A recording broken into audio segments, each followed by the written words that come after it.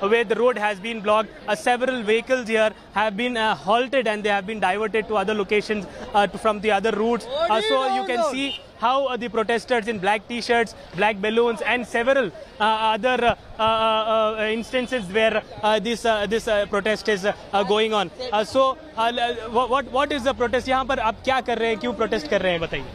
ED office से सोनिया गांधी के ऊपर केस लगाने की कोशिश कर रहे, इसलिए पूरे तेलंगाना में पूरे रेवंत रेड्डी तो हमने देखा है कि जैसे अलग अलग केसेस होते हैं नॉर्मल सिटीजन्स पर, उस पर पूछताछ के लिए, इंटरोगेशन के लिए बुलाया जाता है. तो इसमें ईडी ने भी इसी तरह से बुलाया है. तो इसमें कोई हर्ज क्या है? वांटेडली बुला रहे. ये मोदी साहब वांटेडली बुला रहे. कहीं को बोले तो वांटेडली पार्टी की नीचे करने के लिए वैसा कर रहा है. इसलिए पूरे सब लोग तेलंगाना में पूरे पब्लिक यहाँ का आए लड़ रहे. ये ईडी नहीं करना वैसा, पूरे रॉन्ग केसेस उन्होंने बना रहे, इसलिए पूरे धरना कर रहे तेलंगाना पूरे यहाँ Hyderabad mein. You can see how. So you can see how the protesters, as you can see what the Congress leader is stating here. So this is the protest that is going on at Hyderabad, right in front of the ED office. Over to you. Right. You know, at this point, the Enforcement Directorate is currently grilling Sonia Gandhi. We're seeing that at least 5 officers at the Enforcement Directorate office, as we know, are questioning Sonia Gandhi on many levels of her involvement in the company, Young Indian. Of course, at this point, Sonia Gandhi has requested to have her daughter, Priyanka Gandhi, present at the Enforcement Directorate office's building as she keeps her medicines. And if at all she feels tired in the middle, during questioning, she's been asked to be given some rest. A doctor is also on call along with Sonia Gandhi. A lawyer is also there present. In fact, Sonia Gandhi, we believe, has insisted that she goes in person and adheres to the summons of the Enforcement Directorate. While that said, we're seeing the Congress party extensively across the country who've launched a nationwide protest. They're condemning the ED summons, calling this vendetta politics. This is the Congress party repeating exactly what happened a month ago when Rahul Gandhi was summoned. Then and now we're seeing similarities, protests that have been launched across the country by the rank and file of the party showing solidarity to the Gandhi family.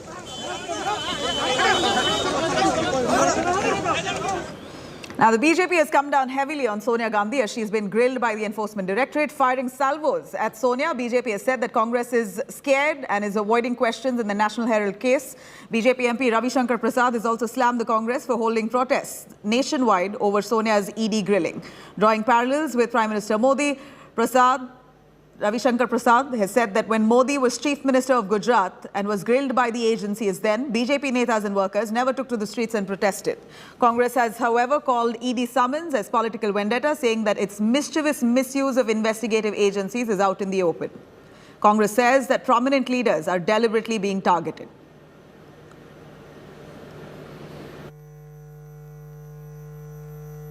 का problem क्या है? सदन चलाना चाहते हैं, नहीं चलाना चाहते हैं. और जिसके बारे में अभी तटिया लेके आया है, इनके बारे में मैं पूछना चाहूँ, everybody is equal in the law और नॉट? ये कानून के समान, कानून के सामने सब समान है या नहीं है? क्या कांग्रेस के अध्यक्ष है तो सुपर ह्यूमन बीइंग है क्या?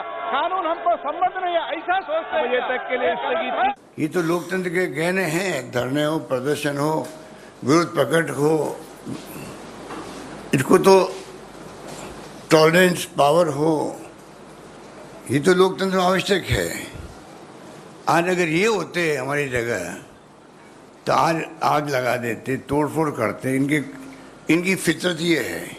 हमारे यहाँ तो बाहर आप देख रहे हो रघुपति राघव राजा राम पतित पावन सीताराम के भजन हो रहे हैं. Narendra Modi ji was the Chief Minister of Gujarat. A lot of very vexatious prosecution was started against him. Modi ji appeared before the investigating agency as a sitting Chief Minister, replied their query for 12 hours. Did the Gujarat BJP leaders offer any protest? Was there any protest in Delhi? She should never have been called.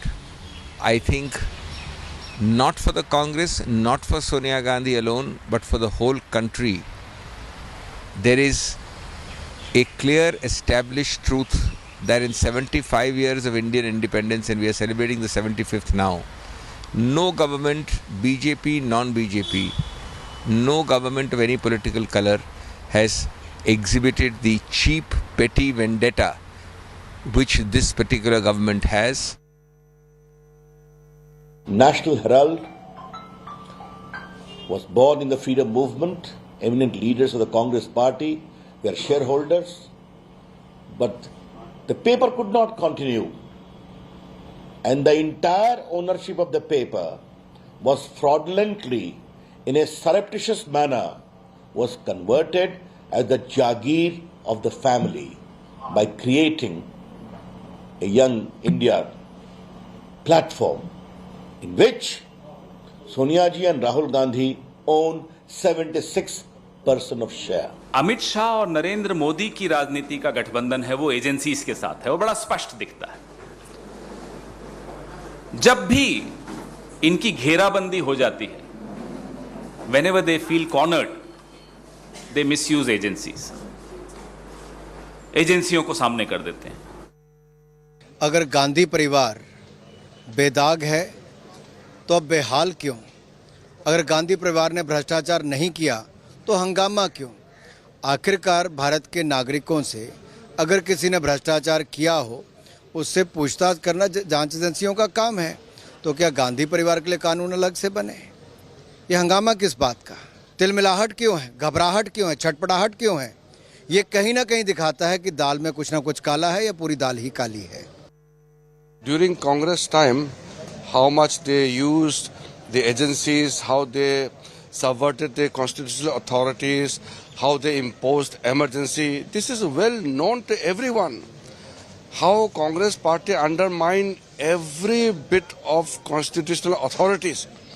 Everybody knows it. So I don't need to explain to them. अब कांग्रेस जानबूझ करके अपने कार्यकर्ताओं को सड़क पर इसलिए उतार रही है कि जिस मामले में ईडी ने बुलाया है उधर से लोगों का ध्यान भटकाया जाए, उधर से ध्यान हटाया जाए, इसलिए कांग्रेस जानबूझ करके जो है प्रदर्शन कर रही है। जबकि कांग्रेस के लोगों को बुला करके खुद सोनिया जी को ये बताना चाहिए था, राहुल जी को बताना चाहिए था कि हमें ईडी ने सम्मन क्यों किया और हमसे क्या पूछताछ की, हमने क्या जवाब दिया। कैसी बातें करते हैं ये लोग, समझ में नहीं आता। हेराल्ड एक इतनी बड़ी संपत्ति पूरे देश में रही है, उनको कम उस इतनी बड़ी बड़ी संपत्तियों को कम दामों में बेच दिया गया। उसके हजारों करोड़ रुपए किराया आ रहा है, रेंट आ रहा है। ये संपत्ति को क्यों कम दामों में बेचा और रेंटल कहाँ जा रहा है, वो किराया कौन ले रहा है, वो हजारों करोड़ में इसको प्राइवेट संपत्ति बनाने की कोशिश क्यों की जा रही है या क्यों की गई? कुछ सवाल होते हैं, उससे उस प्रक्रिया से सबको गुजरना पड़ता है। उसके लिए आप सदन भी आप बंद करवा रहे हो, आप सड़क भी बंद करवा रहे हो, देश का हर जगह से नुकसान कर रहे हो। ये कांग्रेस की मानसिकता हमको समझ में नहीं आती।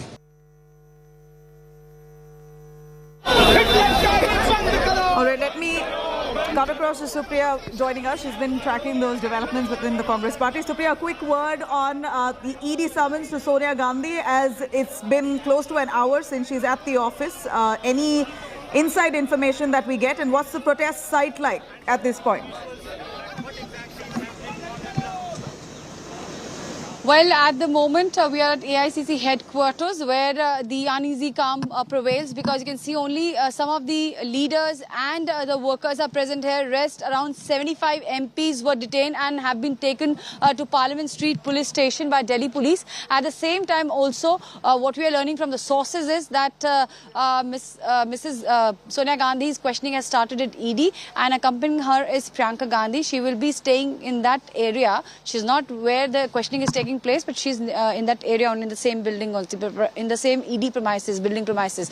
So as far as the protest is concerned, we have seen as to how there were leaders as well as the workers who were protesting. They're saying this is nothing but gross misuse of the agencies. At the same time also, what has happened is that inside the Parliament House, both the houses, whether it's Raj Sabha or Lok Sabha, there has been a massive protest by the MPs of the the opposition. There was a unanimous joint statement which was issued saying that there is this misuse of the agencies which is taking place. We spoke to a lot of senior leaders of the Congress party, including Ambika Soniji, very close aide of Mrs. Gandhi, and she said categorically that Mrs. Gandhi, whom we know is not scared of questioning, she's not scared of anything, but she knows that she's standing on the side of the truth. At the same time, Mr. Mallikarjun Kharge also raised a question. He said that here is a senior citizen involved, and instead of calling her to the ED office, ED people should have taken a room in the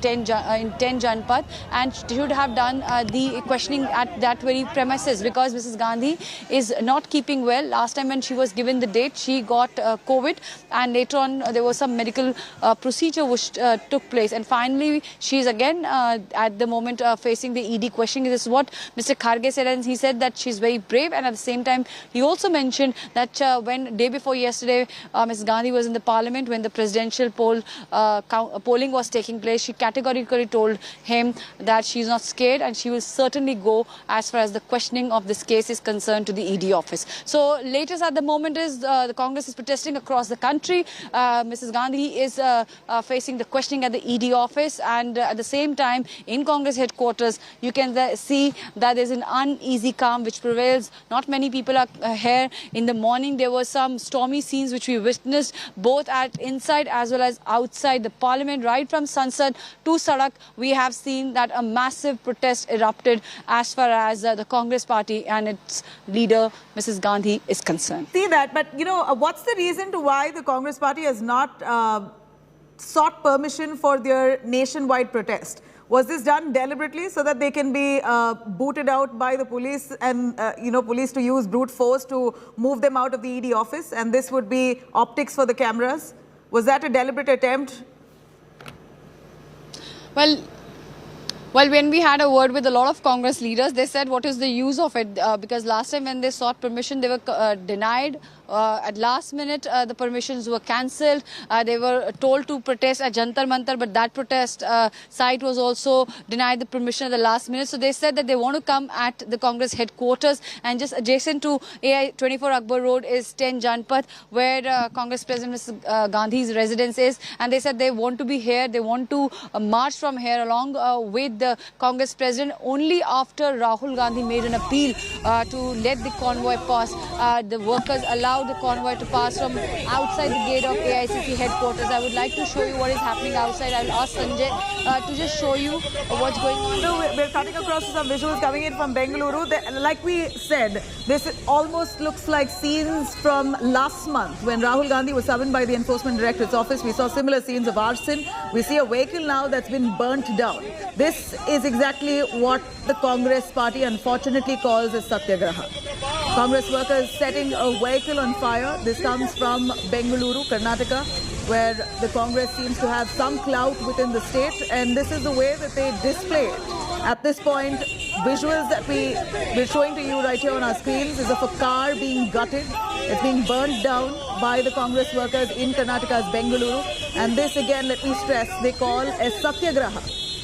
The Congress party now coming out in solidarity with Sonia Gandhi, haven't taken permission for their nationwide protest, but yet deem fit to burn down vehicles and create a ruckus in such a fashion and call this as Satyagraha. Clearly a flawed understanding of what Satyagraha really means. Congress workers there protesting in many parts of the country, and that was a visual that we brought to you from Bengaluru, Karnataka, where the Congress now is resorting to arson to try and lodge and pledge their protest in support of Sonia Gandhi. Remember, this is an Enforcement Directorate summons. It's a case which the ED is probing into misappropriation of funds. There is allegation of corruption, and to that extent, the Enforcement Directorate agency, the central agency, is currently probing to see where was the malpractice. But instead of possibly waiting it out or allowing for the ED to complete its investigation, even before that, we see large-scale protests launched by the Congress party, the principal opposition party in the country, where they're condemning the Enforcement Directorate summons in such a manner where they're burning down vehicles and creating quite some commotion on the streets, blocking traffic, making life hell for commuters. in many different parts of the country. This is in Bengaluru, not just in Bengaluru. We are seeing similar protests where we see roads that have been blocked off in many different parts of the country, including Delhi and Hyderabad. We showed you visuals of that. But this comes from Bengaluru. Whose car is that? Is it a common citizen's vehicle there that's been gutted, or is it placed by the Congress workers themselves only to show for the optics before those cameras, to show that they're angry, they're frustrated, or whatever it is? The Congress workers were talking to Arson. All right, a big update coming in. Didis roared the TMC's Martyrs' Day rally. Mamata Banerjee says, and I quote, BJP will be swept away in 2024. Mamata Banerjee says, people's mandate will dislodge the BJP. This is Mamata Banerjee's comments. She says, BJP will be swept away in 2024. Didi now attacking the BJP at TMC's Martyrs' Day rally. Mamata Banerjee says, people's mandate will dislodge the BJP. 2024 is the focus Mamata Banerjee is keeping. In fact, she also has ambitions to play a large role in national politics after a sweeping victory in the state of West Bengal. Mamata Banerjee now digging her heels, trying to portray the TMC as a principal opposition in the country, owing to the Congress now facing defeat in many different parts of India. The TMC now is really pushing to be the front runner, the principal opposition. And Mamata Banerjee now at the TMC's Martyrs rally, she makes a really bold statement saying the BJP will be swept away in 2024. People's mandate will dislodge the BJP. These are words of Mamata Banerjee as she speaks. Legalise के किया जाए, लेकिन इस जड़ी हुन 12 तारीख को इस साल से जड़ी हुन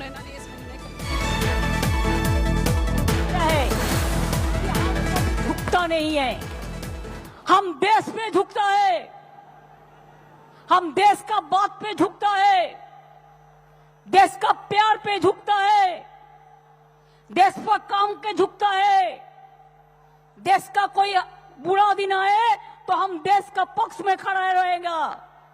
लेकिन हमको ईडी से मत डराओ, हमको सीबीआई से मत डराओ, हमको रुपया बंद करने से मत डराओ, ऐसा बात मत करो। हम हिम्मत से लड़ता है, जो हिम्मत से लड़ता है वही सामी कामयाबी होता है। जो डरफूक है वो मरते हैं, जो हिम्मत से लड़ता है वो जीतता है। हम हिम्मत से लड़ेंगे, हिम्मत से लड़ते हैं, हिम्मत का लड़ाई चलेंगे। आज तो 21 जुलाई आप लोगों को हम धन्यवाद करने के लिए, सलाम करने के लिए आए हुए हैं। इसका बाद हमारा बहुत सारे प्रोग्राम होगा। आने वाला दिन में हमारा नया कमेटी बनाएगा तो हम नया से प्रोग्राम देंगे। उसका पहले 28 अगस्त जो छात्र परिषद का दिन होता है, 28 अभी संडे पड़ा है, उसी के लिए वो प्रोग्राम 29 होगा 12 बजे गांधी मूर्ति का पास में। तिनांकुर, देवांशु, जोई जो है हम सब लोगों को बोल दिया। फिर याद रखना 28 अगस्त का बाद पहले 9 अगस्त है, वर्ल्ड ट्राइबल डे है। वर्ल्ड ट्राइबल डे में हर जगह में आदिवासी को रिसेप्शन करना है। लेकिन एक बात याद रखना, वो दिन मोहर्रम भी है। जो भी प्रोग्राम है 10 बजे से 11 बजे का अंदर कर दो, 10 থেকে 11টার মধ্যে করে দাও। ওই দিন ভারত ছাড়ো আন্দোলনের दिन। সুতরাং 1 बजे का बाद मोहर्रम का रैली निकालते हैं। कोई कॉन्फ्रंटेशन नहीं होना चाहिए, इसको आपको माथा में रखना है।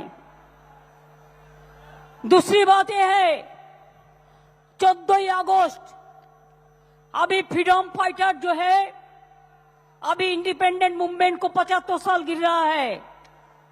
14 अगस्त फ्रीडम एट मिडनाइट এলাকা এলাকা में আপনারা সকলে সাংস্কৃতিক প্রোগ্রাম করুন, দেশাত্মবোধক প্রোগ্রাম করুন। 15ই আগস্ট আপনারা ঘরে ঘরে তিরঙ্গা ঝান্ডা লাগিয়ে স্বাধীনতা যোদ্ধাদের শ্রদ্ধা করুন। 28শে আগস্ট হবে না, 29শে আগস্ট ছাত্র পরিষদের ফাউন্ডেশন ডে। এরপরে হবে 28শে আগস্টের আগে 22শে আগস্ট আমাদের মা দুর্গা পুজো, ইউনেস্কোর হেরিটেজ প্লেস, ওয়ার্ল্ড হেরিটেজ, সব ব্লকে ব্লকে প্রোগ্রাম করবে। 1 সেপ্টেম্বর বেলা 2 থেকে প্রোগ্রাম হবে। কলকাতায় আমরা রেডি করব, আপনারা এলাকায় এলাকায় করবেন।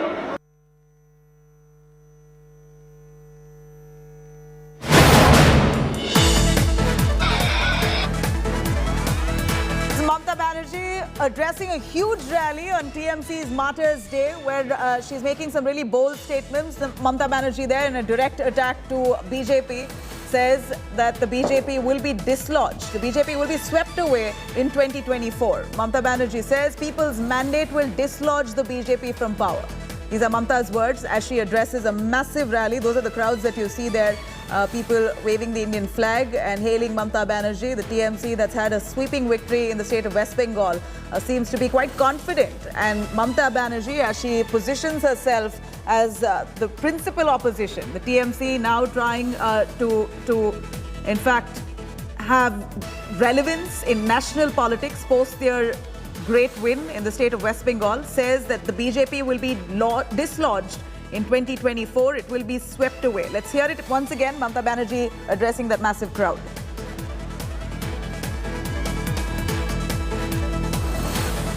আমাদের লড়বার ক্ষমতা আছে, ওদের লড়বার ক্ষমতা নেই।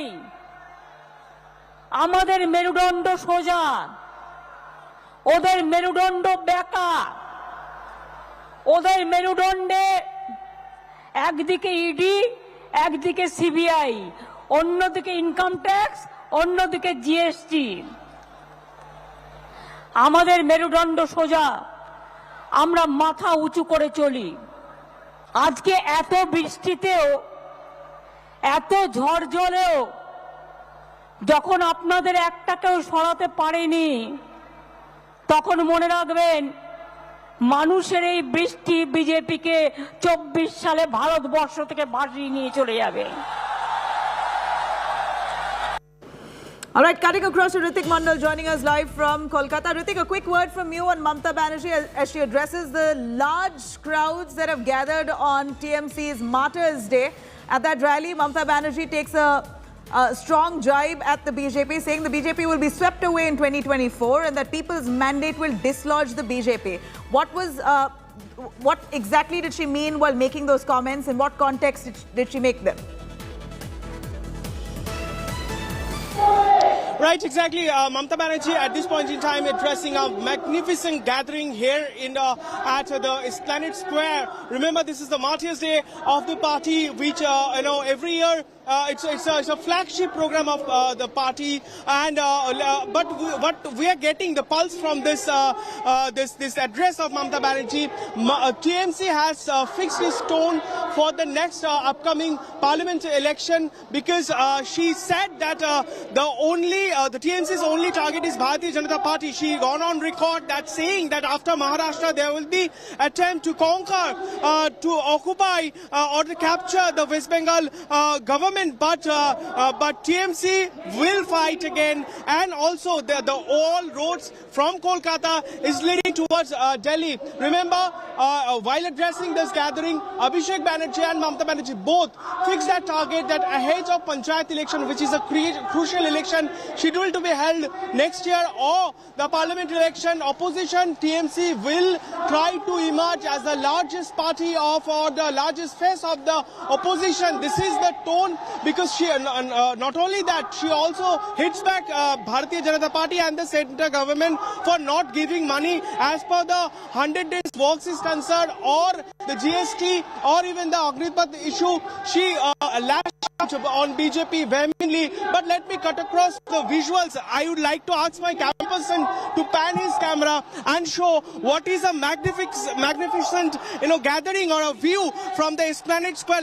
Remember, for last 2 years, Mamata Banerjee addressed that particular Martyrs' Day virtually because of the COVID. But this is for the first time ahead of Parliament election, and of course after the Assembly election, in which TMC made a comeback with magnificent victory or a landslide victory. Mamata Banerjee is addressing her partymen at Esplanade Square. We can see it is chock-a-block and people are responding, and her supporters having a very high expectation from Mamata Banerjee today to get some pulse, to get some comment from her, which would be the next plan of action for the party ahead of Panchayat election. We can see people are waving their hands, their flags, party flag, as Mamata Banerjee is addressing them directly. But the tone has set that TMC wants to go further, to move further, not only remain as a Stay with us, cutting across to all those protests that has been launched by the Congress party. Here are visuals coming in of the Congress's protest. We see a nationwide agitation with the Congress now trying to break barricades, climb over them.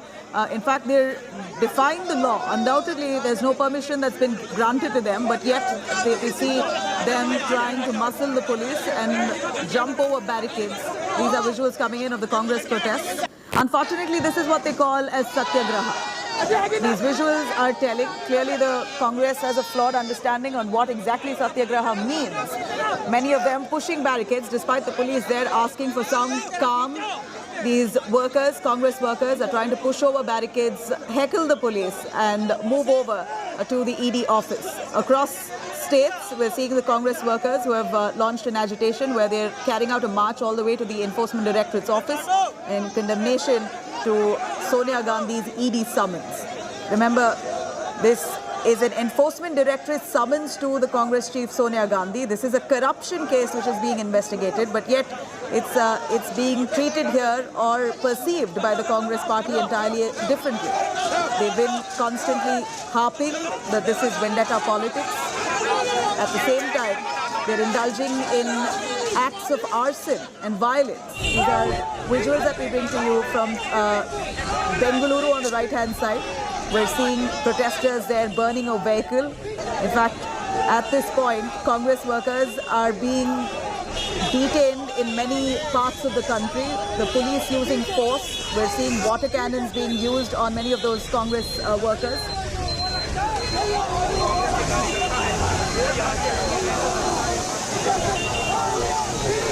Coming in from the national capital, Delhi. Water cannons being used against the Congress workers who are trying to break barricades and jump over the ED office. There's huge deployment of security. The cops there barricaded the entire area, not allowing for protesters to infiltrate, but yet relentless efforts by those Congress members trying to push over barricades, climb over all those blockades, only to create a scene.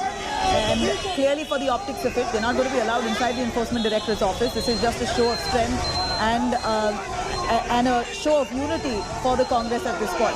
It's unfortunate that this ED summons has led to the Congress coming together as a united front. If not, we've heard enough and more stories of the Congress bickering internally in different states. But this possibly is the one unifying factor.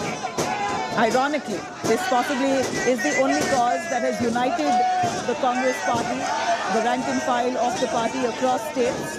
And we see clearly the anger and frustration of the Congress workers as they push over barricades, try to heckle the police and jump over to cross those blockades so that they can reach the Enforcement Directorate's office. Not going to happen. But yet we see relentless efforts of these workers to try and heckle the police department. In fact, the last time, one remembers how many of those Congress workers claimed that they were harassed and beaten and tortured by the police. They claimed that they were bruised and injured. In fact, Kumar Kunal joins us on the phone line, our correspondent, for a little understanding on what this really means. Kumar Kunal, no permission sought by the Congress workers to carry out this large-scale protest. Understandably, put up barricades there. It's the Enforcement Directorate's office. None are allowed, but yet the Congress workers trying hard to barge into the premises. It's not going to happen, but we see relentless efforts, and then they indulge in arson and violence. Exactly, and this scene we can see all over Delhi and even in other states, that Congress workers are protesting against the questioning of Sonia Gandhi, which is happening right now at Enforcement Directorate office. And in that connection, this protest was organized by Delhi Congress at Delhi's Lieutenant Governor's house at Raj Niwas. And there police has stopped all these workers because there was no permission for this protest. None of the permission was granted to the Congress workers. Still, in a large number, these workers have gathered and they wanted to barge inside towards the Lieutenant Governor's house, and they have been stopped by putting barricades. Even water cannons have been used, and now somehow police has controlled the crowd which was going towards the LG office. So now, although the situation is under control, but still the Congress workers were quite aggressive and they wanted to go towards the LG house. So this thing was obvious, and all the whatever the police intelligence was also aware that such kind of protests can take place. So they were fully prepared for that, and that's why they have stopped the workers before entering the LG premises or going towards the LG house on that road which is leading to LG house. No, from what we saw the last time, the Enforcement Directorate's office were packed with Congress workers who were trying to barge in. They were, in fact, brute force was used against them by the police. They literally resorted to lathi charge at one point. The last time when there were protests over Rahul Gandhi being summoned, and we're seeing almost similar scenes this time as well. The last time there were complaints that the police tried to injure many of those while they were detained, etc. This time, are we seeing the police observing caution? Actually, this time they have kept their strategy in wrap, and they did not disclose many things how they are going to protest. That's why police officials have a few problems, because they have not intimated about their protests. Earlier, when Rahul Gandhi appeared before the Enforcement Directorate, they took permission and they have written to the police to grant permission for the protest. But this time there is a strategical shift by Congress, and they have not written to police to asking for the permission at various places. So it is a kind of challenge for police as well to control all these workers, because they don't have much information about all such protests which are going at different places in Delhi and even at other parts of the country, even in other states.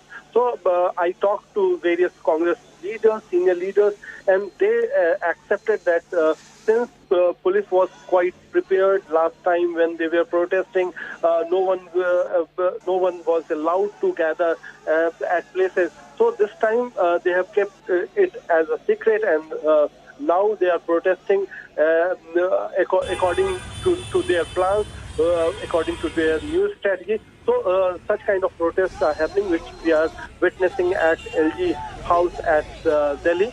But although police is quite prepared, and they have stopped Congress workers to enter towards LG house, and all the Congress workers who were participating in the protest were detained now. All right, so many of them have been detained, but these are visuals that are coming in. Remember, this is a shot coming from Bengaluru Shantinagar. We're seeing visuals coming in of vehicles being burned. In fact, this is what the Congress party calls a Satyagraha, and that's what's unfortunate, that a party that really established the meaning of Satyagraha decades ago, today have a flawed understanding of what it really means. They're indulging in violence and arson, and this they call as peaceful protest. They've tried to walk and march towards the Enforcement Directorate's office despite not being given permission. In fact, they did not even seek permission from the authorities.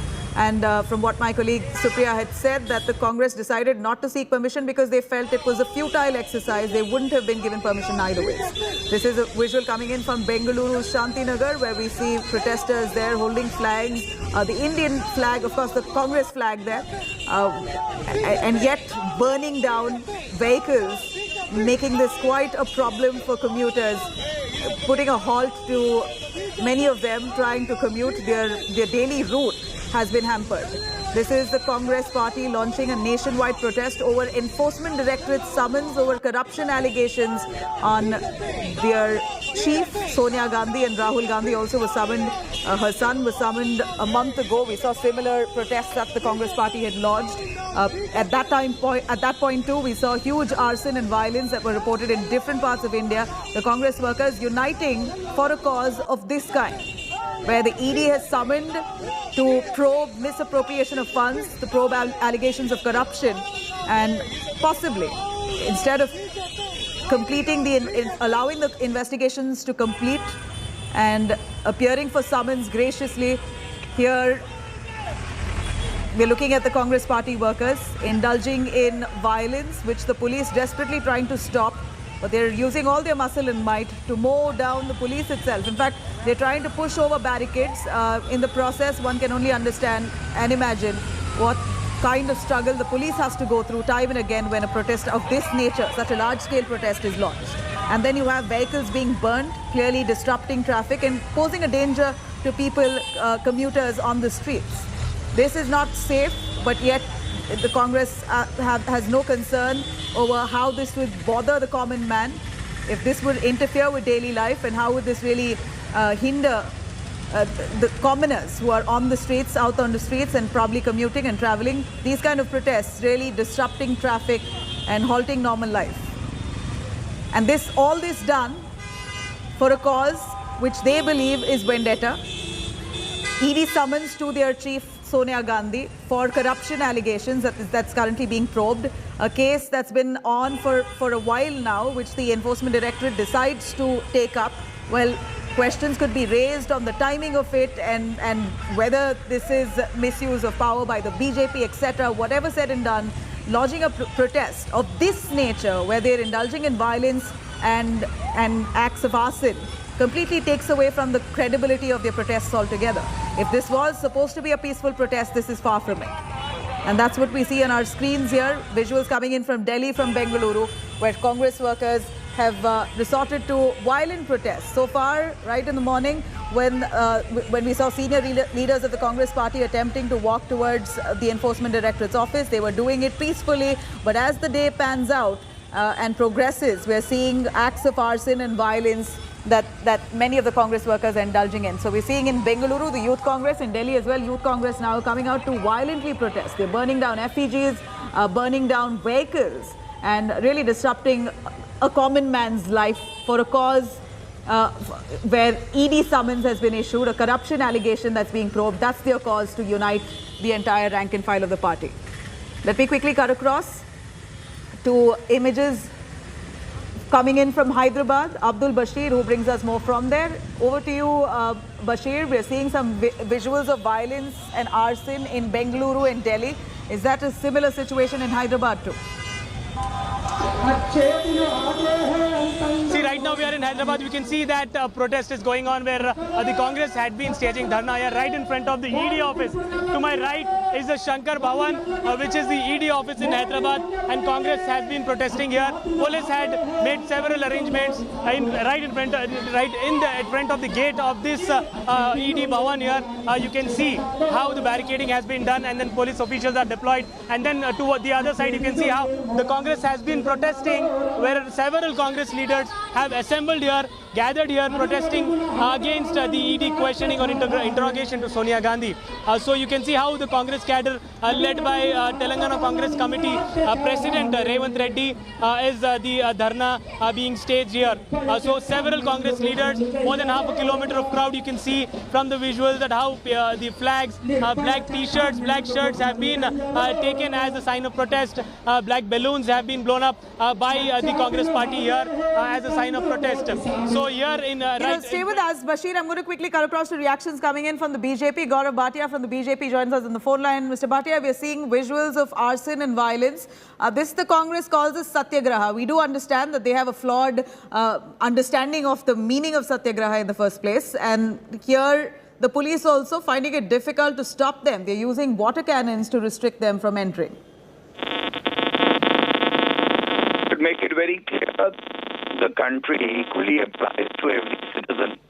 And corrupt Gandhi Parivar is not up to the constitution of our country. Arson and vandalism will not be tolerated. And these persons... The audio, there seems to be an issue with your audio. I'm going to try and patch you once again.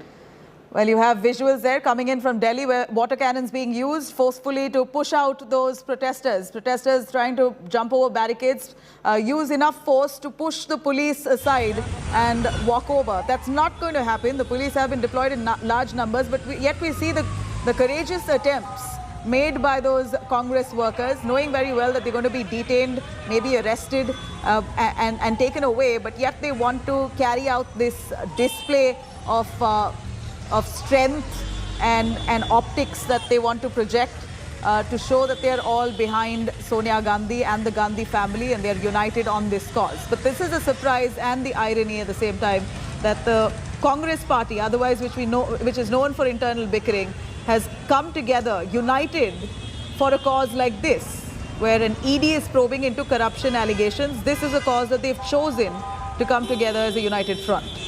Bashir joining us from Hyderabad. Bashir, over to you. I cut you short. In Hyderabad too, we're seeing visuals of protests and we see large numbers.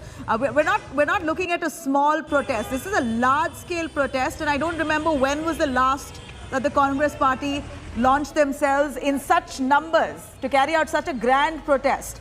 Any people's cause that they've taken up with this vigor? See, as far as the protest is concerned, yeah, absolutely. There is a large protest that we can see recently. Now that violence has erupted in Karnataka, but recently in a Congress protest which was held at Raj Bhavan, similar violence had been taken place in the near Raj Bhavan. But now the police has taken several measures to avoid such kind of violence. As you can see how the angry, and you can see the power of this Congress party leaders here, how they have been protesting until Sonia Gandhi moves out of the ED office. So we have a Congress leader here. So we are seeing that violence has erupted in Karnataka. Do we see that a peaceful protest will go on here at Hyderabad in front of ED office? 100% we are having a peaceful protest. You can see large number of our workers have been assembled here in support of our leader Sonia Gandhi ji. From morning 10 o'clock to still now, thousands of Karyakartas have been gathered here in front of ED in support of our leader Sonia Gandhi ji. You can see as BJP government wantedly, forcibly trying to harass our leaders Sonia Gandhi ji, Rahul Gandhi on the name of ED. Today institutions are totally being misused by BJP government. We are seeing black shirts, black balloons like you are also wearing. So what is this sign called? Unlike the other interrogations that we see, people are called on for interrogation in any kind of irregularities or cases. So similarly this case is going on, interrogation is going on. So what is wrong in that? What does Congress party see in it? See, as we all know, it is very planned ED attack on our leaders Rahul Gandhi and Sonia Gandhi. The reason we are wearing black theme is in support, is a protest in support of our ED. Today we can see that thousands of Karyakartas are having black shirts in support, saying we are in support. Today, all right, Bashir, I'm going to come back to you. Just give me a moment. I'm cutting across to BJP's Gaurav Bhatia joining back on the phone line. Mr. Bhatia, same question to you. We see bouts of violence and arson in different parts of the country. This they call Satyagraha. Your take on that? This is insulting the ideology of Mahatma Gandhi ji. And a strong message should go out to every Congress worker as well, that Gandhi Parivar for you might be worth worshipping for, but these are accused who are out on bail and they are not above the law of the country. And arson and vandalism will not be tolerated. These people will have to face the law of the land and will be punished. And we must remember how Narendra Modi ji, when he was politically targeted by the then Congress government, like a law-abiding citizen, faced interrogation for 9-10 hours. And he did not resort to any such mean, and he did not even ask the party to resort to such violent means. This is a disgrace to the country, and Sonia Gandhi should also understand that she has to abide with the law of the country if she indulges in any corrupt act. Right. You know, Mr. Bhatia, what the Congress has been harping on, right, from Rahul Gandhi's summons to Sonia Gandhi, is this is vendetta politics. What's the need to call a frail senior citizen, Sonia Gandhi? She's not very well, but yet the ED insists on her appearing before its office to investigate. So, do you believe that this would raise sympathy for Sonia Gandhi at this point?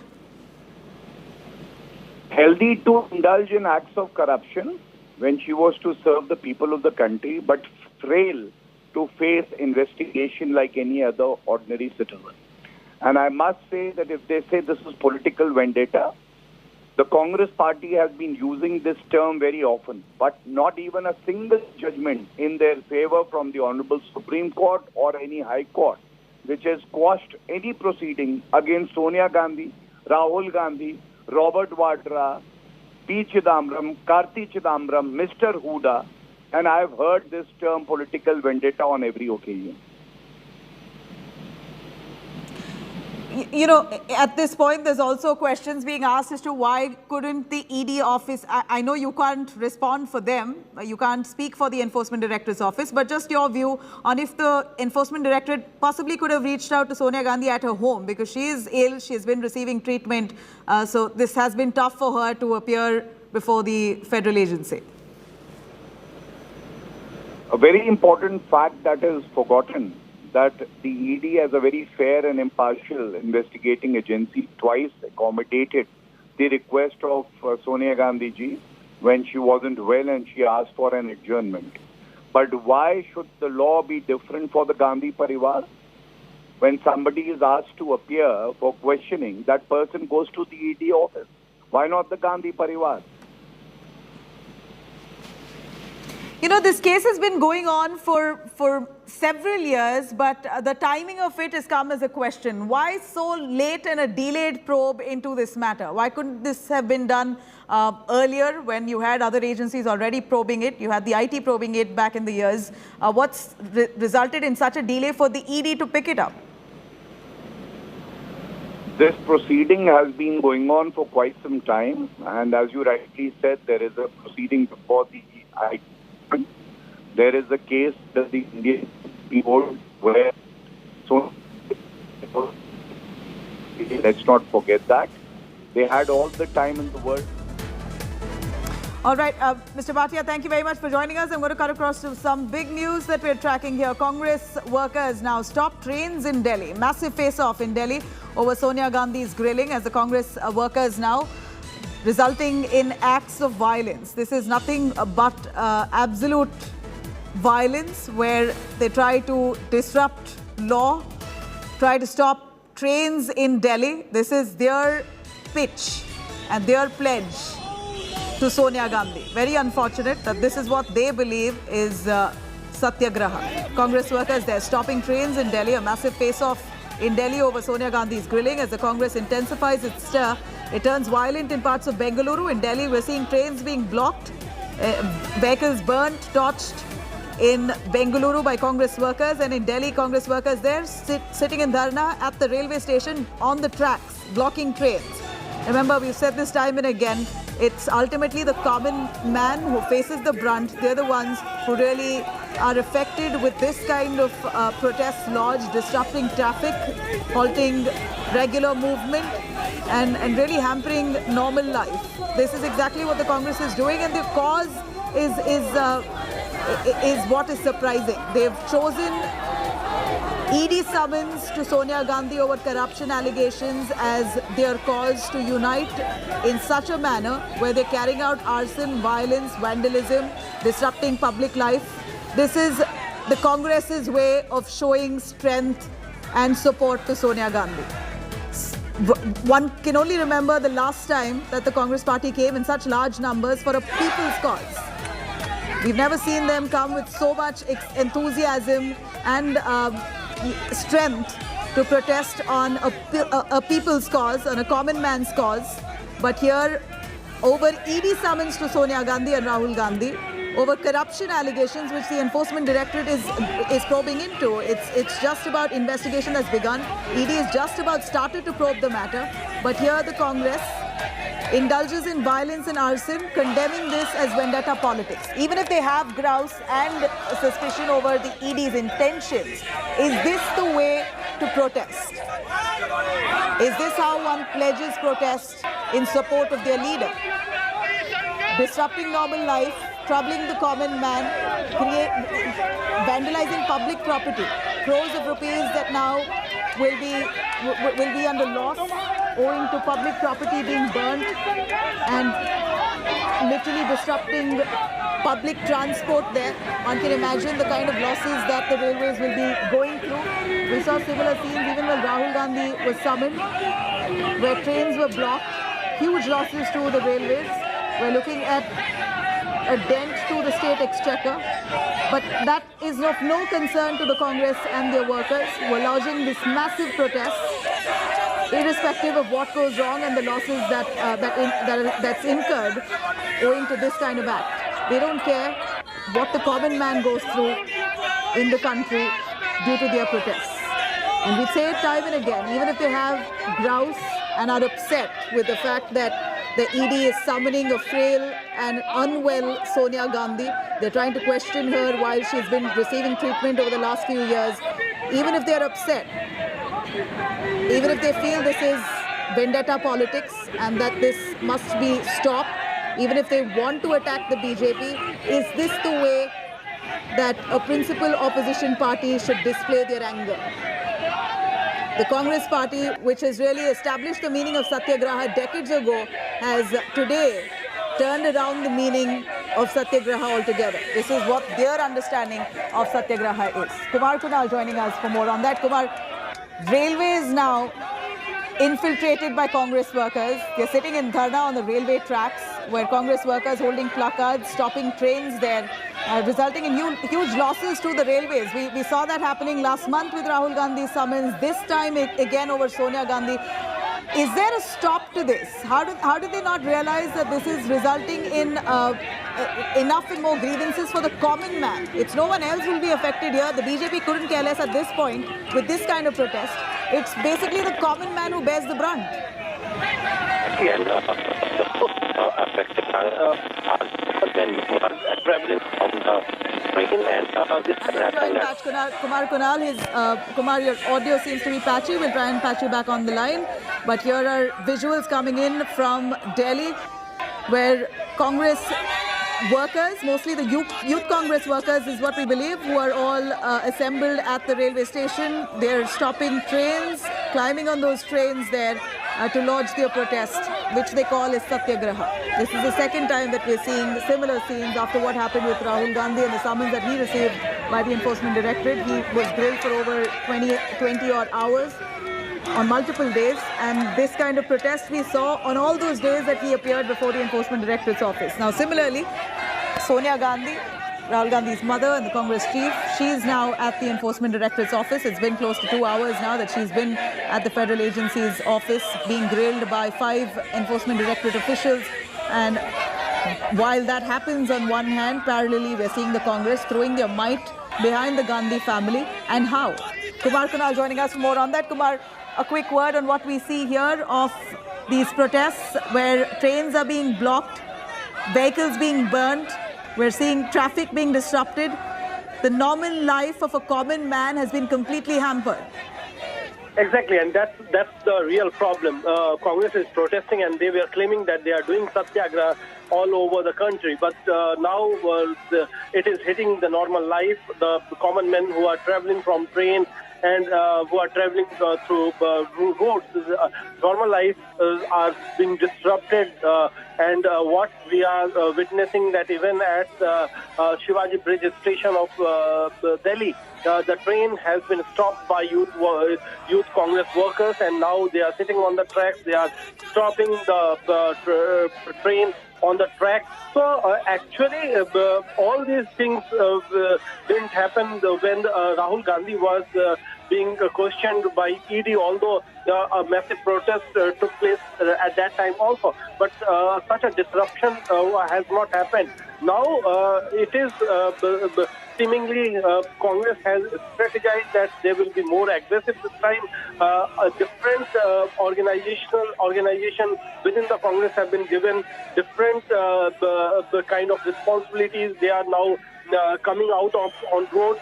So what we have witnessed today, that there was not a massive protest around AICC or Congress office, which was the scenario during the Rahul Gandhi, when Rahul Gandhi was questioned. This time, this is a more widespread kind of protest happening all across the country. Even in Delhi, several protests are happening at different places by different wings of Congress.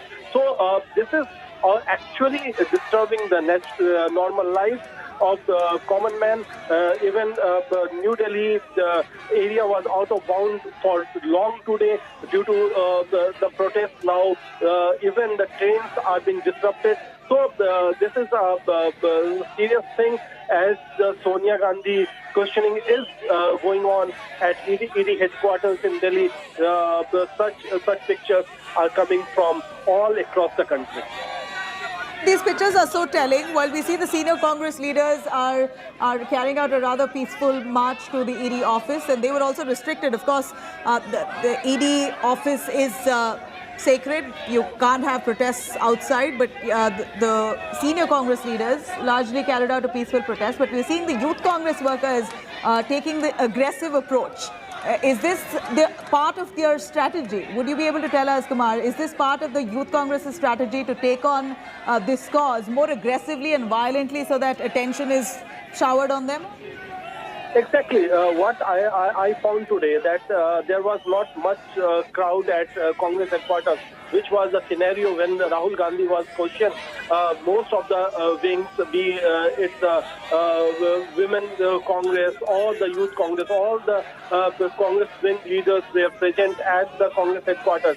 But this time, they have strategized in such a way that this protest will be more widespread, more aggressive, and in fact, they want to. This is the kind of show of strength on the roads and on the tracks, that they wanted to create a scene to send a message that actually this is what is happening today is all due to the political vendetta, and that's why these protesters, these Congress workers are fighting it tooth and nail at on the streets.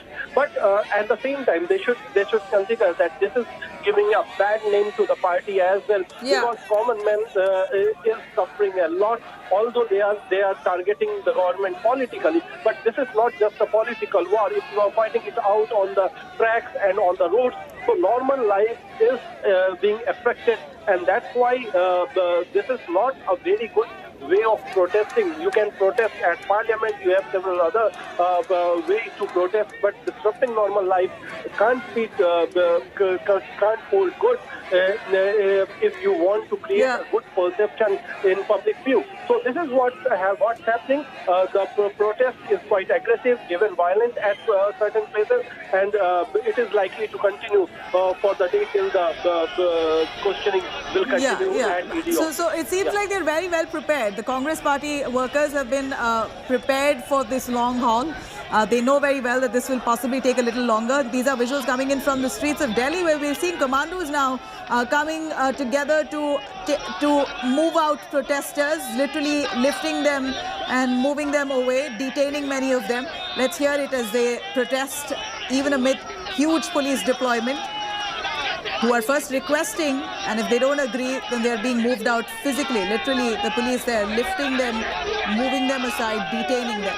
From what we hear, senior Congress leaders like Sachin Pilot, Adhir Ranjan Chaudhary already been detained. They were all carrying out a protest march towards the Enforcement Directorate's office. At that point too, we also saw the Congress leaders largely were, the senior Congress leaders were carrying out a peaceful march, and now we see the Youth Congress have intensified their agitation more violently.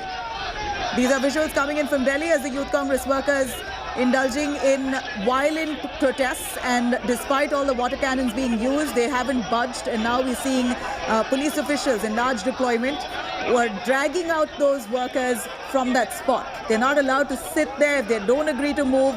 If they're spoken to politely, they've been told time and again, and despite all those warnings, they haven't budged. Now the police using force, they're physically lifting them, moving them aside, detaining them and clearing those areas. In fact, we know the traffic snarls in Delhi right now is a pain owing to these protests. And not just Delhi, let me tell you, all across the country, in different parts of India, including Delhi. We're looking at Odisha, Bhubaneswar, Hyderabad, Bengaluru. Large protests launched by the Congress workers only to intensify and show support to Sonia Gandhi, or rather show solidarity to the Gandhi family over these corruption allegation investigation by the Enforcement Directorate. Kumar Kunal on that. Kumar, you know, at this point, let's hear it from those protesters. अपने सरकारी तंत्रों का प्रयोग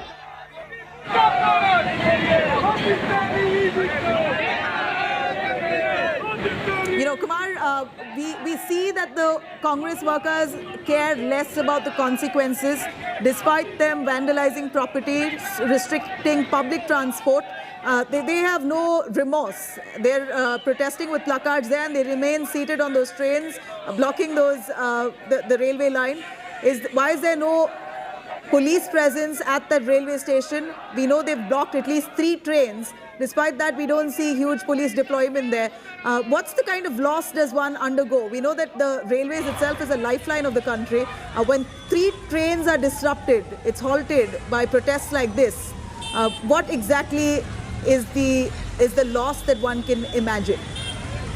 Exactly, the loss is happening, and more so ever that the police was unprepared for such kind of protest. What happened during the Rahul Gandhi's interrogation, that police was quite prepared, and they took all the leaders to distant places, and they have actually put them in detention for quite long time. So this time it was more a local protest happening at different places, and that's why the police, I am telling that police was not prepared, because they have not kept police forces at different stations, different locations, which is strategically quite important from the traffic point of view and even from the railways point of view. So they actually caught unprepared at this particular time, and Congress did not tell what their strategy is.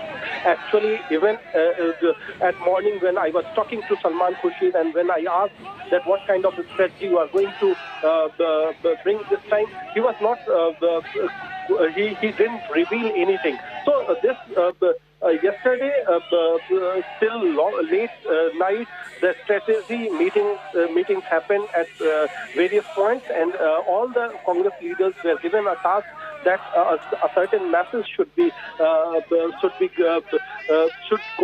in the public and even to the government, that how Congress can protest, and that's actually what we can see right now on the streets, that actually the Congress workers are disrupting traffic on roads and as well as on the railway track. You know, earlier today, we saw Congress MPs who protested even inside the parliament against the central government. They've been blaming the BJP of arm twisting the central agency, of arm twisting the Enforcement Directorate, and to try and suppress the opposition's voice. This is what the parliamentarians of the Congress party had said while they lodged a protest and a walkout from the parliament. It didn't stop there. The protest has intensified ever since. The session, the monsoon session, happened this morning when the Congress leaders walked out, and that since we see the Congress, Youth Congress particularly, who've intensified protests and made it a lot more aggressive and violent at this point. Visuals that we're bringing to you are from different parts of the country, including that of Bhubaneswar, Odisha. The visuals here where trains are being blocked coming from Delhi, the car being burnt coming from Bengaluru. Assam as well has erupted in protests. Hyderabad too, we're seeing large-scale protests that's cropped up. And our reporters bringing you all those angles and those visuals at this minute live. India Today, of course, on this story, getting you all the angles to this story. The Congress largely has called this vendetta politics. They believe that this is the BJP's tactic to muscle the voice of the opposition. That said, despite all their grouse, one can understand they may be feeling angry, frustrated, and may hold a grudge with the government. But what exactly has the common man done to them? The common man has to bear the brunt of this kind of violence. It's the common man eventually who has to be stuck in traffic, who has no respite from these kind of protests, at least for the next 5 hours. That's what the Congress plans, to protest vehemently until Sonia Gandhi is out, and it could be slightly long. And they've already planned this out. Until 5 p.m. they're going to be intensifying their protests. So it means that the common man and his life is disrupted for the next 5 hours. Trains being blocked, roads being blocked off, cars burning, causing hazard to the people moving past. In fact, this is shameful. The Congress party calls this as Satyagraha. If they have a grouse with the Enforcement Directorate, if they have a problem with the BJP government, or they're accusing the government of vendetta politics, there is a manner in which protest can be lodged. But coming out to the streets and blocking streets and throwing normal life out of gear is certainly not coming off the grand old party. Here, they've, like our reporter just said, could be bringing bad name to the party at large. But it appears that this is collectively a decision of the Congress party, from the senior leaders to those workers in the cadre on ground. This is Hyderabad visuals coming in, where we're seeing at least slightly more peaceful protests here in Hyderabad, where they're all seated with placards there, holding flags and are giving out speeches. This is the visual coming in from Delhi, where trains have been blocked. Sonia Gandhi right now at the Enforcement Directorate office. It's been close to 2 hours that she's been there. She's been grilled by about 5 ED officials, including a woman official also, who is currently part of that grilling, who's speaking with Sonia Gandhi. In fact, India Today has the inside details, about 10 questions that's being posed to her on her role and her participation in Young Indian. These are visuals coming in, again, of women workers of the Congress who are protesting. Let's hear it from them. Let's try and get some voices there on our screens. In fact, India Today on this coverage relentlessly showing you the kind of violence and arson that the Youth Congress has launched pan-India. These are visuals coming in of Bengaluru and of Delhi, where cars burnt, trains disrupted, barricades being broken and climbed, water cannon being used only to stop those protesters, violent protesters, the agitators there not willing to move. Eventually the police has to resort to water cannons. So far we haven't seen a case of lathi charge. Remember, just last time when Rahul Gandhi was summoned, the police had to use brute force to move out those protesters. Again, at that point too, it wasn't expected that the Congress workers will indulge in such large-scale protests and violence. As Kumar Kunal said, that this time also the police seem to have been caught off guard. And it appears this was a similar situation even the last time when Rahul Gandhi was called in. The police was indeed caught off guard. Huge numbers of Congress workers came by to protest, and the police were clearly outnumbered. Eventually, large deployment was made, and the police had to use force, literally dragging out those protesters, after which parliamentarians claimed and complained to the speaker, saying that they were manhandled, they were injured while the police were trying to detain them, and that the police was using force. And this was unfair and illegal. That's what the parliamentarians said from the Congress party as they pledged their protest and complaint with the speaker. But a month later, we're seeing exactly similar scenes where it doesn't seem like the Congress has gone back on their decision to intensify their protests. In fact, they further intensified it, made it violent in different parts. Despite claiming this to be a peaceful agitation and calling this Satyagraha, Congress now launching a violent, intense protest, bouts of arson that we see in some parts of the country, where the police now forced to use water cannons to push them away. The police now coming down to using force because in many places it appears that they've been outnumbered. It seems like the police, on the other hand, are currently using enough force to push them away, and they're the ones who are struggling to maintain law and order. Let me cut across to those reactions coming in from the Congress party as they show solidarity to Sonia Gandhi and come together united for this cause. I don't know what they're going to do. We are going to go to the ED's office. Let us see what they do. What is the strategy? We are protesting. We are protesting. Why is the ED calling Mrs. Gandhi when the case is in the Supreme Court? All the facts are in the records. It is in the income tax return, company return. It is in the balance sheet. So what is it that they want to know, which the Supreme Court will not have? Are they higher than the Supreme Court? ये सत्य की लड़ाई है। सत्य ना परेशान हो सकता ना पराजित। श्रीमती सोनिया गांधी और कांग्रेस पार्टी से पिट्ठू ईडीआई जो ईडी है उससे ये डराने की कोशिश कर रहे हैं। पिट्ठू ईडी कभी भी कामयाब नहीं हो पाएगा। उनकी पर्सनैलिटी जो हो रहा है एक और जो 70+ एज है उनकी उसमें मतलब ईडी खुद को कहना चाहिए हम करा के पूछताछ करेंगे आपको मेरे मान जिस रूप में ईडी का इनकम टैक्स का सीबीआई का दुरुपयोग हो रहा है तो जग जाहिर है कोई नई बात तो है नहीं। पूरे ऑफिस को छावनी बना दिया है। पुलिस का बल का दुरुपयोग कर रहे हैं। कब तक चलेगा? लोकतंत्र में आवाज़ अपनी रखने का अगर अधिकार नहीं है फिर क्या बचेगा इस देश के अंदर? हम तो जवाब देंगे, पेशी है, हाजिरी है, अपना लिखित जवाब भी देंगे, लेकिन लोग डेमोक्रेसी में अगर अपनी बात नहीं रख सकते, हम लोग धरना नहीं दे सकते हैं, प्रोटेस्ट नहीं कर सकते हैं, तो फिर क्या रह जाएगा हमारे गणतंत्र लोकतंत्र के अंदर? हम पहले इस हफ्ते क्या किए, पार्लियामेंट के अंदर हम देश के सारे मुद्दे उठाने की कोशिश किए। सारे समस्या जो आम आदमी सह रहे हैं, जैसे कि महंगाई के बारे में, सरकार चर्चा करने के लिए नहीं तैयार है और उसके अलावा वो हमारे नेताओं के खिलाफ इस किस्म के राजनीतिक इंक्वायरी चल रहे हैं। तो नेचुरली हम प्रोटेस्ट करेंगे, किया हुआ है और करेंगे, लेकिन हम चाहते हैं कि देश के मुद्दाओं के बारे में, देश की प्रॉब्लम्स के बारे में, देश की समस्या के बारे में आप बैठ के राजनीति ठीक तरह की कोई प्रॉब्लम नहीं है। इस किस्म को हमारे नेताओं को ऐसे पकड़ के ले जाना बार बार हमें तो नेचुरली अच्छा नहीं। There was no question of summoning Srimati Sonia Gandhi.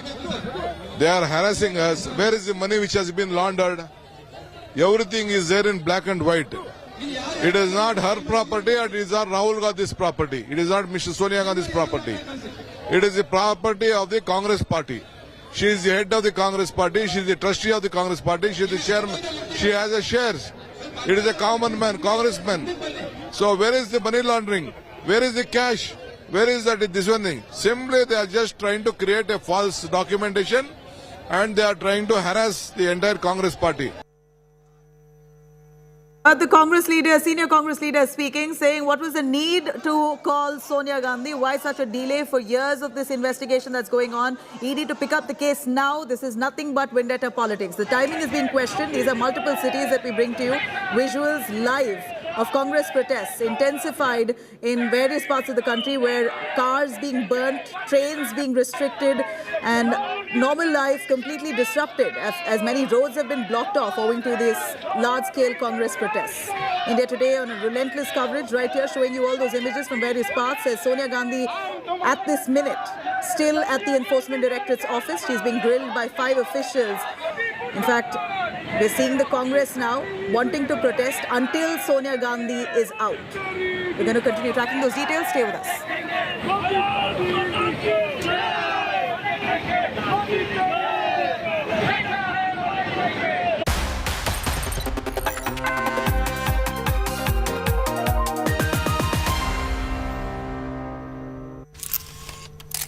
Kerala's public health. All political parties traveling from different parts. Armed with facts, Looking at political back. she takes the news by its horns. Do you think the future of these students are not hampered?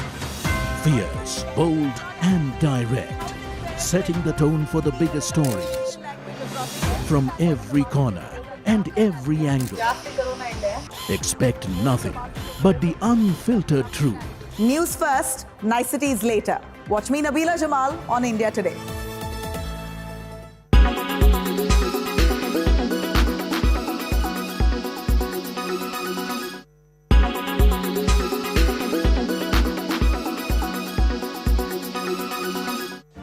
Make your media plan smarter with India Today Live TV on your connected devices. Amplify your brand with 100 million smart internet viewers. To advertise, mail us at sales@aajtak.com. Make your media plan smarter with India Today Live TV on your connected devices. Everyone's busy finding what's trending. You're busy finding out why. India Today, for those who research before reacting. Download the India Today app now. You are watching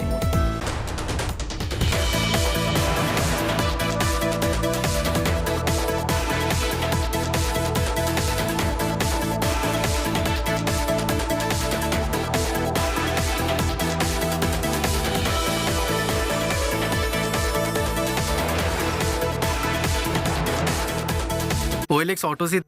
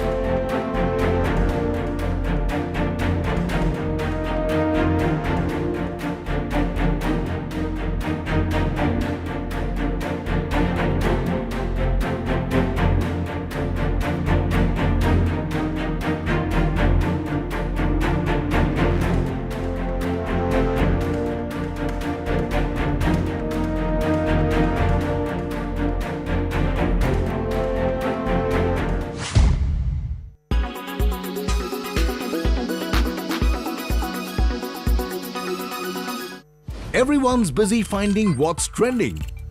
You're busy finding out why. India Today, for those who research before reacting. Download the India Today app now. You are watching India Today.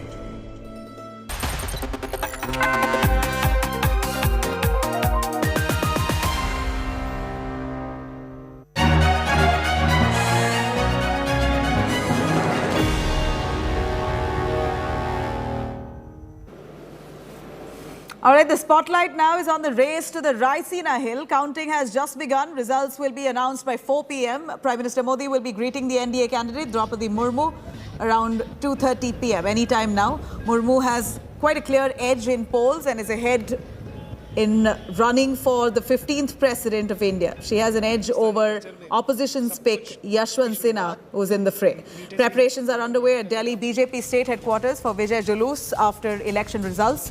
People have already started celebrations at Murmu's hometown, Rairangpur in Odisha. Sweets are now being prepared, distributed. Polling was held on 18th of July out of a total of 4,796 electors in the list of Electoral College for polls. Over 99% cast their votes.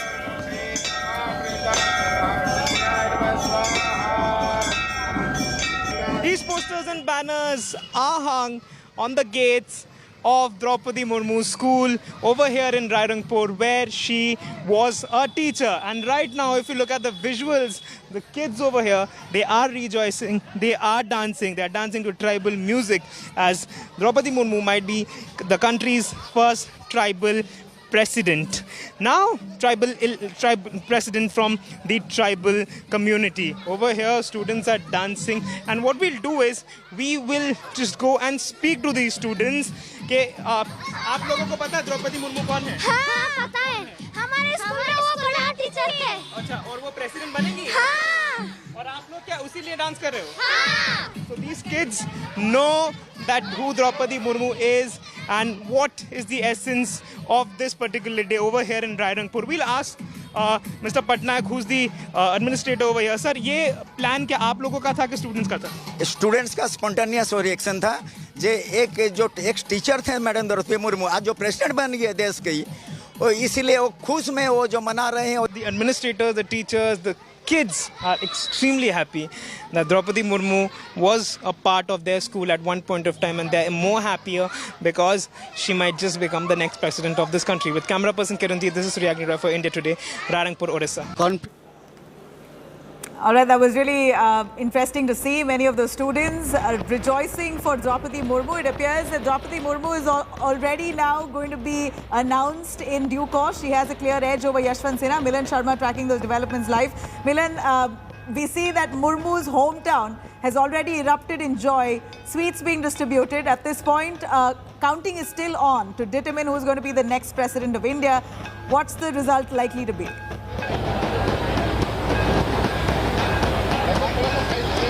Definitely, we've been hearing that Srimati Draupadi Murmu has a bigger edge in front of Yashwant Sinha, because the way the entire BJP as well as the NDA has rallied behind her candidature for becoming the 15th president of the country. Celebrations and preparations of celebrations are on, not just in her hometown in Odisha but also in the residence in Delhi. I'm currently at Draupadi Murmu's residence in Delhi, and you'll see behind me the stage has been set for the victory announcement, because clearly even as the votes are being counted at the moment, there are a lot of preparations that are being done around here. So if I could just ask Ashok Banerjee to pan and show you, there'll be a point here in the middle of this residence where we are expecting that the PM along with the senior BJP leaders will be present. We've also heard that there will be senior leaders and many other leaders from the tribal community as well. Remember, because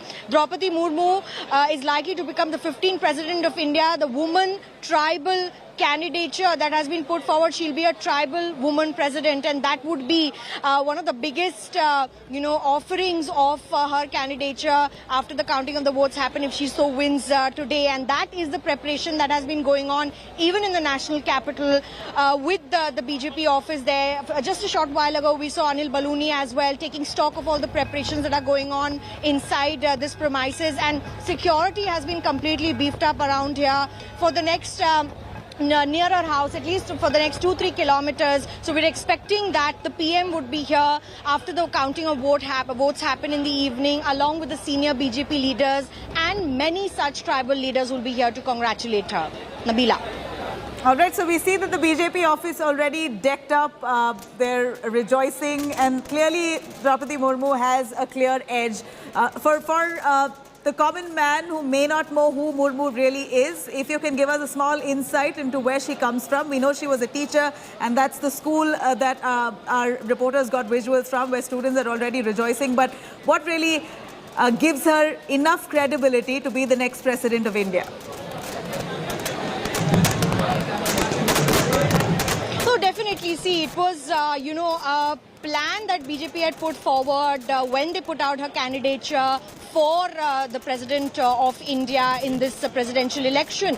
And clearly, Draupadi Murmu happens to have that kind of background. She was a teacher in her hometown in Odisha as well, where her brother and the family is rejoicing at the moment. She comes from a humble background. She's risen up the ranks throughout her career as, a politician as well as a mass leader, because the upliftment of the tribals is what she has been working on from the very beginning. And even when her candidature was announced by the BJP, certainly there were parties that came forward to support her without any conjecture there, without any apprehensions, because of the fact that it would be for the first time that the country would see perhaps a woman who's come from the tribal community that is sort of looking at being given that platform in society at the moment with her candidature. And her being one of those people, one of those representative faces from that community is a big deal, not just for the BJP but for the entire country. And if it so happens that she wins with a good majority, and that is what we have been reporting, and that's what, it looks as if, because the NDA candidate, there were a lot of parties that were in Murmu's support as well. And that seems to happen today. When she will win, she will be the 15th president of India, and of course the first woman and tribal president of India, which will be a big achievement for the country together. Absolutely. It is for the first time that a tribal woman will possibly be the president of India, the 15th president of the country. This is going to be in just a little while from now that the announcement will be made. So we're looking at more or less a countdown. Milind, a countdown now where we're looking at the NDA and the BJP workers largely who have erupted in joy and celebration. But interestingly, Draupadi Murmu has got support from several alliance partners of the BJP, many of them that were also unexpected. Give us an understanding on the kind of support that she's received largely among the NDA partners and even others. Yes, definitely. In fact, from the very beginning, we saw, Naveen Patnaik come forward and express his support for Draupadi Murmu because, the Odisha factor was in play. We also saw Jagan Reddy, who was in support from the very beginning. We have seen many such, opposition leaders who are not really allied with the NDA have also come out to support Draupadi Murmu. But there are several parties that have not supported. Of course, Yashwant Sinha happens to be the opposition candidate as well. And he also campaigned in various places. He also has garnered support from the opposition parties there. But certainly the kind of support... चाहे भले सांसद ने अपने संसद भवन में vote किया हो या स्टेट असेंबलीज में वोट किया है, सारे मेंबर्स ऑफ पार्लियामेंट के वोट की गिनती मैंने आपको बताई है अभी।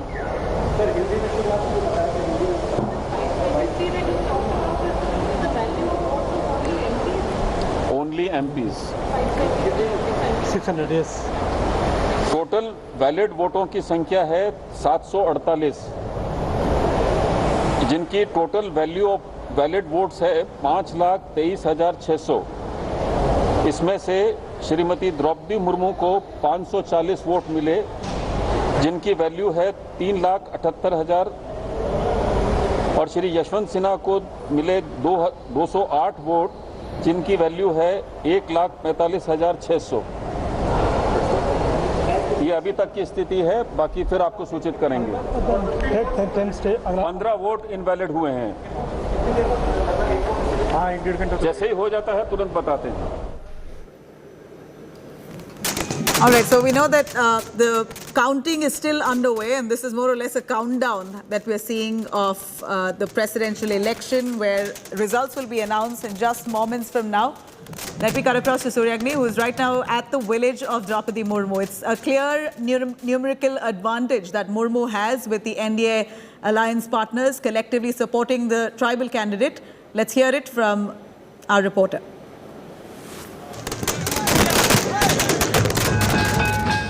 Celebrations have begun in front of Draupadi Murmu's residence over here, and we'll show you what kind of these celebrations are happening over here. Drum beats, these are quintessential Adivasi drum beats which are being played over here. People are extremely happy. This is the MLA of Rairangpur. We'll ask him, Dada, abhi se shuruaat ho gaya jashan ka? देखिए, और कुछ समय देर result निकलेगा। हम लोग को मालूम है दीदी बहुत वोट से जीतेगी, इसीलिए हम उनका घर के सामने ये जो परंपरा है, ड्रेस पहने हैं, हम लोग का आदिवासी का डांस जो है, हम लोग खुशहाली मना रहा है। Supporters and people who have joined over here, they are dancing over here. These are the traditional Adivasi dances which are happening in front of the NDA candidate Draupadi Murmu's residence over here at Rairangpur. With camera person Kiranjit, this is Suryagni Roy for India Today, Rairangpur, Odisha. Confidence है कि वो जीत के है करके, खाली हम लोग को रिजल्ट डिक्लेयर होने के लिए थोड़ा इंतजार करते हैं। सेलिब्रेशन तो हम लोग तैयारी में है, लड्डू वड्डू बटा जाएगा और नाच उच भी होगा ट्रेडिशनल का। अगर जीत जाती है तो हम तो जरूर उसका ये मैं आऊँगा ओथ में। Not only tribals, it is not only the tribals, but everyone in the country is having a sense of pride for the likelihood of having the first woman tribal president of the country. Draupadi Murmu का जीतना निश्चित है और उनका राष्ट्रपति के पद पर निर्वाचित होना भी निश्चित है। केवल काउंटिंग होनी है और काउंटिंग होकर के माननीय श्रीमती द्रौपदी मुर्मू जी चुनाव जीतेंगी और 25 जुलाई को वो शपथ लेने का काम भी करेंगी और महामहिम राष्ट्रपति के पद पर बैठेंगी। With the results of the president's election being announced today, India is going to be scripting history because for the first time ever, a woman who's a tribal and who has a very long administrative and public life experience, a very political, committed leader, is going to be occupying the highest position, the highest office in the country, and it's certainly a positive sign for India's democracy. यहाँ 140 packet 140 packet total 20,000 Laddu सारे के सारे देसी घी सारे देसी घी के। अच्छा, और कुछ खाने का कुछ प्रोग्राम नहीं बना क्या है? 1000 कार्यकर्ताओं का खाना बन रहा है। क्या खाने में क्या होगा? चावल, दाल, पुलाव, मिक्स वेजिटेबल। आप लोग मिले हैं कभी द्रौपदी जी से? मैं उनके साथ काउंसिलर के साथ से आज तक हूँ। अच्छा। उनके जब पहला वो चुनाव लड़ा एमएलए का, मैं उनका प्रोपोजर था। अच्छा, और तब की द्रौपदी मुर्मू और आज की द्रौपदी मुर्मू में कोई अंतर दिखाई देता है? अंतर नहीं, कल भी हमारे लिए जो थी आज भी वही है। आज राष्ट्रपति जो है बनने वाला है वो आदिवासी है। ये आदिवासी का ड्रेस है, ये आदिवासी का ट्रेडिशनल नाच है। हम लोग खुशी से आज सुबह से नाच रहा है, वो उत्सव मना रहा है। श्योर दीदी तो जीतेगी, बहुत वोट से जीतेगी। All right, that's the visual coming in from Murmu's hometown, her village in Odisha. Of course, people there ecstatic that one of their own, a tribal woman, for the first time in independent India, will be assuming the highest office in the country. It's really a matter of pride. Milan Sharma joining us live from Murmu's Delhi residence. Milan, we know that the BJP office is already decked up. They're waiting. It's a countdown now that's already begun before the announcement actually takes place. But Murmu, as the governor of Jharkhand, has really made a mark in that state, because we know that JMM otherwise were on the verge to support Yashwant Sinha, the opposition candidate, came about to support Murmu indeed. And Milan, show us what's behind you. You're absolutely right there. Yes, definitely. You're absolutely right there, Nabila. In fact, JMM was the one who supported Murmu, along with, as we were saying, Naveen Patnaik as well. And there have been many parties that may not have agreed with the NDA, but they did come out to give their support to Draupadi Murmu. I'll just show you around now. See, this is the Delhi residence, and certainly preparations are ongoing. The security personnel is already on guard. But let me show you, they have already set up a stage there where, the decorations are still going on. I'll show you where, at which point, perhaps we are hearing that the Prime Minister, Narendra Modi, will be here. So that is going to be the point that has been cordoned off. You can see all the security personnel here as well as outside the residence. At the moment, we are inside where the preparations are currently going on, and this point will be where the Prime Minister would enter from, and that is currently being sanitized completely. We are hearing that perhaps he will be accompanied by the party chief JP Nadda as well. There'll be tribal leaders from various walks of life who will also be coming here, because we just heard, see, as we speak, we are being told to move out. So these are the security protocols that have been put in place, because certainly we are hearing that the Prime Minister could be here, and definitely this entire area sanitized for that very reason. And this has perhaps been made the media enclosure at the moment.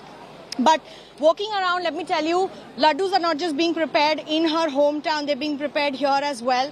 And decorations, since morning we've been looking at, the shamiana that's been set up and decorations that have been done here.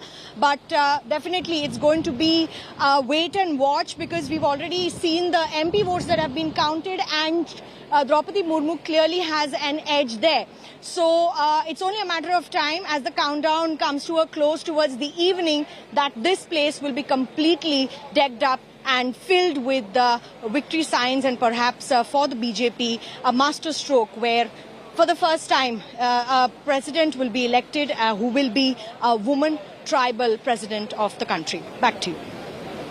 You know, as much as we are celebrating the move of the NDA nominating a tribal woman for the first time in independent India, we see that the opposition had enough and more to say about Draupadi Murmu. There were many insults that were leveled against her. In fact, Yashwant Sinha himself, who was also in the race for the highest office, called her a rubber stamp of a candidate. At this point, knowing whatever we know of Draupadi Murmu, she's been a lady to mince no words, has been forthright and forthcoming on various issues. And this possibly should have been welcomed wholeheartedly because she comes from the tribal community and they really need a statement like this to feel included. No, well, of course, perhaps being from the opposition and with a candidate like Yashwant Sinha, whose name was mooted in that very crucial opposition meeting that was held before the selection of the presidential candidate, definitely there were talks about who would it be. Names other than Yashwant Sinha were also being raised, but right now it's Yashwant Sinha versus Draupadi Murmu. And yes, allegations on Draupadi Murmu were of the fact that because she's an NDA candidate, she would perhaps be a rubber stamp president and she would not so uphold democracy in a sense. And there are many allegations that have been leveled by the opposition because we are looking at the current situation wherein today even Sonia Gandhi is being questioned. The Congress party is protesting throughout the country on inflation, price rise, GST, etc. And when we spoke to Yashwant Sinha, his only idea was that the president must uphold the highest office's honor, which is also upholding democracy. But certainly the kind of lineage, the kind of legacy that she comes from, a community that has been uplifted in the country, that has now been put on the front of the map because the tribal community, the Adivasi community, often left behind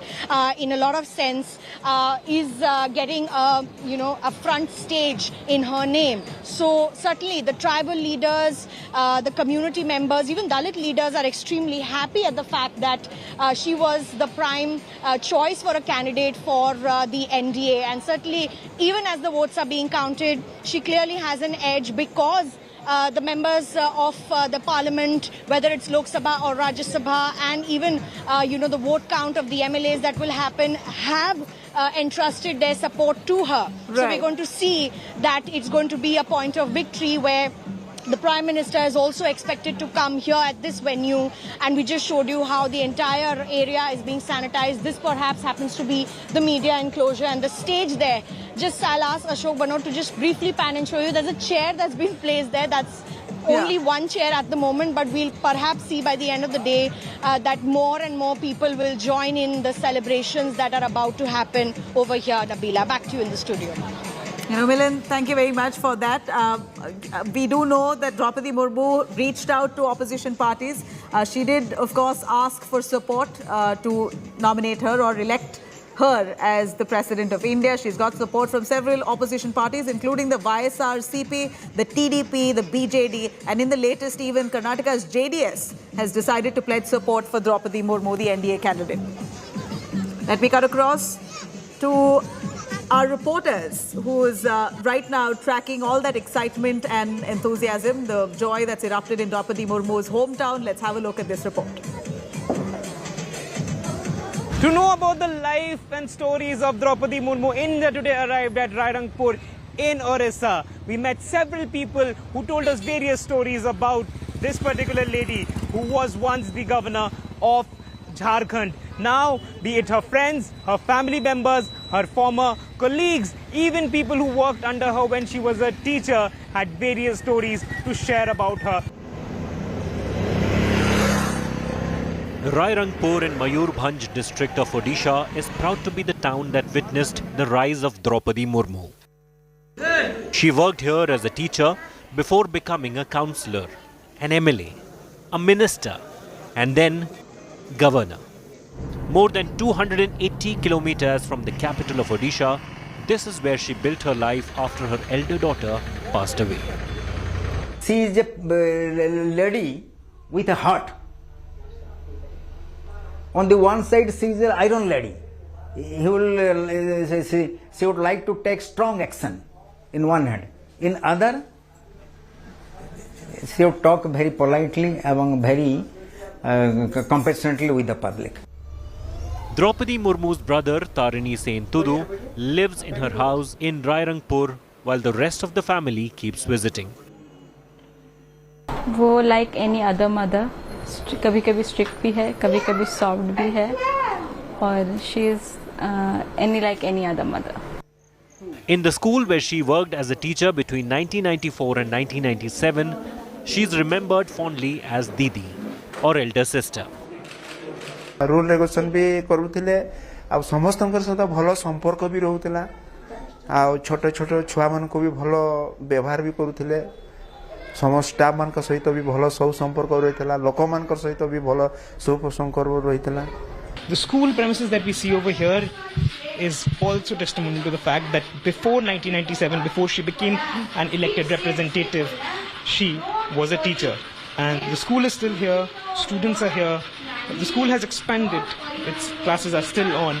However, what is not over here is Draupadi Murmu, who was a teacher, and she used to teach all these subjects in this middle school. Nearly half an hour drive away is the village where Draupadi Murmu was born. Uparbeda village has changed since her childhood. The school she studied in has grown to become a high school with smart classes. Back in the 60s, it was only a primary school. Draupadi Murmu had to leave the village of Uparbeda. The reason was that the school that she went to in this particular village was a primary one. That means it was there till class 5. And that is the reason why she had to leave for Bhubaneswar for further studies. In 2022, things have completely changed over here in this particular village of Uparbeda. Draupadi Murmu's native house is a well-constructed one compared to the kacha house of the neighborhood. हो रात में उन लोग phone किए थे तो मेरा हो रहा है राष्ट्रपति तो हम लोग को बहुत खुश महसूस हुआ. Draupadi Murmu is the second scheduled tribe candidate and the first tribal woman to have been nominated for the post of President of India. This remote village in Odisha waits to celebrate her journey to the President's house. With Sonia Roy, Bureau Report, India Today.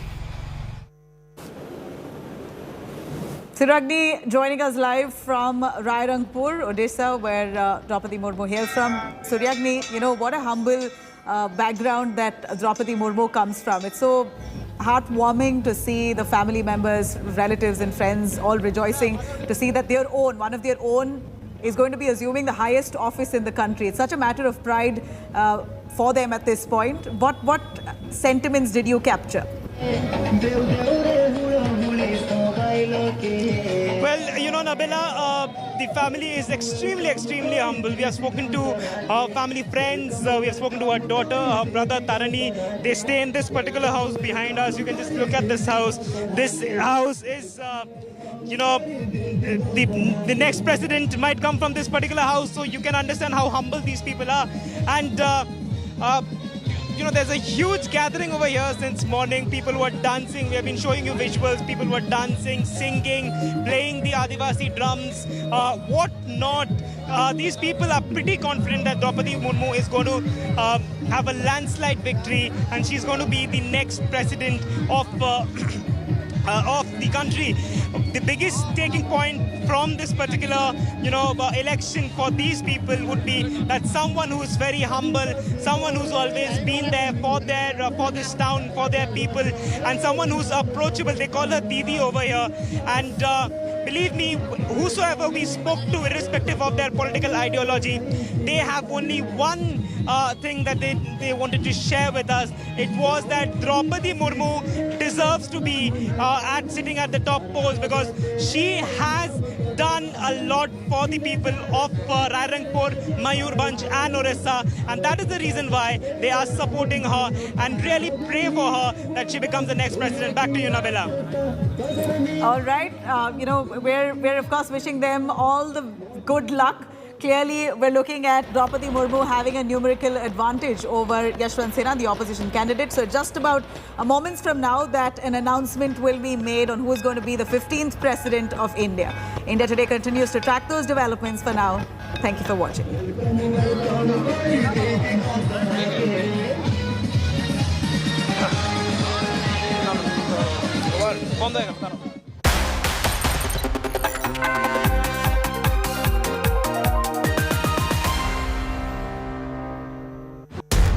इस समय पूरी दुनिया में लोग confused हैं। वो समझ नहीं पा रहे हैं क्या सही है, क्या गलत है, क्या सच है, क्या झूठ है, और ये स्पष्टता हम आपको अपने इस नए शो में देंगे। सब कुछ ब्लैक एंड व्हाइट में बताएंगे। इस शो में मेरे बालों के अलावा कुछ ग्रे नहीं होगा। हर खबर ब्लैक एंड व्हाइट की तरह बिल्कुल स्पष्ट होगी।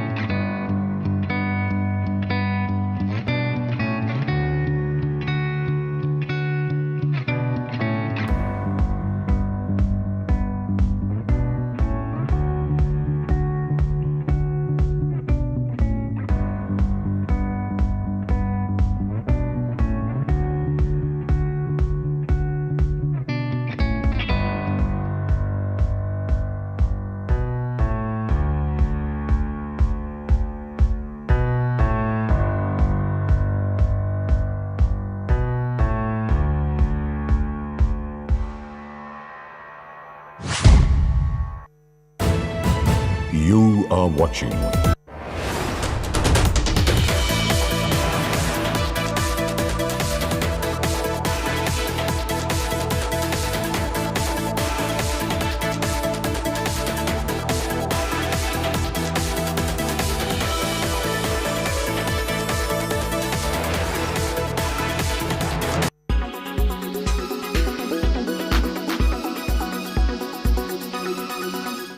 I think if I had about 20 minutes with him, I'd be able to tell him, the things that he needs to do, which might help him. I'm not saying it will help him, but it could help him. There you heard it from Mr. Sunil Gavaskar. He was speaking exclusively to India Today, and when asked about Virat Kohli and his struggles in the recent past, Sunil Gavaskar says that allow me 20 minutes with Virat Kohli and I might be able to help him. Now, why do you think that he said something like this? There are a few reasons behind that.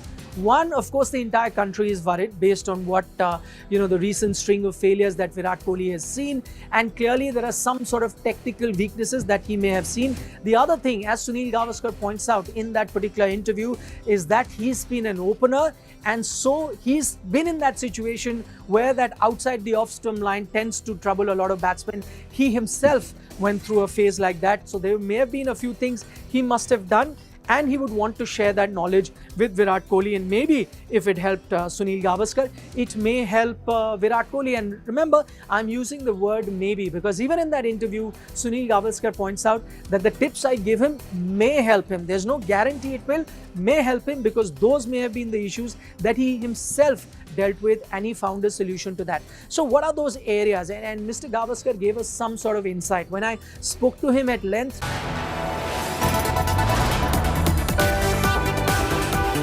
You are watching India Today.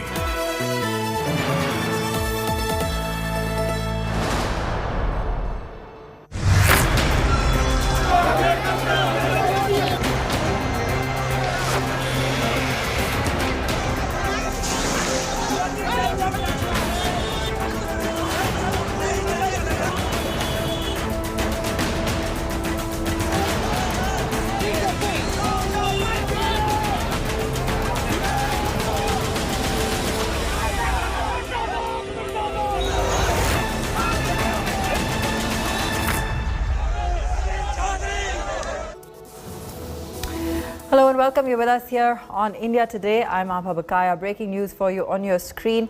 And we are seeing Sonia Gandhi's questioning over for the day. She's been grilled for 3 hours by the ED, summoned again on the 25th of July. Sonia Gandhi being grilled by the ED today. She was grilled for over 3 hours and has now been let go. It's been completed, at least for the day. She's been summoned again on the 25th. It's just a few days away.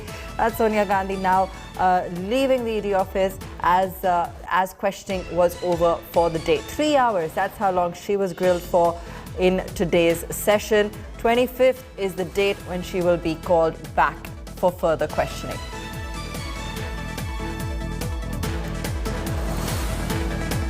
That's Sonia Gandhi for you in the news today. We've been tracking closely for you the fact that she has had to appear for questioning, and this is of course on alleged financial irregularities under the PMLA. The case was registered about 9 months ago. Let's go across to Shreyas Chatterjee to understand better the entire case and the developments so far. Shreyas? Well, Sonia Gandhi has been questioned by the Enforcement Directorate today for the first time, and what we do know that total 3 hours is what the questioning lasted for. What we're also hearing that she'll likely be summoned for a second round. It's a tentative matter. The summons are yet to be issued to Sonia Gandhi. This is in the National Herald case where Sonia Gandhi was questioned today by the ED. Remember, Rahul Gandhi has already been questioned in the same matter for over 50 hours. This is regarding the alleged misappropriation of funds in the acquiring of AJL when Young India Private Limited, a company was floated where both Sonia Gandhi and Rahul Gandhi were made directors after AJL was acquired. What we also do know that her questioning was recorded under Section 50 of the PMLA Act, which is admissible before the court. She was questioned about her involvement in the transactions between AJL and Young India Private Limited, and also whether that she knew about the fact that when AJL was acquired by YL, when she was made a director. The other thing that she was questioned about are the properties of AJL that was also acquired by Young India Private Limited, and that whether she is aware of the total number of properties that Young India Private Limited acquired from AJL. We also do know that the Congress has maintained during the time of questioning of Rahul Gandhi that Young India Private Limited is a Section 25 company, which means that it cannot run office of profit. It's a charitable company. Any money that is earned from the company cannot be taken by the directors or the owners of the company. So she was asked whether there was any charitable work done by Young India ever since it acquired AJL. So these were the questions that Sonia Gandhi faced. Total 3 hours of questioning on the first day. What we're learning that there's a possibility that she will be called for the second day. The summons, however, are yet to be issued. You know, Rahul was called 5 times and grilled for 10 to 12 hours, Shreya. Sonia grilled for 3 hours today. She hasn't been feeling well. Any concession you feel that they've given her on account of her health? Well, this could very well be the reason. Even the fact that Sonia Gandhi first, she was called earlier, remember, she was called on the 23rd of June, and then she was not well, is why today's time was given. We also do know that Priyanka Gandhi Vavra also accompanied Sonia Gandhi with medical papers, and she was asked to stay in the waiting area. However, Sonia Gandhi was in the questioning room. That kind of leeway was given to Sonia Gandhi. If at any given point she did not feel well, she could raise the matter with the officers who were questioning him. Remember, an assistant director rank officer questioned Sonia Gandhi. There were other 2 officers also present, and the joint director rank official was actually overlooking the entire questioning. So that leeway will definitely be given to Sonia Gandhi, given that she has health issues, and the matter was also earlier raked up by Sonia Gandhi's family before the Enforcement Directorate. That's the reason probably that we see that she's been left after 3 hours of questioning. But what we're also picking up is a possibility of a second round of questioning, and Sonia Gandhi might just be summoned again. Any idea, any insight, Shreya, into the kind of answers she may have provided? Any inkling from our sources or people, close to the matter in terms of any light that she shed on the matter? Well, one thing, Abha, what we are sure about is that the questioning that Enforcement Directorate asked Sonia Gandhi revolved around her shareholdings. She owns 38% share of Young India Private Limited. She's also a director of Young India Private Limited. So the questions revolved around the transaction. Not only did the Enforcement Directorate question Sonia Gandhi about the transaction made by Young India Private Limited when it Young India Limited when it acquired AJL, but she was also asked about those loans that were given by the Congress party when AJL ran into the loss. This was about the year 2008, when there were loans given to interest-free loans given to AJL to revive the company, and then the debt mounted to around 90 crores. In the year 2010, Young India Limited was floated when they acquired AJL. So the questionings ran into the transactions between Young India and AJL, whether she was aware about that, and when she was made the director, was it a decision taken by her? These were the questions that were asked by the ED. We're yet to get a reason on what exactly transpired, but the line of questioning revolved around the fact of that she was a shareholder in Young India Private Limited and that she was also a director in the company. Okay, any clue as to where she's going now? Will it be to AICC? Will it be to 10 Janpath? Where is Sonia Gandhi headed after her questioning has been completed for the day? Well, in all likelihood, she should head back to her home, given the fact that she's not been keeping well, is what the Gandhi family has also maintained, and the sources inside the Congress office, because of the reason which we also saw Priyanka Gandhi Vadra accompanying Sonia Gandhi for today's questioning in the Enforcement Directorate. And there was also questions that whether a doctor would be taken in, but we do know that it was only Priyanka Gandhi who was allowed inside, and she was in the waiting room when Sonia Gandhi was questioned by the Enforcement Directorate, and it was a brief questioning, we can say, only 3 hours. It's rarely do we see Enforcement Directorate or any other investigative agencies conduct such short questioning as well when such important personalities have appeared before them. We can say that Sonia Gandhi was probably an exception, and the reason that is because we do know that she was not keeping well, and it was also something that we learned from our sources inside the Enforcement Directorate, that lever was given to her, that at any given point she didn't feel well, she had the right to say that, and she would allow to pass that question. All right, stay with us, Shreya. We'll come back to you in a moment. That's the big story we're tracking for you at this hour. And India Today has a mega scoop on the ED's line of questioning for Sonia Gandhi. The ED asked Sonia Gandhi about her association with Young Indian Private Limited. That's the company that she holds 38% in. The ED wanted to know why Sonia Gandhi decided to become a shareholder of Young Indian Private Limited. They've also questioned Sonia Gandhi regarding the transactions between Congress to AJL. Sources tell India Today that Congress president faced the ED alone and no person was allowed inside with her, including her lawyer. However, a person with medicine was available in the ED office for Sonia Gandhi as she recently recovered from COVID. She was also allowed to leave questioning at any given point of time if she felt unwell. Sonia was interrogated by an assistant director rank officer who's also an investigative officer of the case.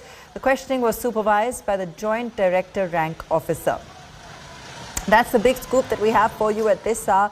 More interesting details emerging about the line of questioning that the ED has taken with Sonia Gandhi with regards to her shareholding in Young Indian Private Limited. In fact, a reaction coming in from Shehzad Poonawala. Let's listen in. क्या Sonia Gandhi queen है किसी जगह की कि उनसे सवाल जवाब नहीं किए जा सकते? ऑल इंडिया करप्ट कमेटी को बचाने के लिए परिवार जो भ्रष्टाचार में 2000 करोड़ से ज्यादा की संपत्ति में लिप्त है, उसको बचाने के लिए आज एजेंसियों पर दबाव डालने के लिए ये सारा का सारा ये तमाशा किया जा रहा है। और इसीलिए ये महात्मा गांधी का सत्याग्रह नहीं, ये सोनिया गांधी का, राहुल गांधी का भ्रष्टाचार बचाने वाला दुराग्रह और स्कैमाग्रह है। That's a big story we're tracking for you at this hour. We've got some insight into the ED's line of questioning. Questions around her shareholding, Sonia Gandhi's shareholding in Young Indian Private Limited, with regards to certain transfers from the Congress to AJL, and queries around this particular shareholding and entity. Sonia Gandhi has been unwell. She's only recovered recently post-COVID, so there was a medical assistance nearby. She was allowed to leave in case she wasn't feeling well. However, no one else was allowed inside the room during questioning. She was questioned for about 3 hours. Remember, Rahul Gandhi was called about 5 times and questioned for 10-11 hours. Lots of questions being asked to Sonia Gandhi, as you can see on your screen. Why was there no charity work being done by said entity? Why did you choose to become a director on the board of this entity? What is Congress's role in Young Indian Limited, in the deals that the company has been doing? Did you know that Young Indian Limited has been acquiring AJL shares?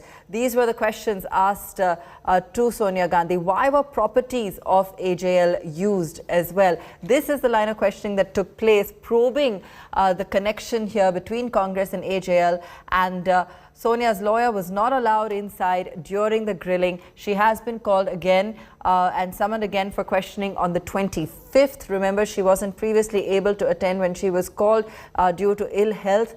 She did appear today and has now been asked to return on the 25th. Meanwhile, Rahul Gandhi, as you know, was also called about 5 to 10 times and 5 times and grilled for about 10 to 12 hours.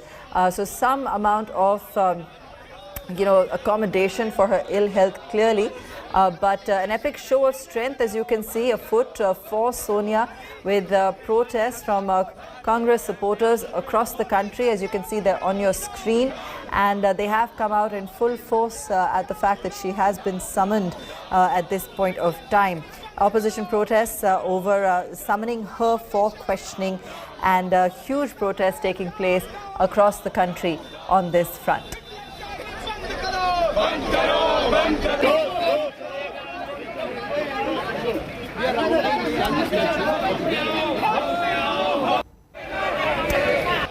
She is also taking questions in a money laundering probe related to the National Herald Association's Journal Limited case. So a lot of different questions that are being aimed at the Congress president. We've seen protesters raising slogans at the party office in support of Sonia Gandhi. And if we just take you back, the petitioners had approached courts alleging that the assets of Associate Journals Limited, AJL, which published the National Herald newspaper, were fraudulently acquired and transferred to Young Indian Private Limited, in which Sonia Gandhi and her son own 38% shares each. Now, the case to investigate financial irregularities under the PMLA was registered about 9 months ago after a trial court took cognizance of an income tax department probe carried out on the basis of a private criminal complaint filed by a former BJP MP in 2013. So this is a little bit of a backdrop to the kind of questioning and investigation that's now ongoing. Sonia Gandhi couldn't appear for questioning in 2 previous occasions. She's also been hospitalized for COVID and developed mild fever even early in June. And after her discharge from hospital, she had asked for more time to appear before the agency.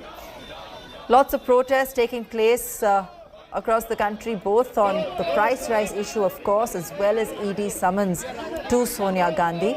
And she was questioned for about 3 hours today. Congress workers, netas have been protesting against the grilling. Police have beefed up security and have erected several barricades in the area. Lots of security now has been initiated given the scale of the protests that we're currently seeing. Look at the kind of crowd on your screen. These are live visuals coming in from Chandigarh. That's one of the locations for the kind of protests that we've seen erupt across India today, as the Congress president has been called in for questioning by the Enforcement Directorate. You can see the kind of agitation. We've also got plenty of reactions coming in. Let's listen into a few more of those. धीर जी, लगातार कहा जा रहा है कि ED जो है एक तरीके से पूरी आप लोग का आरोप है कि पूरी दुश्मनी पूरी करी है सरकार की। ईडी को ये सरकार ने इडियट बना दिया। अच्छा। और इसके चलते इडियट की तरह काम करते हैं। जो सरकार की आदेश होते हैं, निर्देश होते हैं, वही पालन करते हुए सारे विपक्ष के खिलाफ वो जंग छेड़े हैं। सिर्फ ये सत्तारूढ़ पार्टी को खुशी करने के लिए उनको मूल मुताबिक जो प्रतिशोध की राजनीति, ये प्रतिशोध की राजनीति को अंजाम देने के लिए आज ईडी बिल्कुल खड़े हुए हैं। नहीं तो इतने सालों के बाद ये इस तरीके की जांच पड़ताल करने की कोई जरूरत नहीं थी, क्योंकि हिंदुस्तान की कोई आदमी ये कभी यकीन नहीं करेंगे कि जिन पार्टी ने 54 साल हिंदुस्तान की सत्ता में रह चुके, उन पार्टी के तरफ से 90 करोड़ रुपया, सिर्फ 90 करोड़ रुपया हमें घोटाला करने की भी जरूरत नहीं। ये सिर्फ एक सियासत है कांग्रेस पार्टी की छवि को धूमिल करने के लिए। ईडी अब इडियट बन चुके हैं। मैं बड़ी इडियट बन चुके हैं। कांग्रेस धरातल पे नहीं है, इसलिए ये मामला भुना रही है। लोकतंत्र में राजनीतिक प्रतिशोध का कोई स्थान नहीं है। प्रतिशोध और बदले की भावना, प्रतिशोध की ज्वाला वो ज्वाला है, जो इसमें जला है वो स्वयं भस्म हो गया है। आज सरकारी जांच एजेंसियों का दुरुपयोग विपक्ष की आवाज दबाने के लिए किया जा रहा है। सारा देश देख रहा है। सारी एजेंसीज कठपुतलियां बन गई हैं सरकार के लिए। और भाजपा ये कह रही है कि आप लोग डर रहे हैं, जांच से डर रही हैं सोनिया गांधी और राहुल गांधी। एजेंसियों के निशाने का शिकार हो रहे हैं, लेकिन फिर भी ये हमारे नेतृत्व की ताकत है और उनकी सच्चाई है और ईमानदारी है कि उनकी आवाज, विपक्ष की आवाज, ये सरकार इसके दबा नहीं सकती। इस तरह से टैगोर साहब, आपको लगता है कि ये एक बड़ी अग्नि परीक्षा? हम लोग राज्यसभा और लोकसभा में डिस्कशन चाह रहे थे। 3 दिन से हम लोग प्राइस राइज का बारे में, जीएसटी का बारे में, अग्निपथ का बारे में नोटिस का ऊपर नोटिस दे रहे। ये पार्लियामेंट में डिस्कस करना नहीं चाह रहे। आज हम लोग डिस्कशन चाहते थे ईडी का मिसयूज का बारे में, उसके लिए भी अलाउ नहीं किया। ये पार्लियामेंट का ये लोग एक चीयर लीडर बनना चाह रहे हैं और सिर्फ इनका बारे में वाह वाह बोलने वाली बात ही सुनना चाह रही है सरकार। इसका खिलाफ हम लोगों ने आज बायकॉट किया पार्लियामेंट का, और हम लोग सोनिया जी का साथ सॉलिडारिटी दिखाने के लिए कांग्रेस पार्टी ऑफिस में आ रहे हैं। ये सत्य की लड़ाई है। सत्य ना परेशान हो सकता ना पराजित। श्रीमती सोनिया गांधी और कांग्रेस पार्टी से पिट्ठू ईडीआई जो ईडी है उससे ये डराने की कोशिश कर रहे हैं। पिट्ठू ईडी कभी भी कामयाब नहीं हो पाएगा। हम पहले इस हफ्ते क्या किए, पार्लियामेंट के अंदर हम देश के सारे मुद्दे उठाने की कोशिश किए। सारे समस्या जो आम आदमी सह रहे हैं, जैसे कि महंगाई के बारे में, सरकार चर्चा करने के लिए नहीं तैयार है। और उसके अलावा वो हमारे नेताओं के खिलाफ इस किस्म के राजनीतिक इंक्वायरी चल रहे हैं। तो नेचुरली हम प्रोटेस्ट करेंगे, किया हुआ है और करेंगे।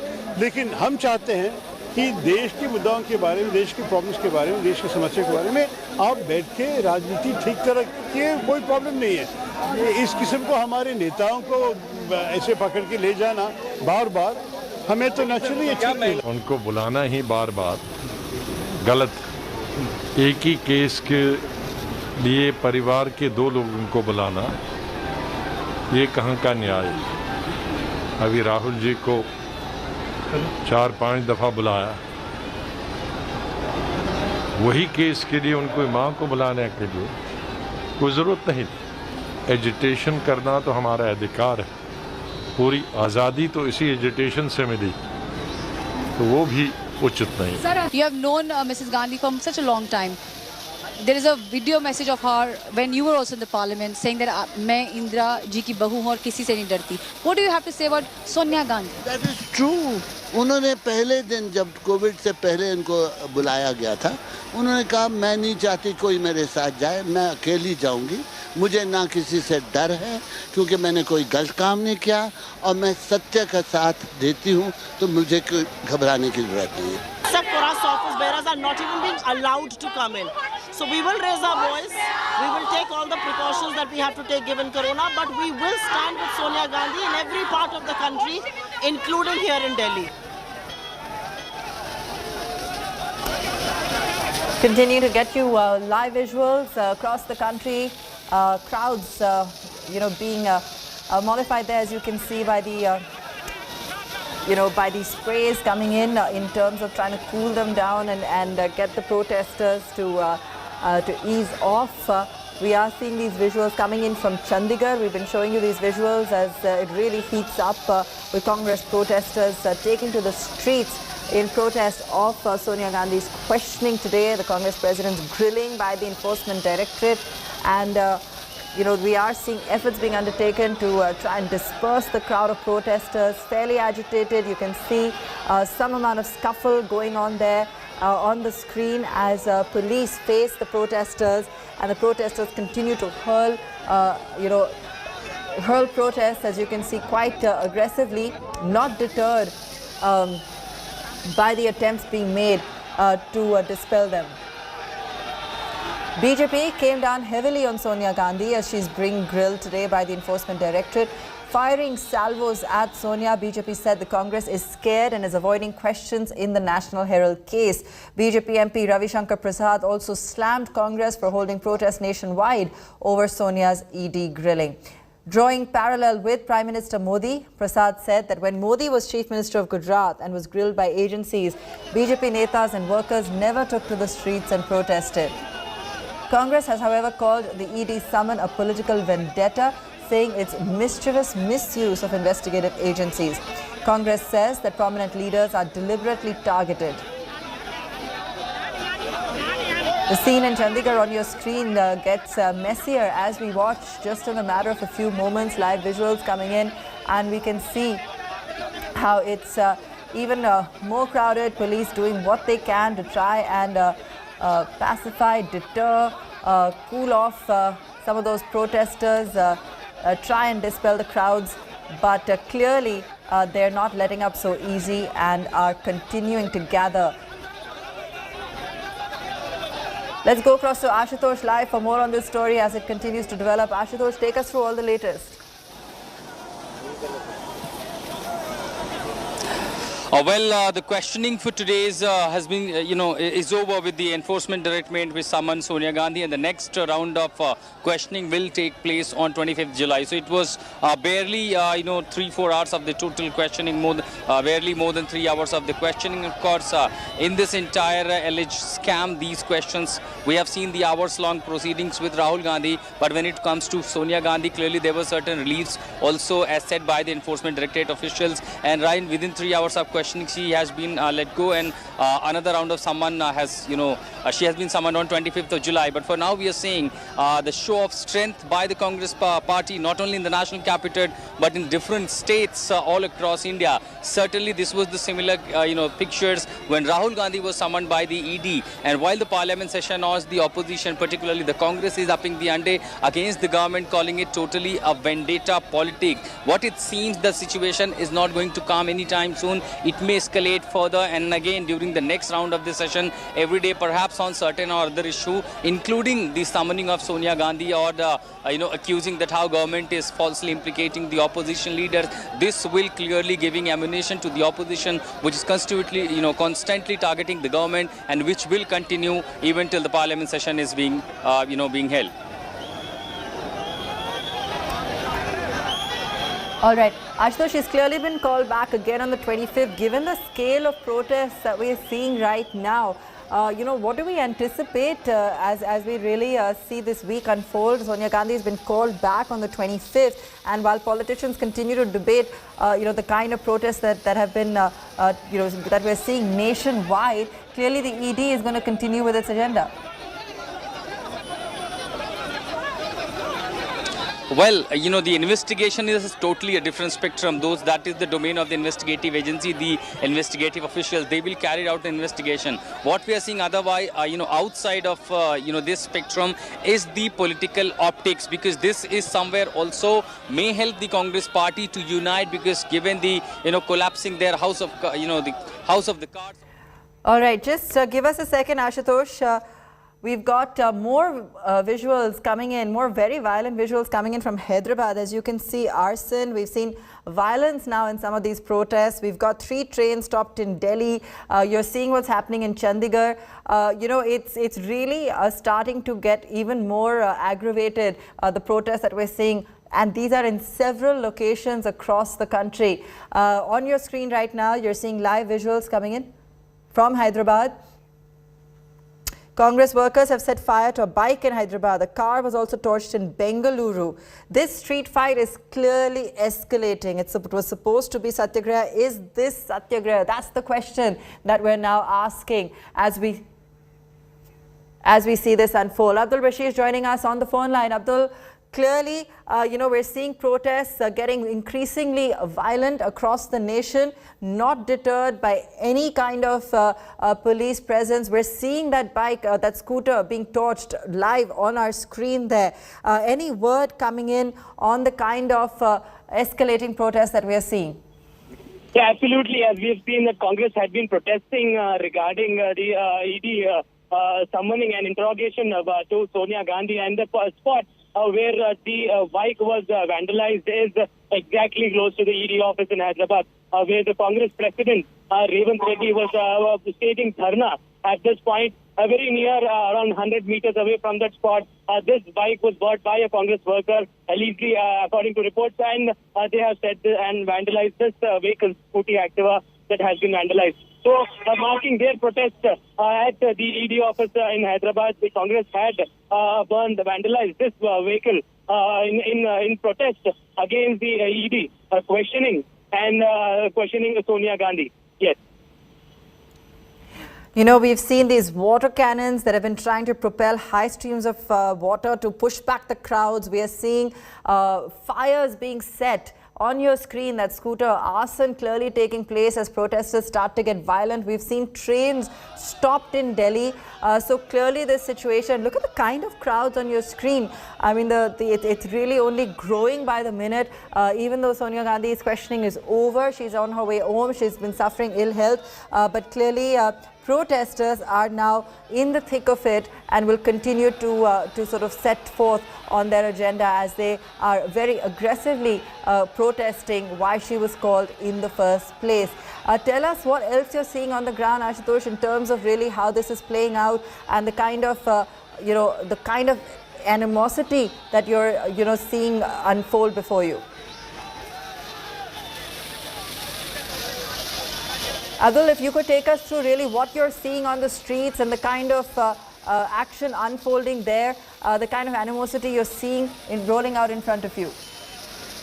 Yeah, as far as we have seen, since morning, a Padayatra was held where a huge crowd had marched from Indira Gandhi statue, that is at IMAX Rotary, till the ED office in Hyderabad, where a huge number of protesters have moved on the streets of Hyderabad. And then after reaching the ED office for hours together, for more than 3 to 4 hours, the Congress had been staging protests. But immediately after, during quite a while before the release of, before Sonia Gandhi was moved out of ED interrogation, the youth Congress leaders in Hyderabad had set and vandalized this vehicle. However, police has made strict arrangements, as we have seen from the gate. The barricading was done, heavy police deployment was there, and also when the vehicle was vandalized, the police officials immediately moved towards it and tried to doze off the fire. So these visuals that we see have taken place right near to the ED office in Hyderabad, where the Congress,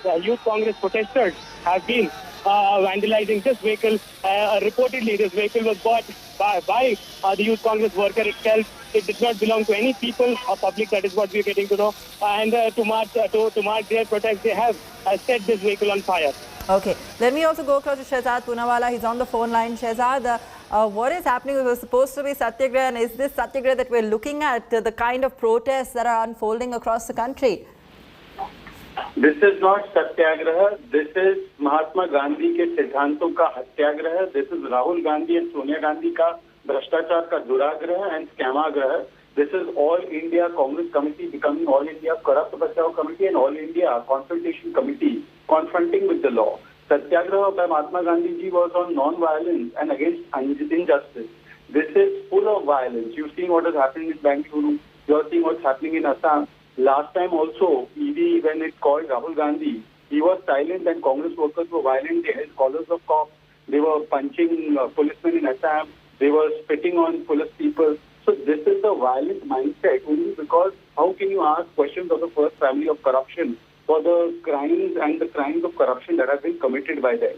Now, this is being done by the ED on the Adesh of the court. The court has come out with a conclusion. It is also the income tax order which was challenged in High Court and Supreme Court. No relief was got. So when you have got no relief from the courts of law, you try to create violence and you try to ensure that the legal bodies can't do their job without interference, insult, and imposition. The language used by Ranil Wickremesinghe, where he's called ED as idiot, this shows that Congress party की एक ही पहचान संस्थाओं का करो अपमान. They've done it for Sansad, they've done it for EC, they've done it for Supreme Court. Now they are insulting and trying to intimidate ED from doing his job.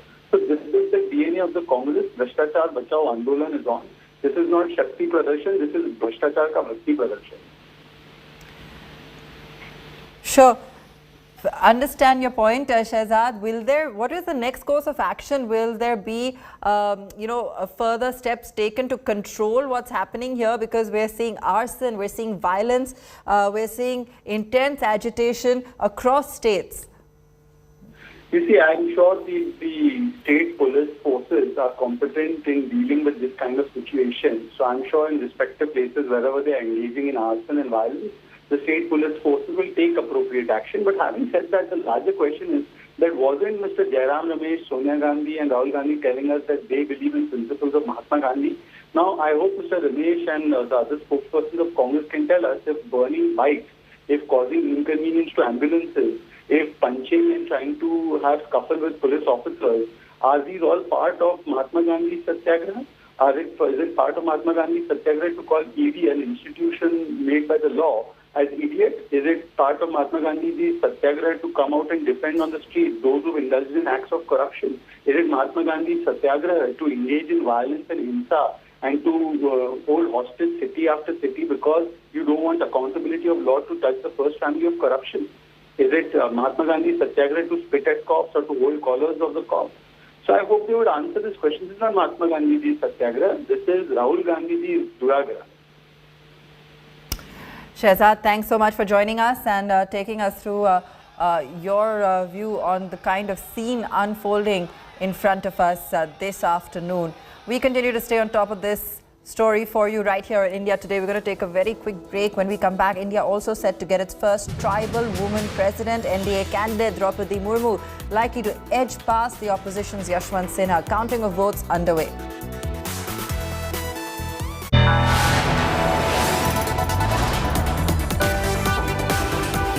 You are watching India Today.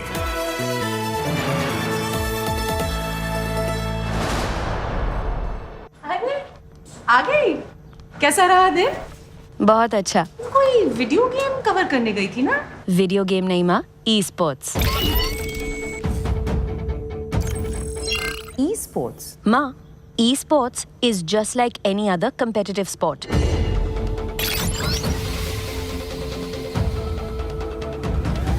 इसमें ना वो सब feelings है जो किसी भी और sports में है।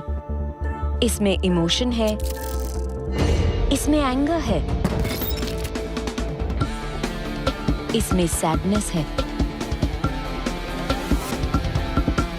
इसमें हैप्पीनेस है, इसमें कमराडरी है। ये सिर्फ गेम नहीं, ये ई स्पोर्ट्स का प्रीमियर लीग ESPL है।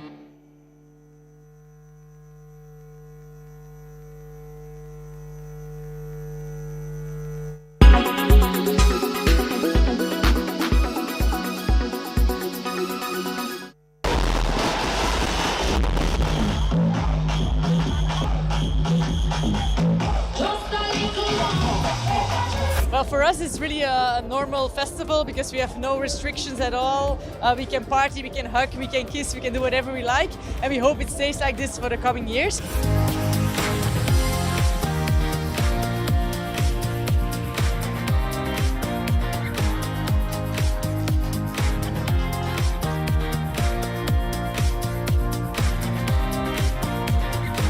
So I'm from Perth in Australia, so the west coast of Australia.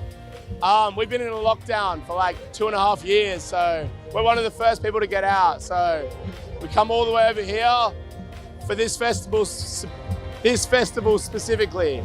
Best festival in the world, easily. Incredible.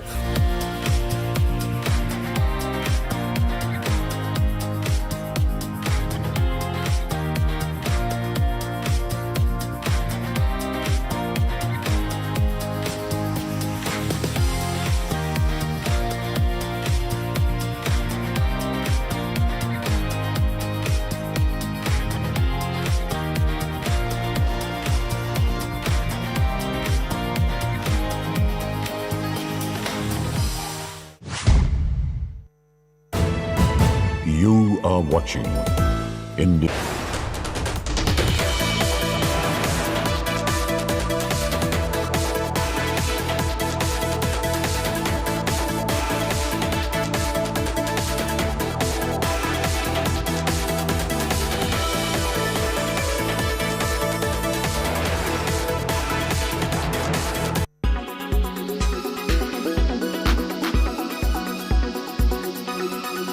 Is it so hot and humid in your city that you're finding it difficult to fall asleep? Well, you are not alone. Hundreds and lakhs of people in India are facing this problem, and now it has been documented. It's now clear that heat waves are messing up our sleep patterns. This has to do largely with your body temperature in the night. Our bodies are tuned in to dropping body heat in the night to help us sleep. The hormone melatonin serves essentially as a natural alarm clock. When it's nighttime, it widens the blood vessels in our hands and feet to get rid of heat from our bodies. So what really happens when the air around us is too hot? When temperature goes up, deep sleep gets affected. Deep sleep for at least a few hours is the bare minimum we all need to ensure our body truly gets the rest it requires. Sleep deprivation can lead to various mental health disorders. The most commonly seen are depression and anxiety. Chronic insomnia, that is chronic sleep disturbances, can lead to something called as early onset dementia, which is again a memory disorder. So it is important in order to maintain our mental health as well as physical health that we give ourselves adequate sleep. Now, there is not just the problem of rising temperatures, there is also the problem of the pandemic. COVID-19 has interfered with our sleep patterns, and this too has now been documented. The pandemic ruined sleep cycles. The stress and anxiety of COVID added to the work from home patterns completely hit our lifestyle choices. A recent survey by a social media platform found that 54% Indians surveyed confirmed that their sleep patterns have changed post the pandemic. Many of these Indians speak about the fact that they're suffering from sleep apnea, finding it difficult to go off to sleep or sleep properly at a stretch altogether. This has now even got a term called coronasomnia, caused by personal stress, by grief of losing a loved one, and even anxiety over any COVID-related news.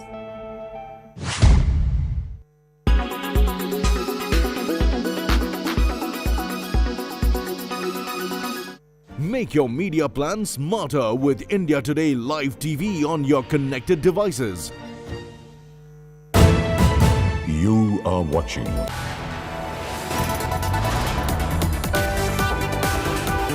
You are watching India Today.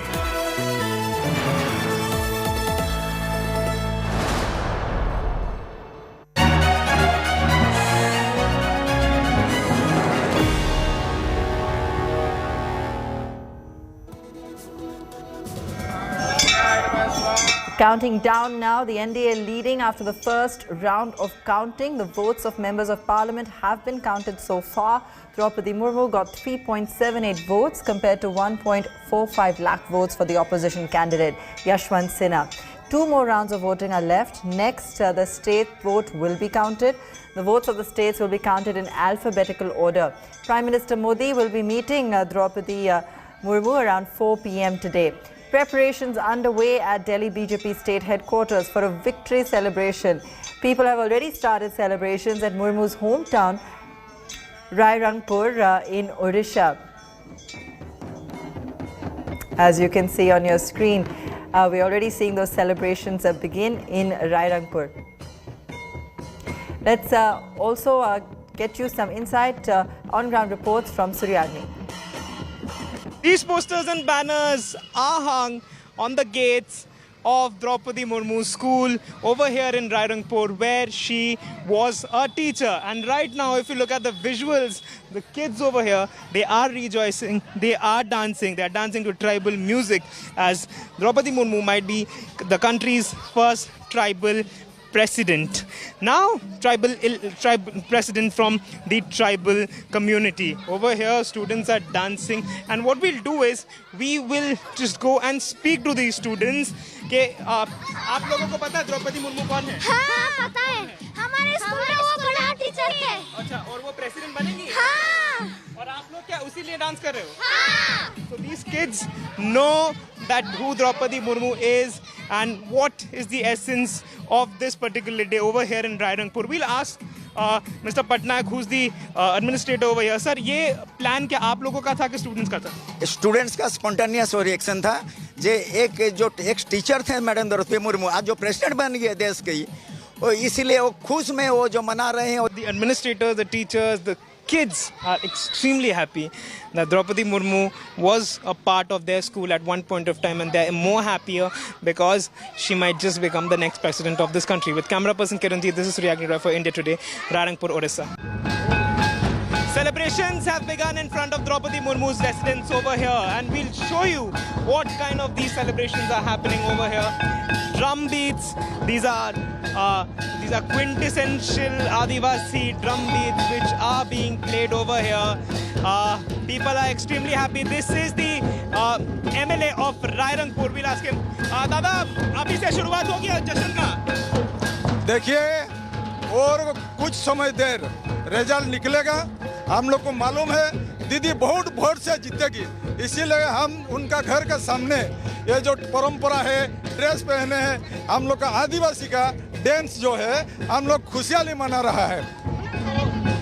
Supporters and people who have joined over here, they are dancing over here. These are the traditional Adivasi dances which are happening in front of the NDA candidate Draupadi Murmu's residence over here at Rairangpur. With camera person Kiranji, this is Sonia Gandhi for India Today, Rairangpur, Odisha. Milan Sharma joining us live from Murmu's Delhi residence. Milan, take us through. It seems that, we've seen one round of counting. We've got 2 more to go. But it looks like it's almost certain that she's going to be announced as president. Well, that seems so, because you saw as in the first round of counting, Draupadi Murmu has already had 72 and more than 72% votes when the MP votes were counted, and the weightage of the votes is also higher. Draupadi Murmu leads in that first round. But I am right now at her official residence in Delhi that has been decking up since the day, throughout the day. It's been covered in canopies, and here the stage is set, so to say, Abha, for the final countdown. On the middle there you see a chair, that's the lone chair, and we are just waiting for a word of when Draupadi Murmu will become the next president of the country, the 15th president, the first woman tribal president, and the second woman to be a president of India. And certainly that candidature that NDA has put forward, the opposition, parties have put forward Yashwant Sinha, but clearly here also within the residence, preparations have been made, and we are hearing that after, the votes are announced and after the final countdown happens, we'll see that celebrations will take place right throughout that entire route from the BJP office till here. Hectic preparations are still going on, security arrangements all in place, as we are expecting the Prime Minister to likely be here, arrive here to himself congratulate Draupadi Murmu, who was the prime choice for the NDA and the BJP as a candidate for the president of the country. Back to you there, Abba. We're seeing all these celebrations unfold outside her residence, Milan. BJP also is planning celebrations across the country, of course, once it's officially declared. What's the mood like where you are?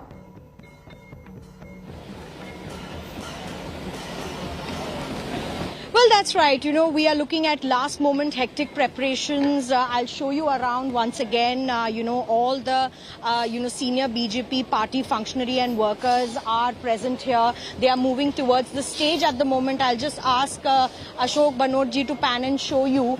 There's hectic discussions that are going on with regards to security preparations here, because we are expecting Prime Minister Narendra Modi to be here at the end of the day. Of course, after the results are out. left, but throughout the day we have seen how this entire premise has also been decked up. So you can see in front of you discussions are being done on who will come, how they will walk and who will enter the stage, how they will sit. We are expecting senior leaders from the BJP, PM himself and also many leaders from the tribal community to be here today to meet with Draupadi Murmu, to congratulate her.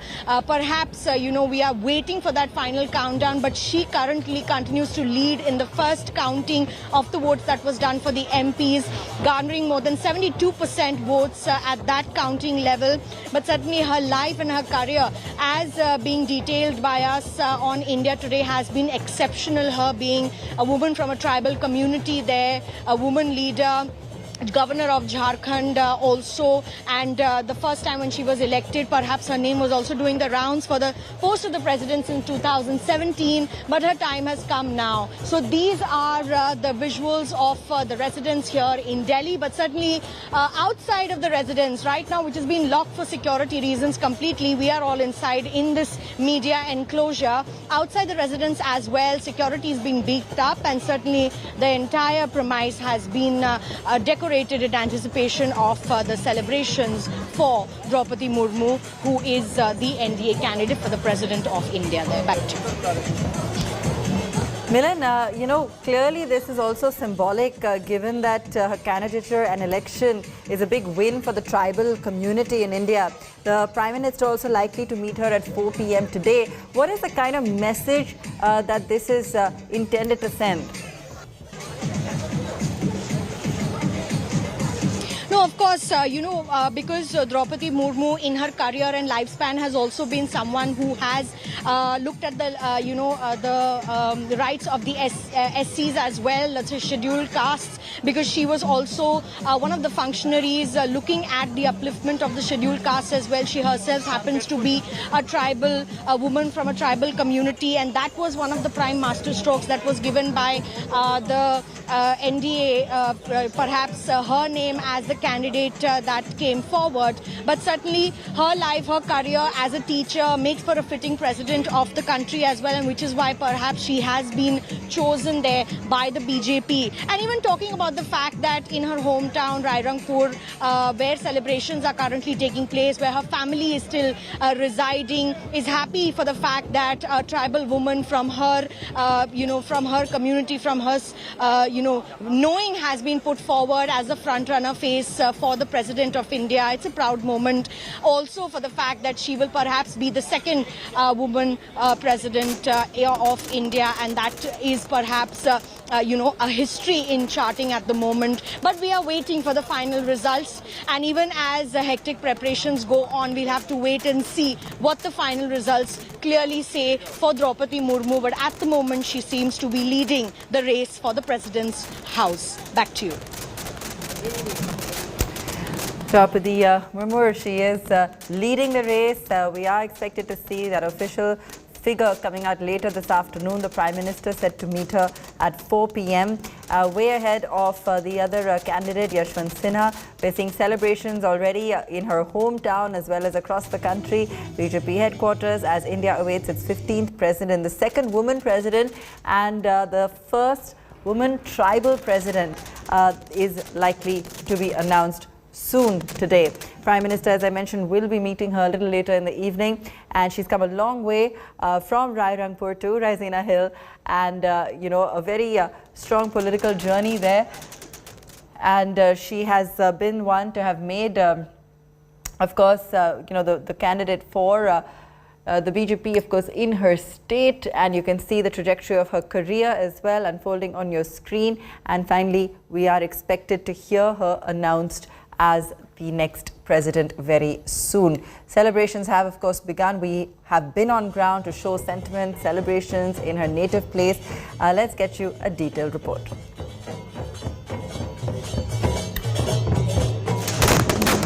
To know about the life and stories of Draupadi Murmu, India Today arrived at Rairangpur in Orissa. We met several people who told us various stories about this particular lady who was once the governor of Jharkhand. Now, be it her friends, her family members, her former colleagues, even people who worked under her when she was a teacher, had various stories to share about her.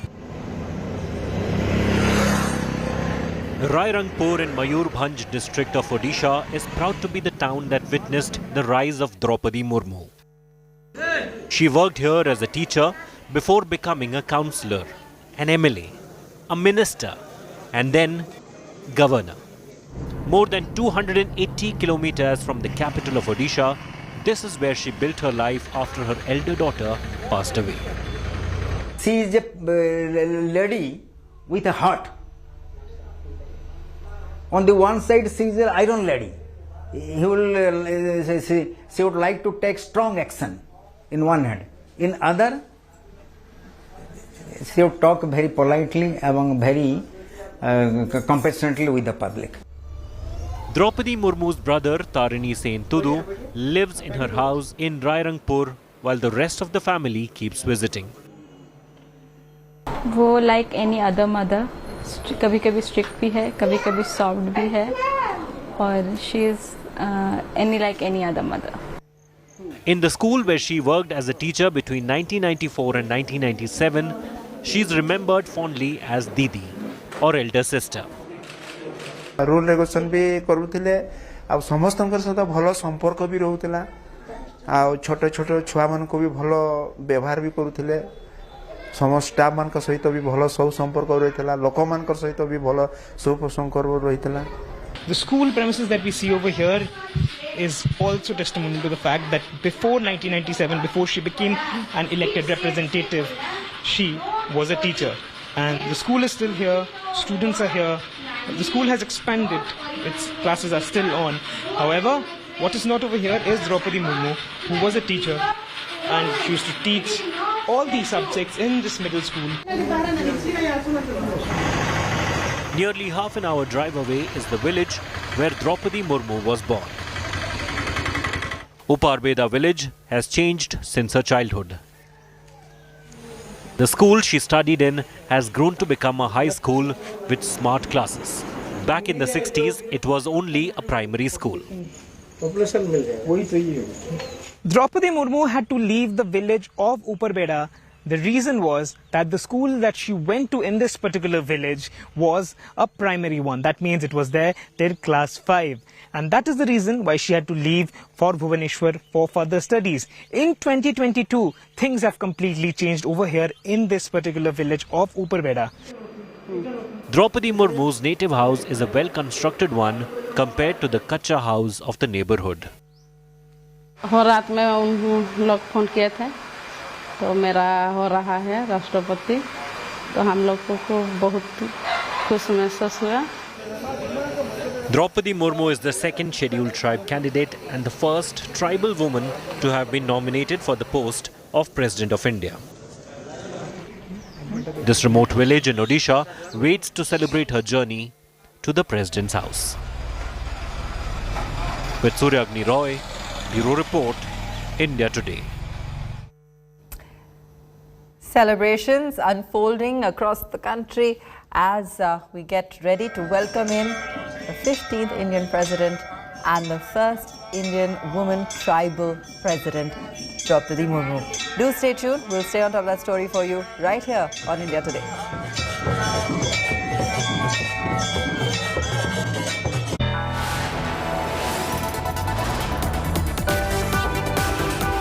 You are watching India Today.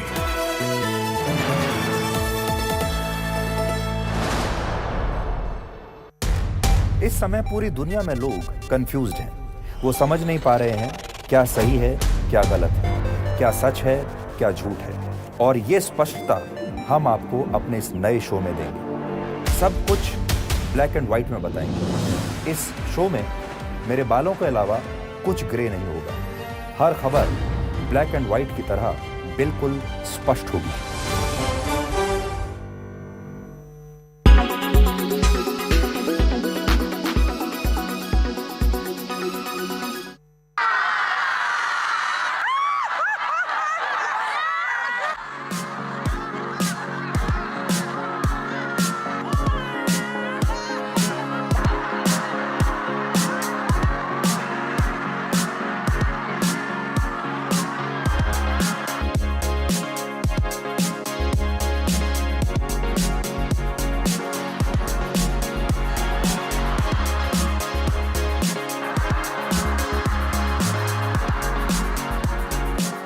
Laughter yoga is a unique concept where anyone can laugh without using jokes, humor and comedies.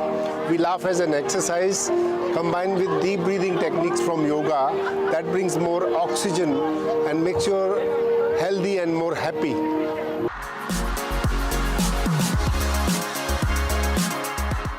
Last question. Can you laugh? Yeah.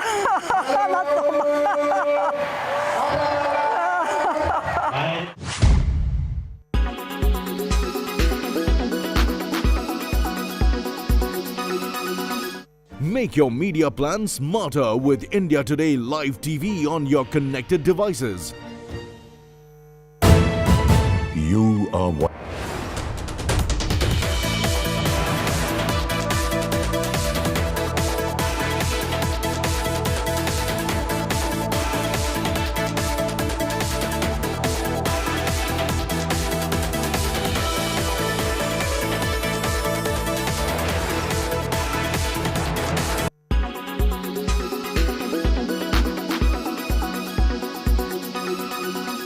Six-time Premier of Sri Lanka, Ranil Wickremesinghe, is the 8th executive president of the island nation.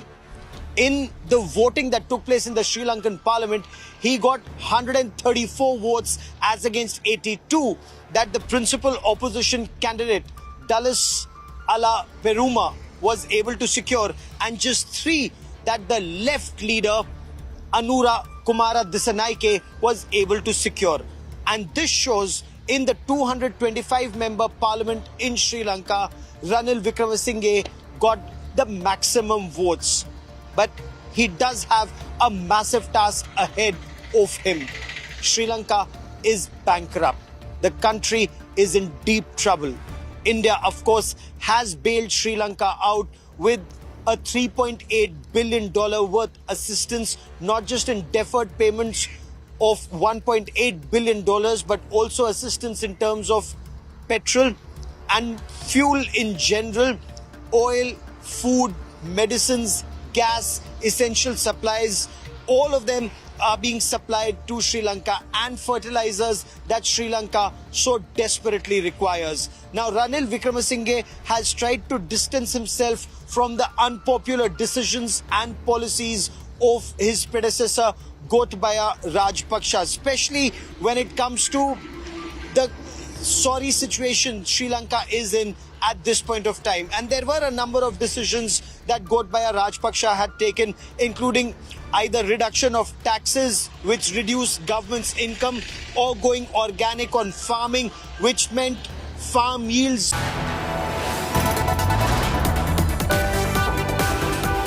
You are watching India Today.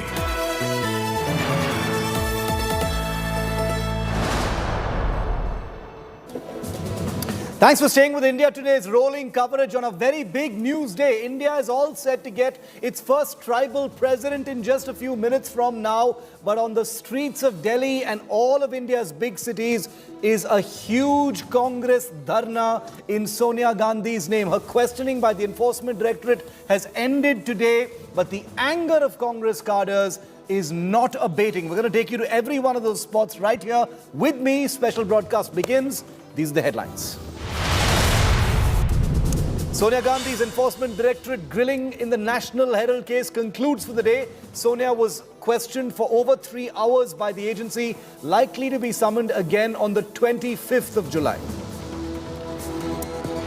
Congress protests have turned violent in Bengaluru, Hyderabad, Delhi and Chandigarh. Vehicles torched. 3 trains have been stopped by Congress members in Delhi. Big political war over Sonia Gandhi's ED questioning. Congress alleges vendetta politics by the Modi government.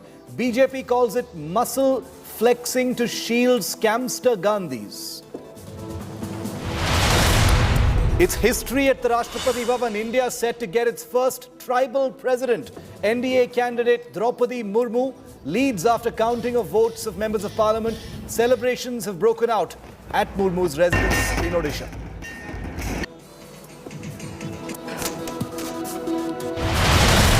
Mamata Banerjee, conspicuous by her absence in supporting Sonia Gandhi today, has a mega roar for the 2024 elections on the Trinamool's Martyr Day today in Kolkata. Says people's mandate will dislodge the BJP. Hits out at the centre, says don't scare us by using the ED.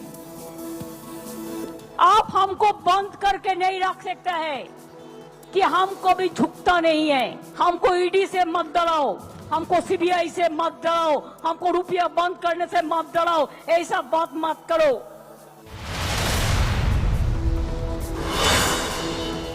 Shocking immolation of seer after protesting against illegal mining at revered hills linked to Lord Krishna in Rajasthan. BJP attacks Gehlot government.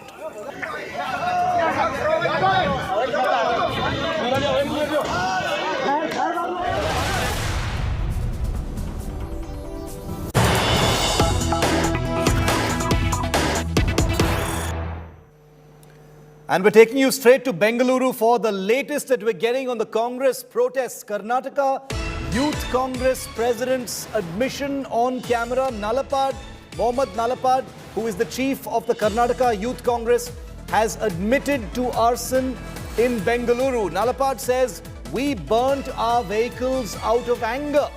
Nalapad has said it was frustration and anger of the Youth Congress that has led to us burning vehicles, our own vehicles in Bengaluru. The police can come and arrest me, says a furious Mohammad Nalapad, the high-profile Youth Congress chief in Karnataka. We spoke to Mohammad Nalapad just a moment ago. Here's his conversation with India Today's Nagarjun. With Karnataka Youth Congress President Mr. Mohammad Nalapad, what has happened today across India is that Congress has taken on to street to protest in terms of what BJP is doing, is what you allege. But in Bangalore, a car was burnt in front of ED office. See, that is the feelings of the youngsters of Karnataka today. Today, every youngster is feeling that pain, feeling that anger. And there's so much of anger inside us we cannot control. Do you remember when Modi was questioned during the riots? What had happened in Gujarat? The entire Gujarat was set on blaze. But today, we are controlling our youngsters. I don't endorse that kind of behavior. But today, that is the reality. That is the kind of fear. That is the kind of anger that our youths are having. What are you trying to do? What is the kind of expectation are you setting about questioning our leaders? See, Sonia Gandhi is not just the head of the party. She's a lady who's given her life for this country. She's lost her husband. She's lost her mother-in-law. She's lost early. How many lives have they lost for this country?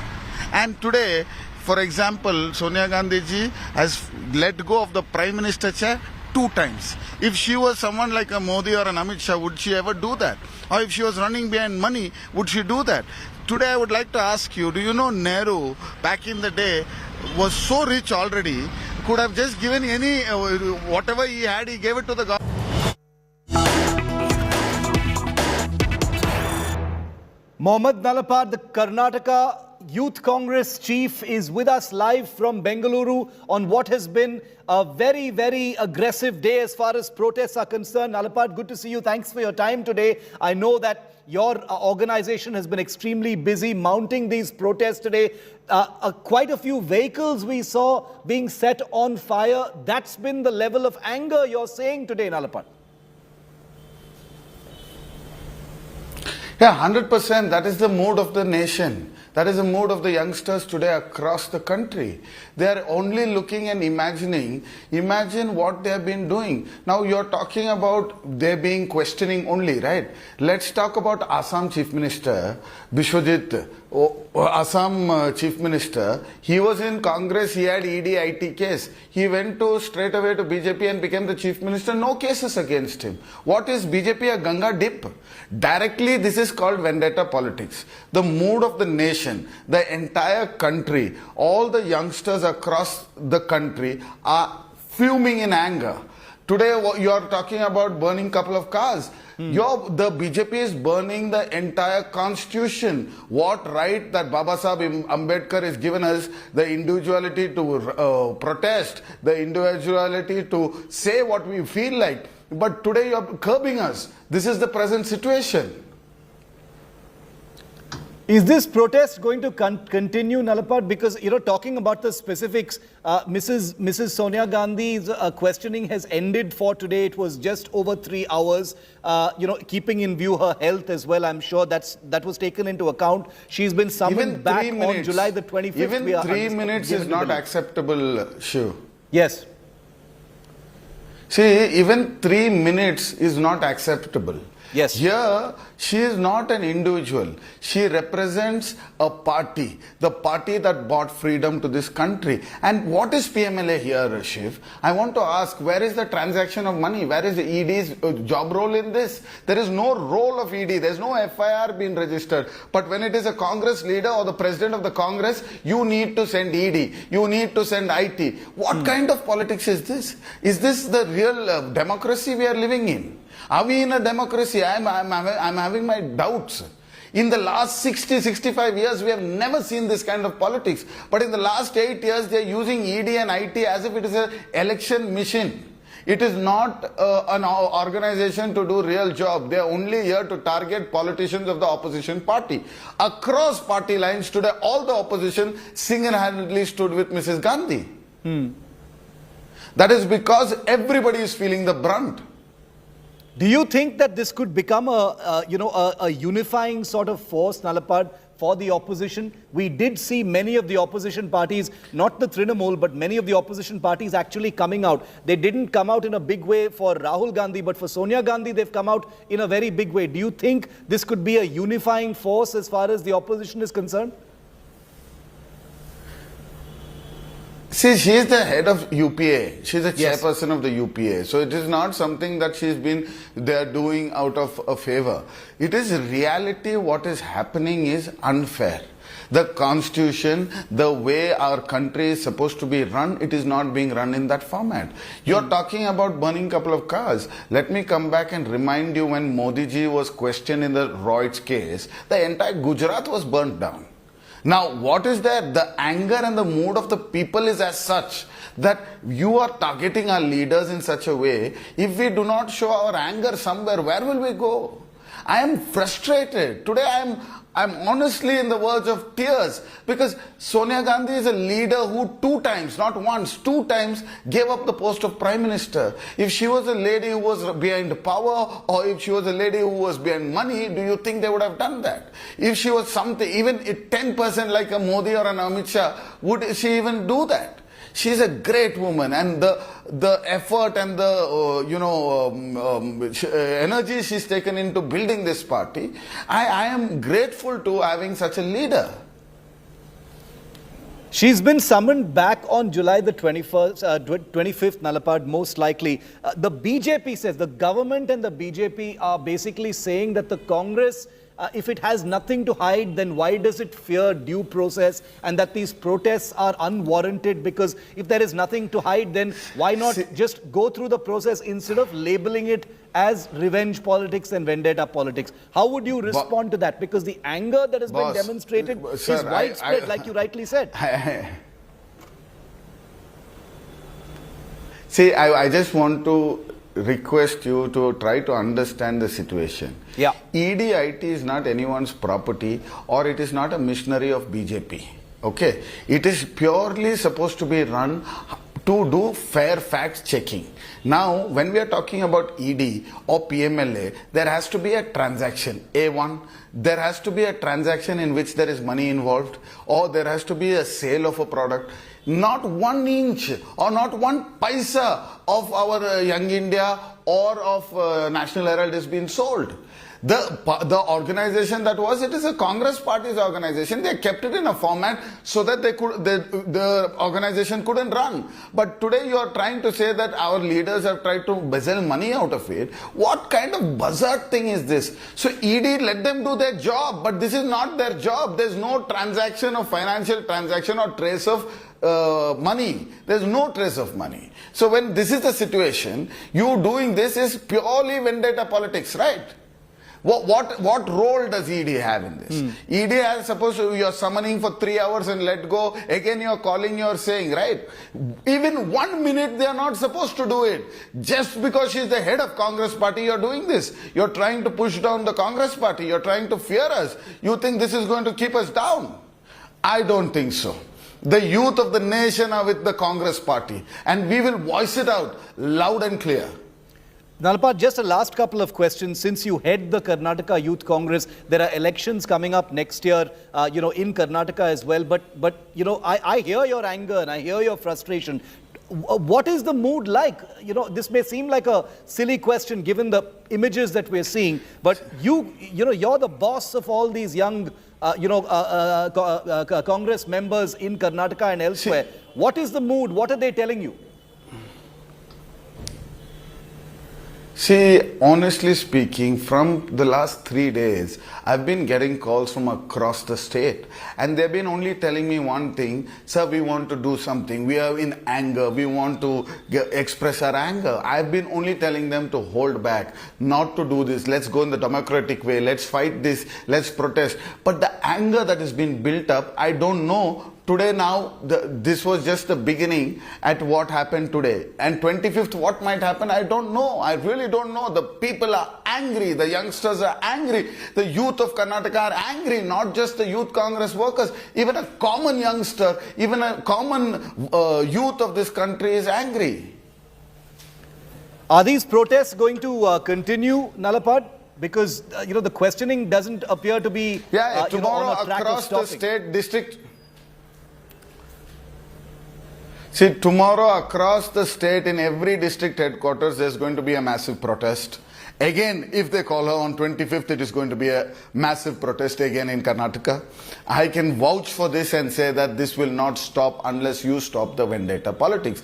I, with folded hands, request the BJP government to stop such kind of vendetta politics. Please let ED and IT do their job naturally, than using them as an election weapon. Because Rahul Gandhi said he's going to do a Bharat Jodo Yatra, you're questioning him, you're summoning him, you're threatening us, you think that we're going to back down. You're going to watch a spectacular when Rahul Gandhi starts walking. You're going to see how thousands of youngsters are going to come out and join Rahul Gandhi. We believe in the idea of Congress, we believe in Rahul Gandhi and his leadership, we believe in the Congress party. And today you're trying to attack the Gandhi family. Next, who you're going to do? Everybody you can do. We all are ready. I am ready to be arrested even today. Put me behind bars, I don't care. But we will voice out, we will fight, we will stand with the people of the country.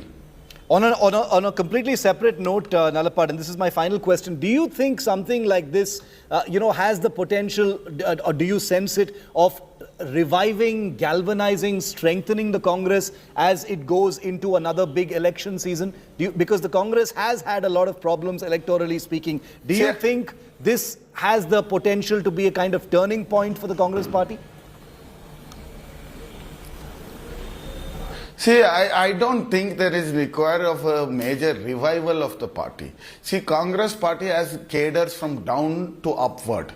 We just need to re-energize them and move them forward. And I think BJP, by trying to think that they are doing this to scare us, they are doing the job of re-energizing us. We are going to come out stronger than before. You're going to see the results of all this in 23 elections. And out of the topic, I just want to ask you, what are they trying to do with the GST? GST is not supposed to be done like this. It is just Gabbar Singh tax. They put a 5% tax on goddamn milk here and curd. They are talking digital India on checkbooks. The checkbook that is going to turn digital India, 18% tax. What are they trying to do? Who are they? Now, when you're saying GST, even a person that has 10,000 rupees salary or 100 crore rupees salary, he still has to pay the same amount of GST. So what are they doing? They're pickpocketing from the common people, and they're collecting these taxes and not even giving it back to the states. The people who are paying the taxes are not even benefiting from that. This is the kind of governance they're doing. You take Agnipath, you take anything. 2 crore job promises. As a youngster today, I am worried about the youth of Karnataka. We have 1.25 crore youngsters in Karnataka and nobody has a job. I've been rallying around Karnataka and I see every single youngster who comes and says, get me a job. Anna, please get me a job. This is the kind of request we are getting. And I'm helpless because this BJP government doesn't seem to understand the requirements. They only think by doing ED, IT on Congress leaders and the opposition leaders, they're going to win elections.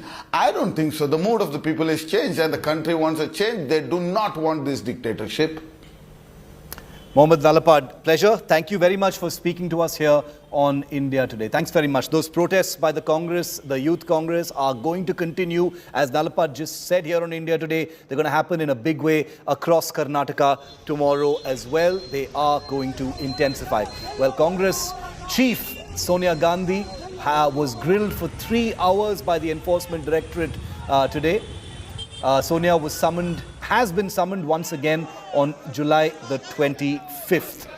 With the National Herald case heat mounting on the Gandhis, Sonia Gandhi appeared for the first time before the enforcement agency today. Priyanka and Rahul Gandhi accompanied their mother to the Enforcement Directorate office earlier this morning. The ED's summons to an ailing Sonia Gandhi has spurred the Grand Old Party's leaders to declare a full political war on the Modi government. The Congress workers and netas, as you saw in these images, hit the streets protesting against the questioning and summoning of Sonia Gandhi. The police have beefed up security and erected several barricades all along several parts of VIP Delhi.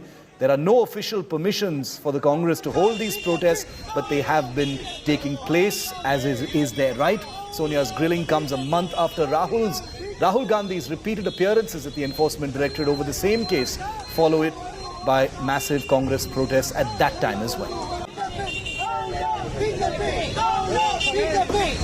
अधीर जी, लगातार कहा जा रहा है कि ED जो है एक तरीके से पूरी आप लोग का आरोप है कि पूरी दुश्मनी पूरी कर रही है सरकार की।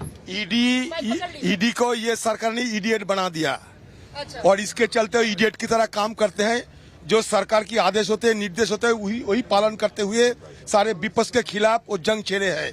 सिर्फ ये सत्तारूढ़ पार्टी को खुशी करने के लिए उनको मूल मुताबिक जो प्रतिशोध की राजनीति, ये प्रतिशोध की राजनीति को अंजाम देने के लिए आज ईडी बिल्कुल खड़े हुए हैं। नहीं तो इतने सालों के बाद ये इस तरीके की जांच पड़ताल करने की कोई जरूरत नहीं थी, क्योंकि हिंदुस्तान की कोई आदमी ये कभी यकीन नहीं करेंगे कि जिन पार्टी ने 54 साल हिंदुस्तान की सत्ता में रह चुके, उन पार्टी के तरफ से 90 करोड़ रुपया, सिर्फ 90 करोड़ रुपया हमें घोटाला करने की भी जरूरत नहीं। ये सिर्फ एक सियासत है कांग्रेस पार्टी की छवि को धूमिल करने के लिए।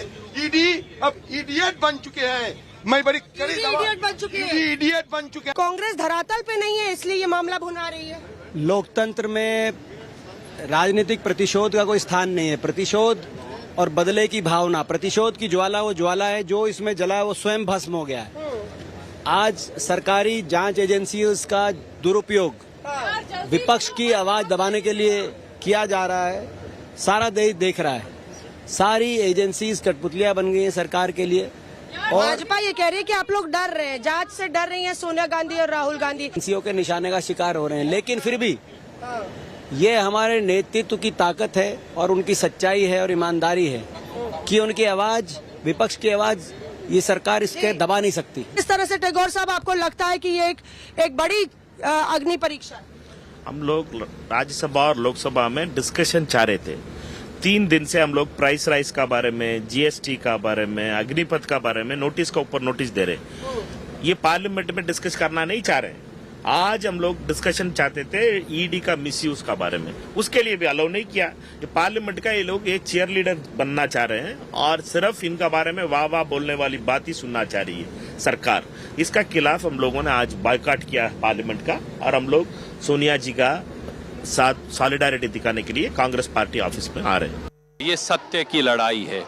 सत्य ना परेशान हो सकता ना पराजित।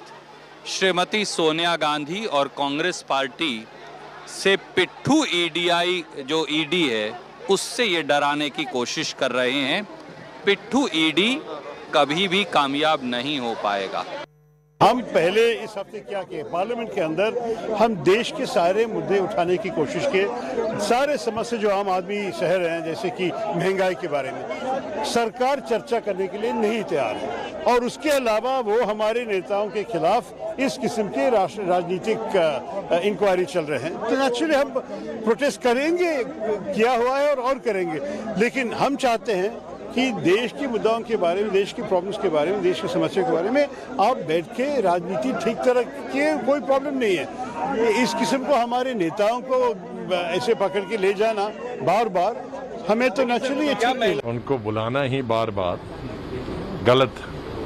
एक ही केस के लिए परिवार के 2 लोगों को बुलाना, ये कहाँ का न्याय है। अभी राहुल जी को 4-5 दफा बुलाया, वही केस के लिए उनको मां को बुलाने के लिए कोई जरूरत नहीं थी। एजिटेशन करना तो हमारा अधिकार है, पूरी आजादी तो इसी एजिटेशन से मिली, तो वो भी उचित नहीं। Sir, you have known Mrs. Gandhi from such a long time. There is a video message of her when you were also in the parliament saying that मैं इंदिरा जी की बहू हूँ और किसी से नहीं डरती. What do you have to say about Sonia Gandhi? That is true. उन्होंने पहले दिन जब कोविड से पहले इनको बुलाया गया था, उन्होंने कहा मैं नहीं चाहती कोई मेरे साथ जाए, मैं अकेली जाऊंगी, मुझे ना किसी से डर है क्योंकि मैंने कोई गलत काम नहीं किया और मैं सत्य का साथ देती हूं, तो मुझे कोई घबराने की जरूरत नहीं है। Except for us, office bearers are not even being allowed to come in. So we will raise our voice. We will take all the precautions that we have to take given Corona, but we will stand with Sonia Gandhi in every part of the country, including here in Delhi.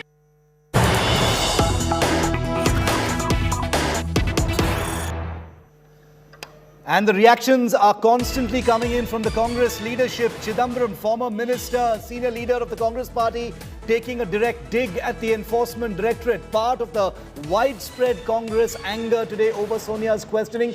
The Congress claims Sonia was available after 3 p.m.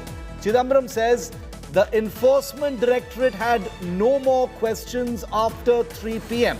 Chidambaram says Sonia Gandhi offered to continue with the questioning at the Enforcement Directorate, but that the Enforcement Directorate did not have any further questions, and that's why questioning ended. No further questions after 3 p.m. despite Sonia Gandhi offering to continue to be available for that questioning, is what P. Chidambaram is now saying. We were allowed to leave the Kingsway Camp police lines at 4 p.m. Chidambaram, senior leader, former Home Minister and Finance Minister, saying that the Enforcement Directorate ran out of questions when it was interrogating Sonia Gandhi at the Enforcement Directorate office, and that this was not some leniency shown by the Enforcement Directorate or some courtesy shown by the Enforcement Directorate, is the suggestion being made by P. Chidambaram of the Congress party.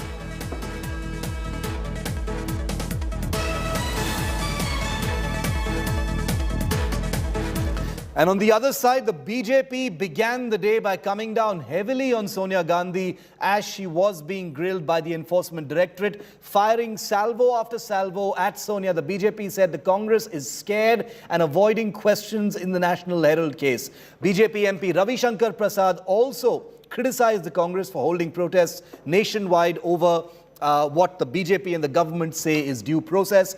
Drawing parallels with Prime Minister Modi, Ravi Shankar Prasad said that when Modi was Chief Minister of Gujarat and was grilled by agencies, BJP netas and workers never took to the streets to protest. The Congress has, however, called the ED summons political vendetta, badla politics, saying it's mischievous misuse of investigative agencies. The Congress says that prominent leaders are deliberately targeted. The problem क्या है? सदन चलाना चाहते हैं, नहीं चलाना चाहते हैं, और जिसके बारे में अभी तट्टिया लेके आया है, इनके बारे में मैं पूछना चाहूँ, everybody is equal in the law और नॉट? ये कानून के समान, कानून के सामने सब समान है या नहीं है? क्या कांग्रेस के अध्यक्ष है तो सुपर ह्यूमन बीइंग है क्या? कानून हमको संबंध नहीं है, ऐसा सोचते हैं? ये तक के लिए स्थगित। ये तो लोकतंत्र के गहने हैं, धरने हो, प्रदर्शन हो, विरोध प्रकट हो, इसको तो टॉलरेंस पावर हो, ये तो लोकतंत्र में आवश्यक है। आज अगर ये होते हमारी जगह तो आज आग लगा देते, तोड़फोड़ करते। इनकी फितरत ये है। हमारे यहाँ तो बाहर आप देख रहे हो रघुपति राघव राजा राम पतित पावन सीताराम के भजन हो रहे हैं। Narendra Modi ji was the chief minister of Gujarat. A lot of very vexatious prosecution was started against him. Modi ji appeared before the investigating agency as a sitting chief minister, replied their query for 12 hours. Did the Gujarat BJP leaders offer any protest? Was there any protest in Delhi? She should never have been called. I think not for the Congress, not for Sonia Gandhi alone, but for the whole country. There is a clear established truth that in 75 years of Indian independence, and we are celebrating the 75th now, no government, BJP, non-BJP, no government of any political color has exhibited the cheap, petty vendetta which this particular government has. National Herald was born in the freedom movement. Eminent leaders of the Congress party were shareholders, but the paper could not continue, and the entire ownership of the paper was fraudulently, in a surreptitious manner, was converted as the Jagir of the family by creating a Young India platform in which Sonia ji and Rahul Gandhi own 76% of share. Amit Shah और नरेंद्र मोदी की राजनीति का गठबंधन है वो agencies के साथ है, वो बड़ा स्पष्ट दिखता है।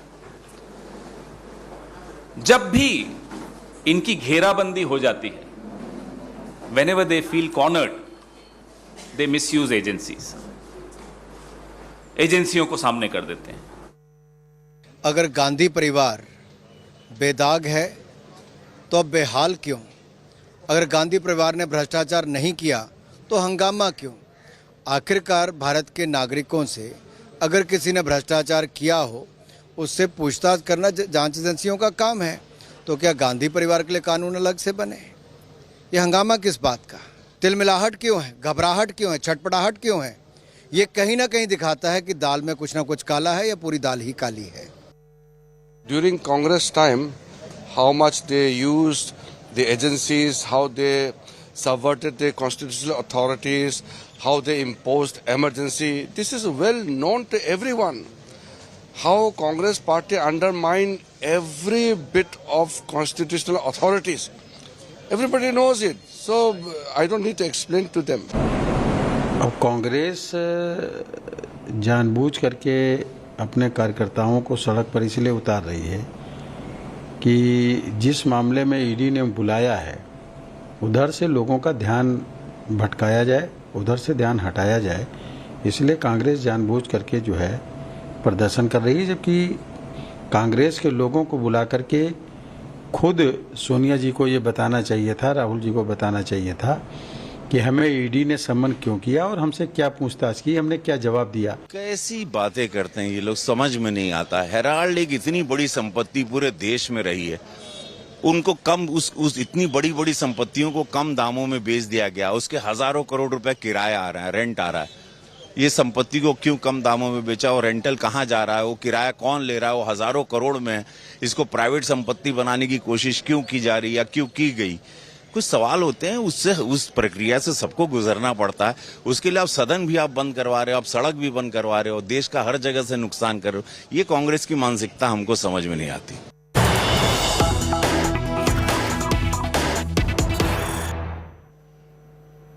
Stunning admission by a Karnataka Congress MLA as part of the protests that are taking place at this time. Ramesh Kumar, Congress MLA in Karnataka, says, "We have made enough money in the name of Nehru and Indira Gandhi and Sonia Gandhi." Ramesh Kumar says, "If we cannot sacrifice this much, it won't be good for us." He's talking in the context of the damage and the arson that has been caused by protesting Congress members. The Congress MLA says We have made enough money for 3 to 4 generations in the name of Nehru, Indira Gandhi and Sonia Gandhi. If we cannot sacrifice this much at least, it won't be good for us. This is in the context of vehicles being torched, two-wheelers being damaged and torched, trains being stopped in different parts of the country as well. So a justification for the vandalism and damage coming in by way of the words of an MLA of the Congress party in Karnataka. Listen into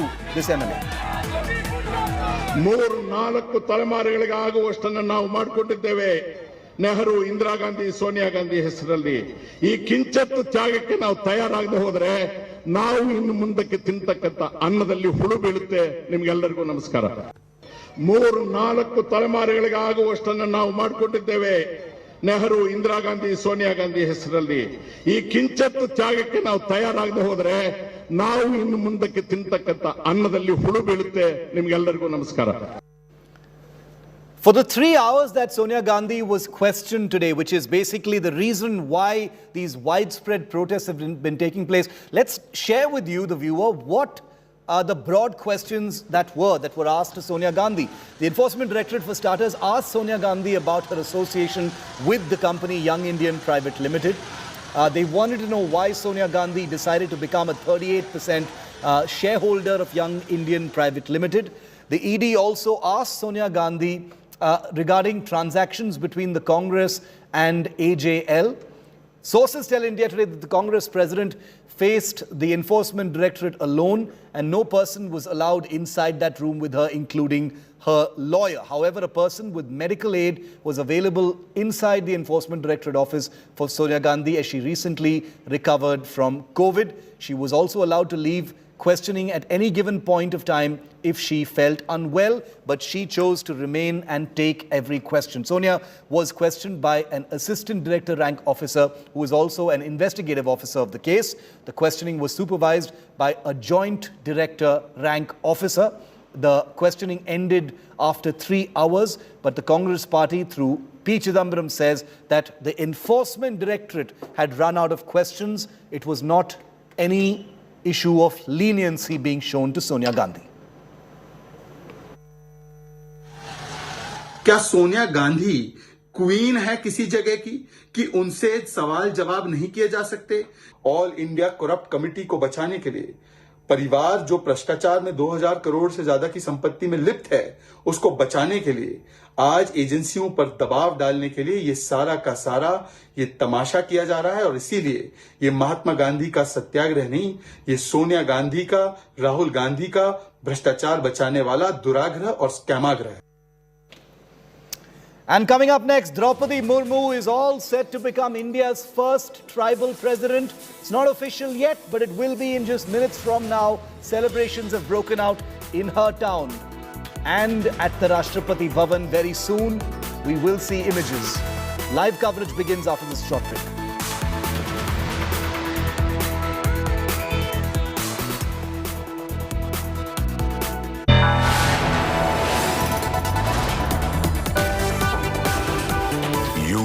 Watching India Today.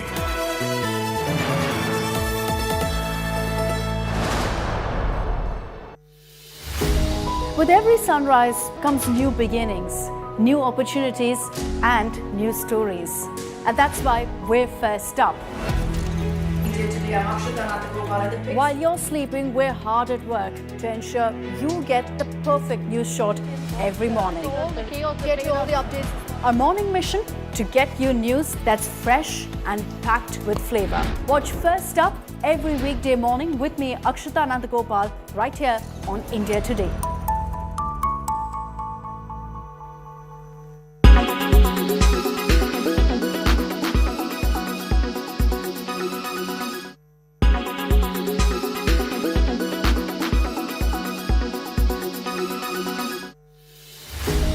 With every sunrise comes new beginnings, new opportunities and new stories.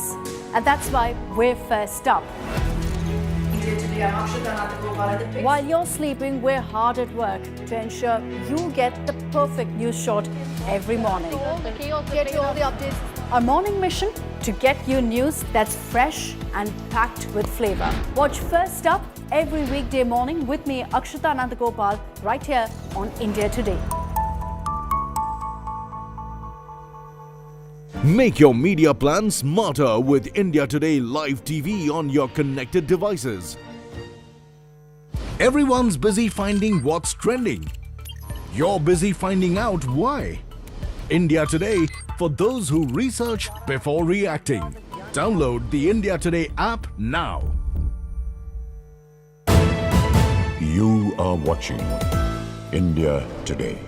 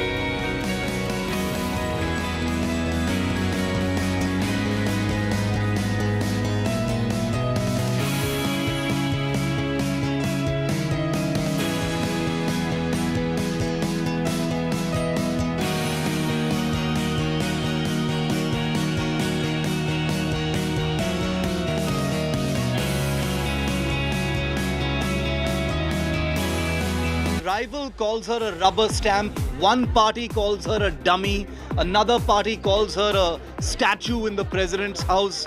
Well, no matter what you think of it, you can call it legitimate jibes against a potential president or just the wails of the frustrated. The fact is, Draupadi Murmu is about to become India's first tribal president.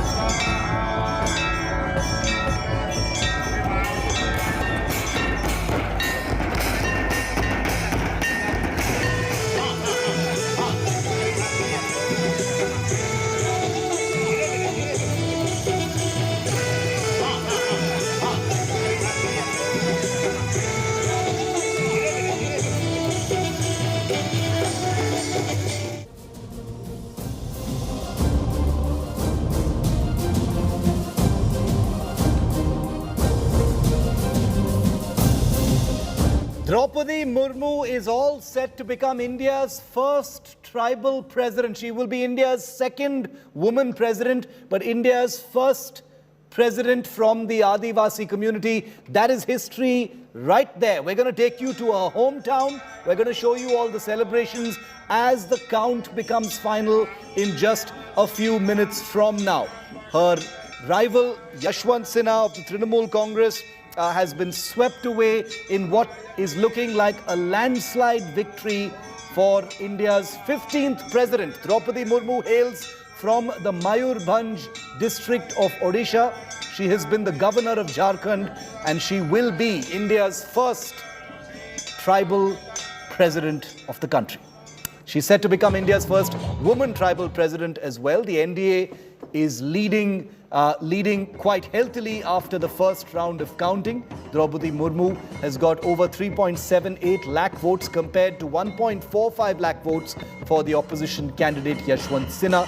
2 more rounds of counting remain. Next, the state votes will be counted. The votes of the states will be counted in alphabetical order.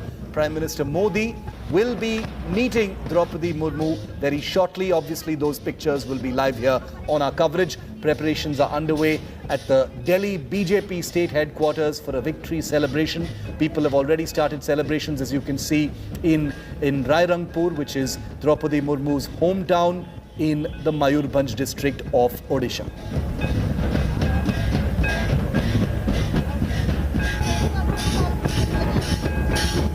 These posters and banners are hung on the gates of Draupadi Murmu's school over here in Rairangpur, where she was a teacher. And right now, if you look at the visuals, the kids over here, they are rejoicing, they are dancing to tribal music, as Draupadi Murmu might be the country's first tribal president. Now, tribal president from the tribal community. Over here, students are dancing, and what we'll do is we will just go and speak to these students.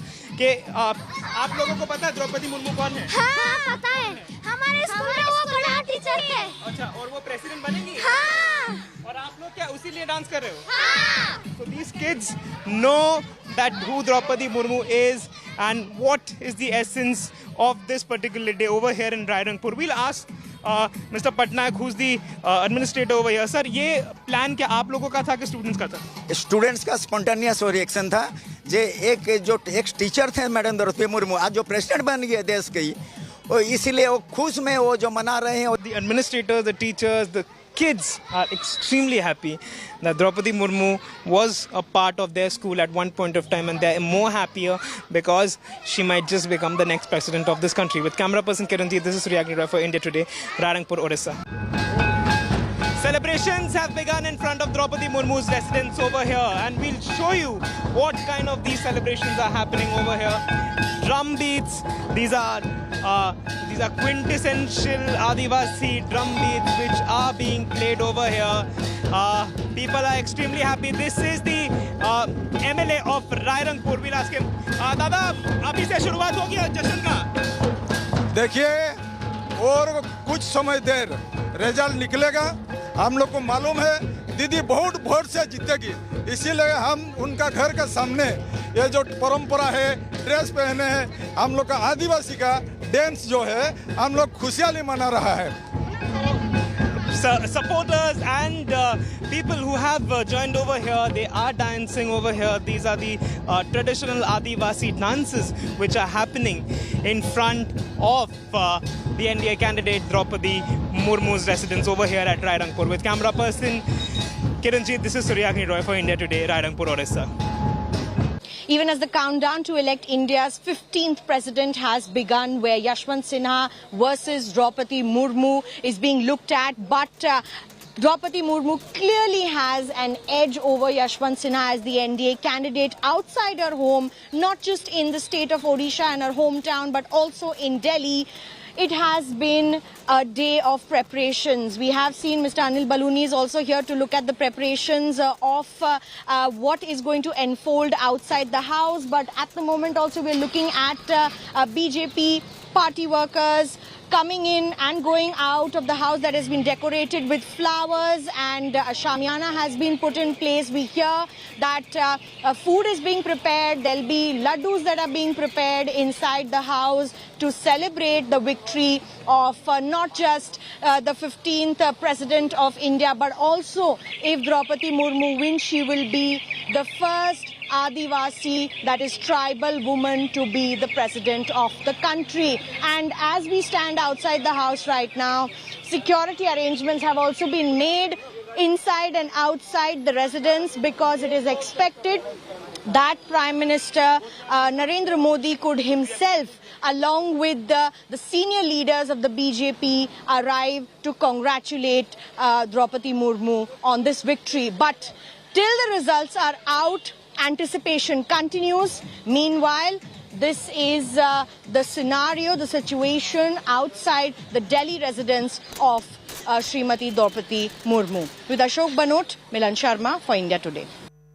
And I want to go across to Poulomi Saha, who's outside Draupadi Murmu's Delhi residence, where all the action is at this point of time. Poulomi, what's the mood there? Several leaders have already arrived. Will the Prime Minister be arriving there as well shortly, Poulomi?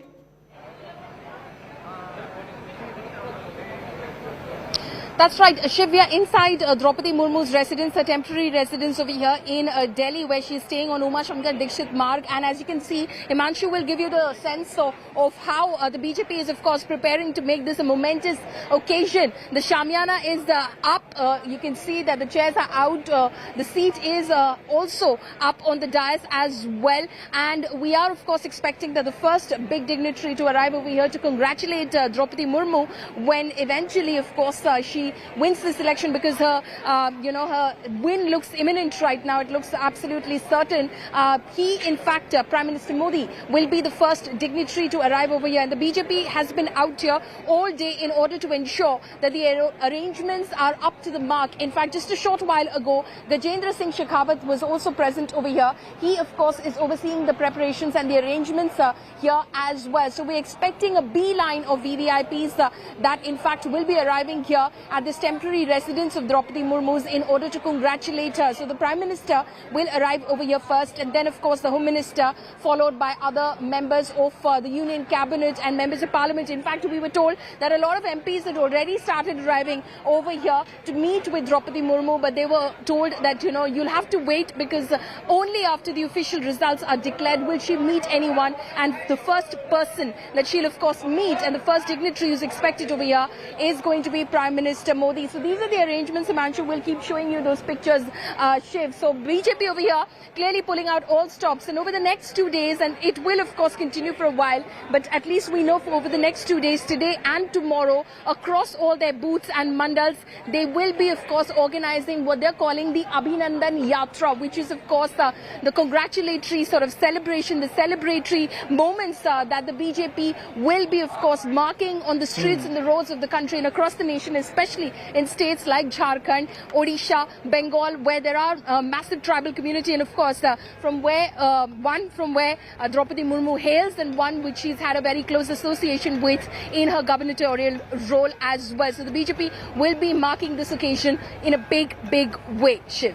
Poulomi, the presidential elections are, of course, competitive, but, there was never really any doubt about whether Draupadi Murmu had a chance or not. The numbers speak for themselves. But, this particular presidential election has been a particularly ill-tempered one.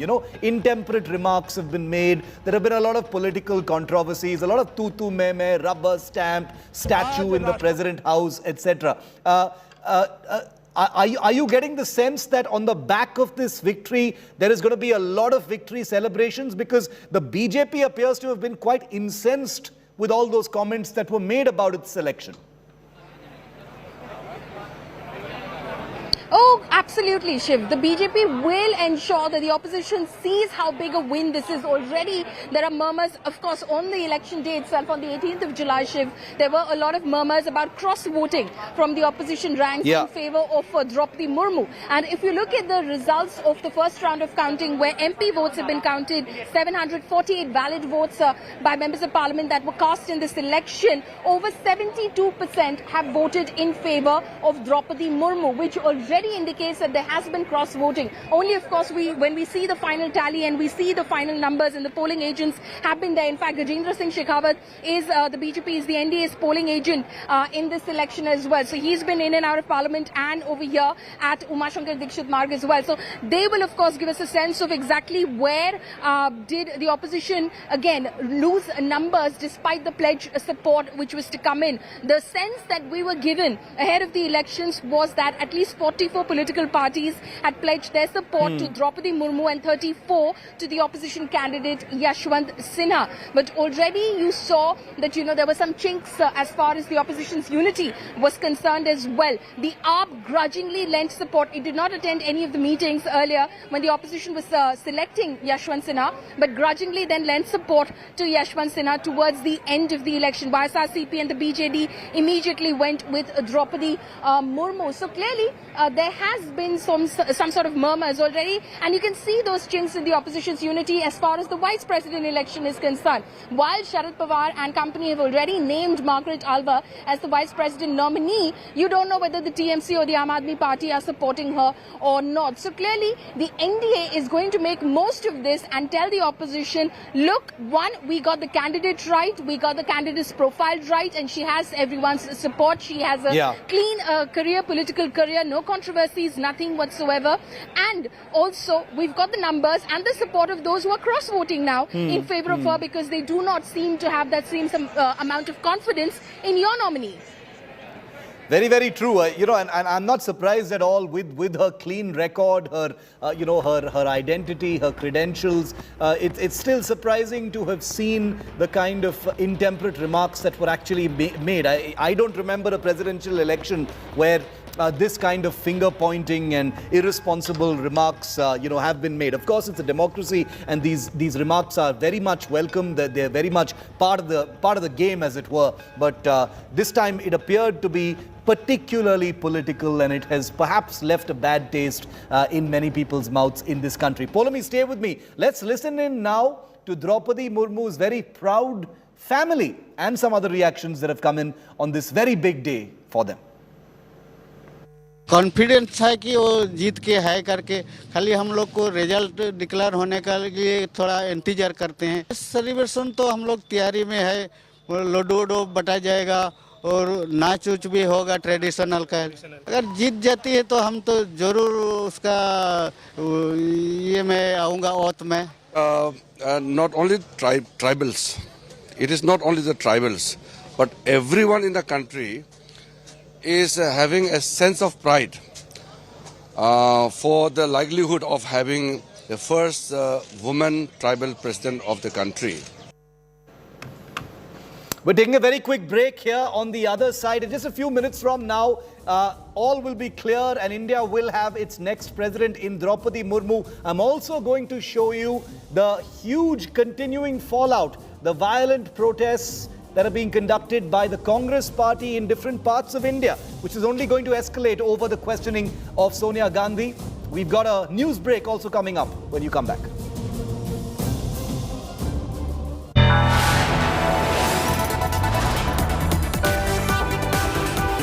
You are watching India Today.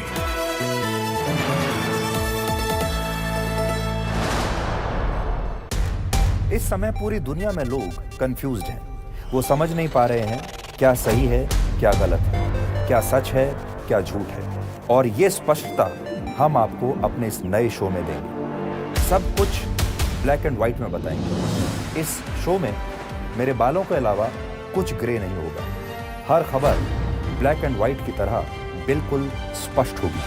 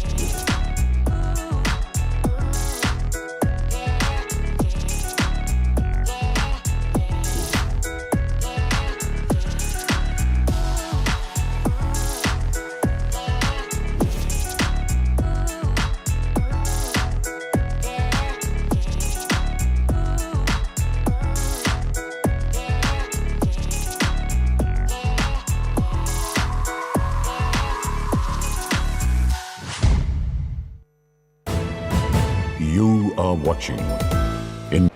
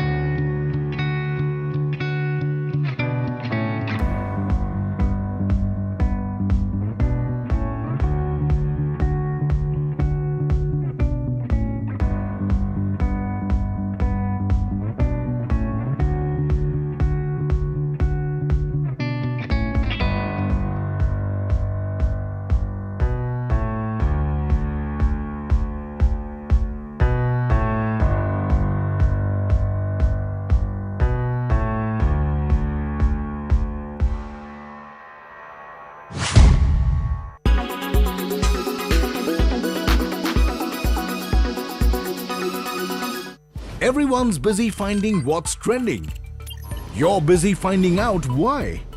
India Today, for those who research before reacting. Download the India Today app now. Make your media plan smarter with India Today Live TV on your connected devices. Amplify your brand with 100 million smart internet viewers. To advertise, mail us at sales@aajtak.com. Make your media plan smarter with India Today Live TV on your connected devices. You are watching India Today. Calls her a rubber stamp, one party calls her a dummy, another party calls her a statue in the president's house. Well, no matter what you think of it, you can call it legitimate jibes against a potential president or just the wails of the frustrated. The fact is, Draupadi Murmu is about to become India's first tribal president.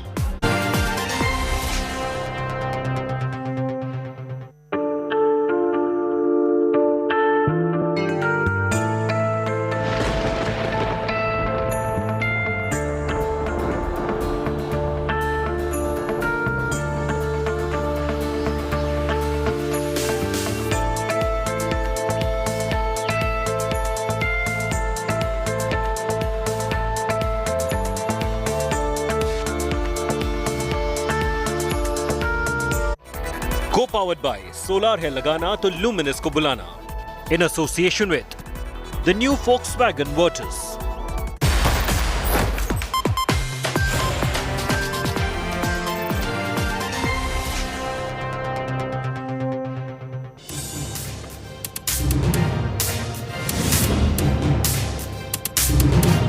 Anger over the questioning of Sonia Gandhi has resulted in widespread protests in different parts of the country, not just in Delhi, but also in Bengaluru, Hyderabad, and several other cities in the country. And those protests haven't stopped just yet. Water cannons have been used, lathis have been used, arson has been indulged in, vehicles have been torched and burnt, trains have been stopped by Congress members. That is the level of anger of the Congress party, with Sonia Gandhi being questioned today for the first time ever by the Enforcement Directorate in the National Herald case. And the Congress has signaled that these protests that the country has seen today are the beginning of what are going to be much wider and more intense protests in the next few days. We'll be tracking this very, very closely. I'm Shiv Arur.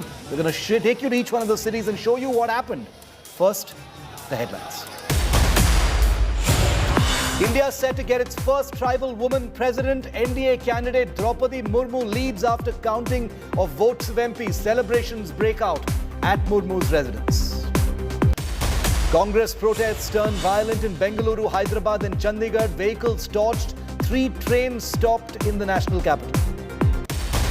Big political war over Sonia Gandhi's ED questioning. Congress alleges vendetta politics by Modi government. BJP calls it muscle flexing to shield scamster Gandhis. Mamata's big roar for the 2024 elections on Trinamool's Shaheed Divas. Says people mandate will dislodge the BJP. Hits out at the centre. Says don't scare us by using the Enforcement Directorate. आप हमको बंद करके नहीं रख सकते हैं कि हम कभी झुकता नहीं है. हमको ईडी से मत डराओ, हमको सीबीआई से मत डराओ, हमको रुपया बंद करने से मत डराओ. ऐसा बात मत करो. Shocking immolation of a seer after protesting against illegal mining at revered hills linked to Lord Krishna in Rajasthan. BJP attacks the Gehlot government.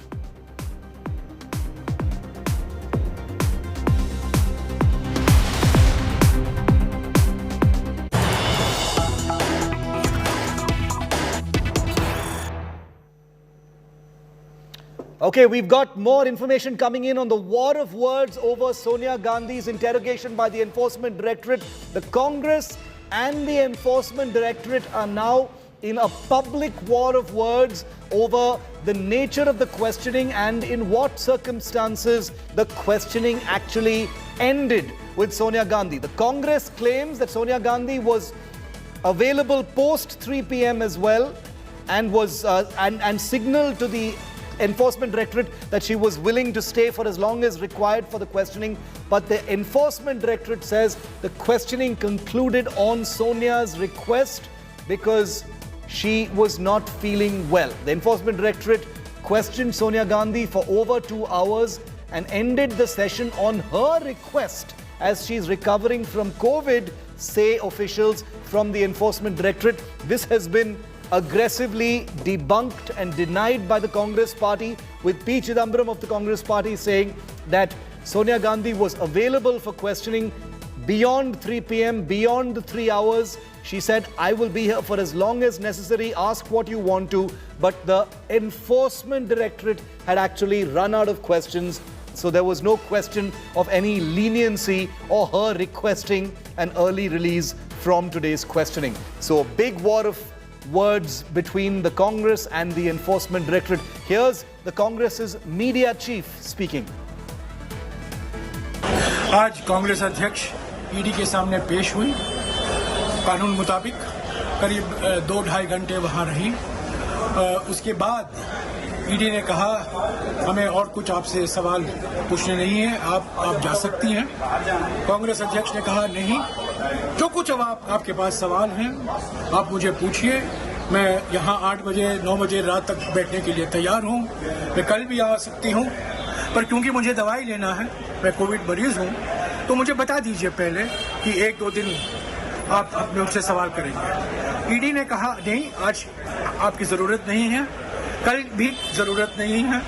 तो कांग्रेस प्रेसिडेंट की ओर से एक निवेदन गया है कि अगर कुछ सवाल बाकी हैं तो सोमवार को पूछताछ करें. वो जाने के लिए तैयार है. मैं इस खबर का पूरा खंडन साफ भाषा में करना चाहता हूं कि ईडी सूत्रों के अनुसार जो कहा गया है कि कांग्रेस प्रेसिडेंट के गुजारिश से, कांग्रेस प्रेसिडेंट के निवेदन से आज की पूछताछ खत्म हुई क्योंकि वो कोविड मरीज थी, ये बिल्कुल बेबुनियाद है, गलत है, झूठ है. आज का क्वेश्चनिंग खत्म हुआ क्योंकि ईडी के पास और कुछ सवाल बाकी नहीं रहे और कांग्रेस प्रेसिडेंट बिल्कुल, कांग्रेस अध्यक्षा बिल्कुल तैयार थी रात तक बैठने के लिए ताकि जो भी सवाल ईडी पूछे उसका सही जवाब, सही उत्तर वो दे. I'm going to bring in India Today's Munish Pandey in just a moment from now, to get some clarity on the circumstances under which the questioning actually ended. It may seem irrelevant to many, but since it has become a particular point of contention, publicly speaking, between the Enforcement Directorate and the Congress party, I think the viewers would like to know what really happened. We'll have Munish Pandey in just a moment. The Congress party saying Sonia Gandhi was willing to sit for as long as required. but the Enforcement Directorate says that she requested early release from questioning because she was not feeling well. Remember, Sonia Gandhi does have medical conditions. She also recently recovered from COVID. We wish her the best of health, but her questioning today has become the center of widespread political anger by the Congress party over what they see is badla politics, with the Congress now saying that the Enforcement Directorate is lying when it says that she was released at her request because of her medical condition, because the Congress says Sonia Gandhi was willing to sit for as long as necessary. It was the Enforcement Directorate that ran out of questions. It ran out of questions and therefore had no choice but to end the questioning and let Sonia Gandhi go. Remember, Rahul Gandhi Rahul Gandhi last month was questioned for 5 full days. But Sonia Gandhi was questioned only for about 2.5 to 3 hours today, and she has been called back, we understand, on the 25th of July. We'll get more clarity on that, but I want to bring in India Today's crack reporter Mausami Singh, who's been outside the Congress office, outside the Enforcement Directorate, basically where all the action has been all day today. Mausami, big bone of contention now, claim versus counterclaim between the Congress party and the ED over the circumstances under which Sonia Gandhi, finally walked out of that room. The ED says she requested early release. The Congress says the ED ran out of questions. What are you hearing? Absolutely. We see a tit for tat there, happening with the Congress rebutting the information that has been passed on through ED officials as sources, saying it was Sonia Gandhi who said that she was ready to cooperate, and in fact asked the ED that whether she could be told whether she is going to be called tomorrow or day after, because she needs to take certain medications and she could be prepared to come for interrogation. So there Jairam Ramesh Shiv going to put out a tweet and also reacting to the media, saying that we condemn this information that the ED was requested by Sonia Gandhi to relieve her early because she is unwell and due to her post-COVID syndrome. But because right from the beginning the Congress has been projecting that Sonia Gandhi in fact chose to go to the ED despite having health issues, despite being very frail in health, and has carried her nebulizer and all the other medication that is required to cooperate with the interrogation. In fact, she was ready to stay till late, about 8 or 9 if the ED wanted to. That is what she had informed the ED. So we hear there is a presser at 5:30 by Jairam Ramesh to lay threadbare what the Congress believes Sonia Gandhi said to the ED, and he will be outlining that. Mausami, thanks very much for that update. We'll also have Munish Pandey with us in a few minutes from now to get more clarity on what next as far as the questioning is concerned. If the Enforcement Directorate ran out of questions, as the Congress is claiming today, then why has Sonia Gandhi been summoned once again on July the 25th? All those questions will be answered right here on this show. But the ED summons to an ailing Sonia Gandhi has spurred the grand old party's leaders to declare a huge political upheaval and an uprising. The Congress workers and netas, as you saw right through the day today, hit the streets. Many of those protests are still taking place against Sonia Gandhi's Enforcement Directorate grilling, and they are only set to increase. Watch this report.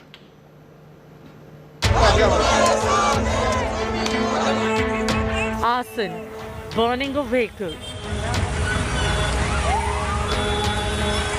Street protests and fury. Massive face-off with cops.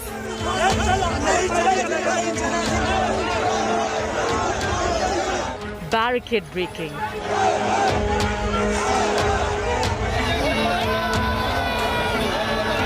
And rail roko stir by Congress workers.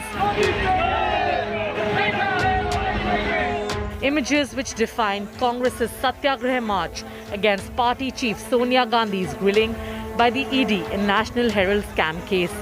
Streets of the national capital witness Congress loyalists' big dangal. Similar chaotic scenes played out in several cities as Congress workers went on a rampage, citing centre's vendetta. तमाम राज्यसभा और लोकसभा के सांसद निकल पड़े हैं। संसद से सड़क तक कोशिश है आवाज अपनी पहुंचाने की। Carrying large banners saying stop misuse of ED, Congress leaders even held protests inside the Parliament complex. Amid widespread protests, Sonia Gandhi reached the ED office a little after noon, accompanied by her children Priyanka and Rahul Gandhi. After Congress President's request, the ED allowed Priyanka to stay in the premises with medicines. ED sources say that Sonia was even allowed to leave early if she felt unwell. Her lawyer, however, was not allowed during questioning. India Today exclusively accessed ED's line of questioning for Sonia Gandhi. Her links with Young Indian Limited and 38% stake in company were asked by ED. She was also questioned on the charity work done by Young Indian and money trail linked to Associated Journals Limited. The Congress Supremo was allowed to go home after 3 hours of grilling. She will likely be summoned again on Monday. Sonia Gandhi's grilling comes a month after Rahul's multiple grillings in the same case, which saw similar Congress street fury. Bureau Report, India Today. And I want to go across to the Congress party's Dr. Ajay Kumar, who joins me on the phone line. Dr. Ajay Kumar, thank you for giving us your time. A war over claims has broken out, sir, between the Congress party and the Enforcement Directorate, where the Congress party claims that the Enforcement Directorate ran out of questions, and that's the reason why Sonia Gandhi had to be let go. There was no, there was no question of any leniency or, accommodation of any kind. But the Enforcement Directorate has been quoted by PTI as saying that Sonia Gandhi requested an early release from this questioning because she was not feeling well. Can you throw any light on this, sir? The only reason I'm asking is because these claims have been made in public. The first question is, Enforcement Directorate doesn't have the person who made the statement. This is same BJP's nonsensical, lies and false propaganda. For the simple reason, Shiv. Yes, sir. You tell me, 2 days back, 100 crores were given by BJP legislator to become ministers in the Shinde BJP Shiv Sena rebel Shiv Sena BJP government. 100 crores. Mr. Modi, ED, nothing is happening there. 100 crores MLAs of Maharashtra are giving to become ministers. Here is a case where there is no FIR, and you are an intelligent. You've been a journalist covering all these issues for long. There is no investigation in this country which gets initiated without a complaint. And Mrs. Gandhi has, and it is very clear, Jairam has already spoken, and he's doing a press conference. Jairam Ramesh is doing a press conference. There is nothing, they can't scare us. Rahul Gandhi tolerated their nonsense for 5 days. They kept him till 1:30 in the AM. Mrs. Gandhi they don't know the kind of stuff Mrs. Gandhi is made of. She refused to be the Prime Minister twice. And she's the last person in the world to succumb to pressure. She's seen so much of tragedy in her life. I mean, she's lifted the remains of her husband. She had carried her mother-in-law in her arms.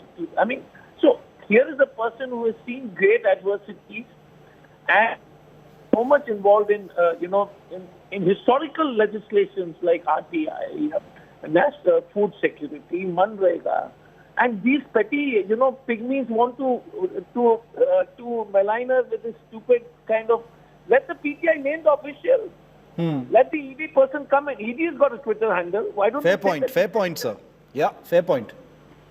Are these protests going to continue, Dr. Ajay Kumar? We understand that they're going to be intensified and expanded tomorrow as well. We understand Mrs. Gandhi has been summoned back on July the 25th. Anything you can tell us about that, sir?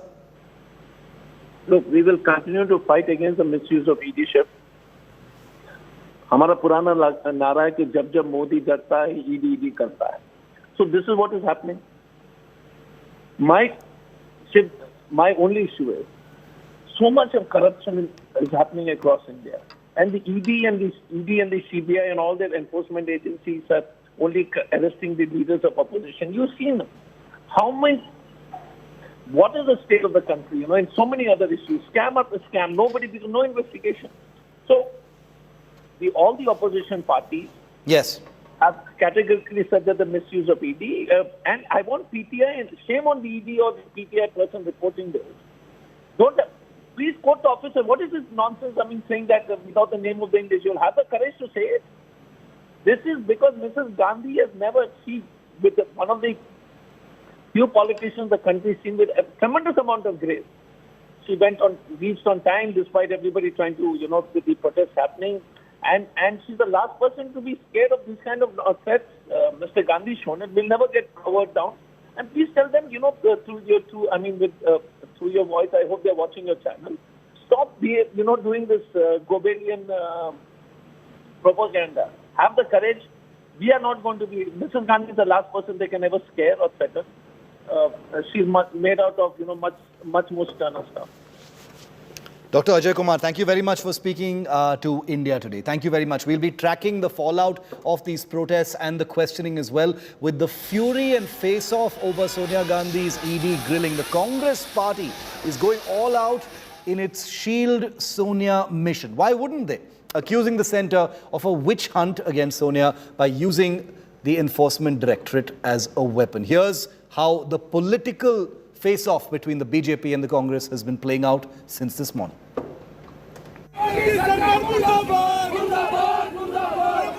Congress going all out in its Shield Sonia mission. With fury and face-off over Sonia's ED grilling came a massive political face-off.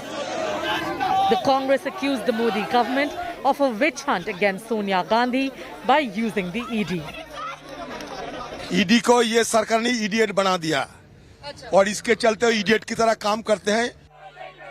The BJP questioned if Congress is out to shield scam-tainted Gandhi family through street protests.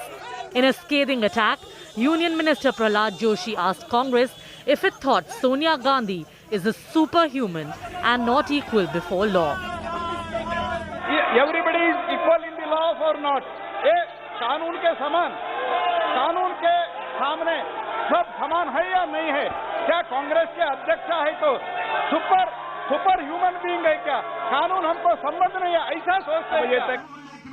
BJP MP and former Law Minister Ravi Shankar Prasad came down heavily as Congress staged protests nationwide, highlighting that Gandhi family's bid for court relief in Herald scam has so far failed. When Narendra Modi ji was the Chief Minister of Gujarat, a lot of very vexatious prosecution was started against him. Modi ji appeared before the investigating agency as a sitting Chief Minister. Did the Gujarat BJP leaders offer any protest? Was there any protest in Delhi? Amit Shah और नरेंद्र मोदी की राजनीति का गठबंधन है वो agencies के साथ है, वो बड़ा स्पष्ट दिखता है. जब भी इनकी घेराबंदी हो जाती है, whenever they feel cornered, they misuse agencies. BJP also said that protests are nothing but mere tactics to mount pressure on centre and the investigating agency. क्या सोनिया गांधी क्वीन है किसी जगह की कि उनसे सवाल जवाब नहीं किए जा सकते? आज एजेंसियों पर दबाव डालने के लिए ये सारा का सारा ये तमाशा किया जा रहा है और इसीलिए ये सोनिया गांधी का, राहुल गांधी का भ्रष्टाचार बचाने वाला दुराग्रह और स्कैमाग्रह. It's really an injustice what's going on with the government. They're misusing government machinery to pursue political ends. Most unfortunate. It's durupyog by the BJP of their machinery. As far as we're concerned, we are for Satya. While opposition parties expressed solidarity with Sonia Gandhi, TMC Supremo Mamata Banerjee attacked ED without naming Sonia. ওদের মেরুদণ্ডে একদিকে ED, একদিকে CBI, অন্যদিকে income tax, অন্যদিকে GST. আমাদের মেরুদণ্ড সোজা, আমরা মাথা উঁচু করে চলি। Can the Congress generate sympathy for Sonia Gandhi, or will its strategy of fighting scam heat with street fury backfire? Bureau Report, India Today.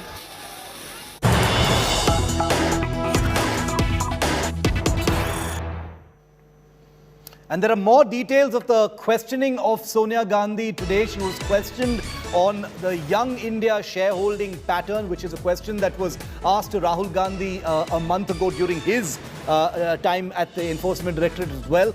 Sonia Gandhi was also additionally questioned on the 38% stake of her family in Young India Private Limited.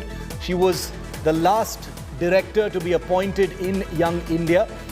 She was also questioned on charitable activities of Young Indian Private Limited. Shareholders and directors of Young India who were members of the All India Congress Committee were also made office bearers of AJL. She was asked about that. Also questions on commercial properties of AJL acquired in an allegedly fraudulent manner. So these are some of the many questions that were asked today to Sonia Gandhi in what appears to be a first round of questioning, even though there is a claim versus claim war between the Congress party and the Enforcement Directorate on the circumstances under which Sonia Gandhi's questioning ended today. Mosmi continues to be with me from outside the Congress office in the national capital. We'll have Munish also with us in a moment. Mosmi, the protests by the Congress party are set to expand and intensify over the next couple of days. What are you hearing? Absolutely, Shiv. See, the Congress party is playing on the front foot as far as, emotionally raking up this entire issue is concerned. They are calling it a political vendetta, have also roped in other opposition parties to send out a condemnation statement early in the morning today, and that's one reason that Congress doesn't want to be on the back foot. That's one reason that Jairam Ramesh is also doing a presser, trying to get hit back at the ED for whatever claims they say that the ED is making. So Sonia Gandhi, they're registering a point while going to the ED, taking that small short trip from 10 Janpad to the ED office, that she is ready to cooperate with any inquiry, and that sends out a message across the country for the Congress workers that the Congress party is not going to take this lying down. Mosmi, thanks very much for that. We'll keep tracking that story very, very closely. These protests are going to increase and expand starting later today as well as tomorrow.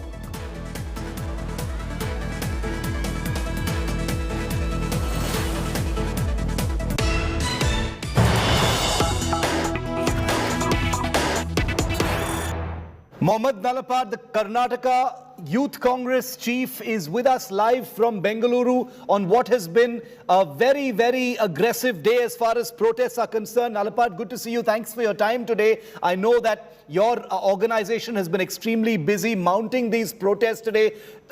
Quite a few vehicles we saw being set on fire. That's been the level of anger you're saying today, Nalapad. Yeah, 100%. That is the mood of the nation. That is the mood of the youngsters today across the country.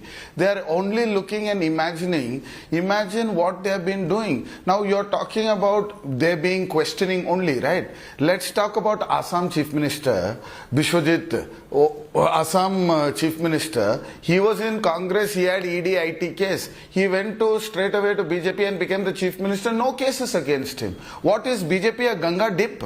Directly, this is called vendetta politics. The mood of the nation, the entire country, all the youngsters across the country are fuming in anger.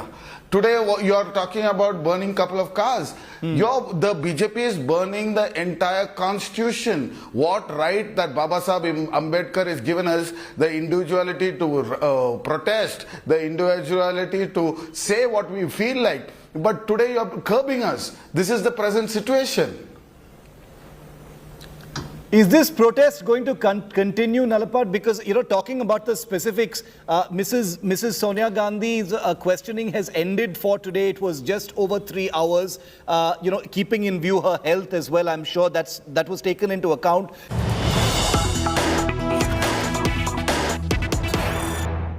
Earlier results of Parliament, the grand total so far is 1886 valid votes valued at 6,73,175, out of which Srimati Draupadi Murmu gets 1349 votes valued at 483,299.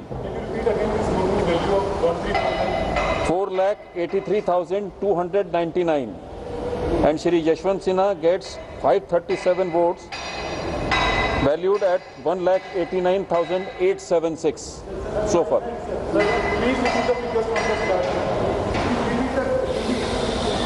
For the states, the counting which has been done so far, it is total valid votes is 1138. Value of votes is 149,575. Srimati Draupadi Murmu gets 809 votes valued at 105,299. And Shri Yashwant Sinha gets 329 votes valued at 44,276.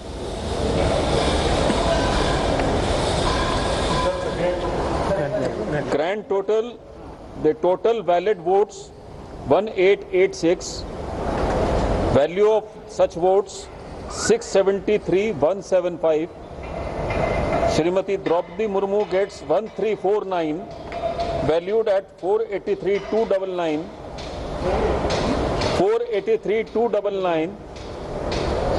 And Shri Yashwant Sinha gets 537 votes, valued at 189,876.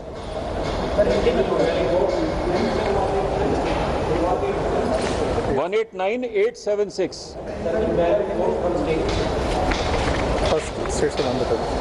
The states which the counting has been done is Andhra Pradesh, Arunachal Pradesh, Assam, Bihar, Chhattisgarh, Goa, Gujarat, Haryana, Himachal Pradesh and Jharkhand. That we will give you. How many votes were in states, sir? In valid votes in this second round? We'll let you know.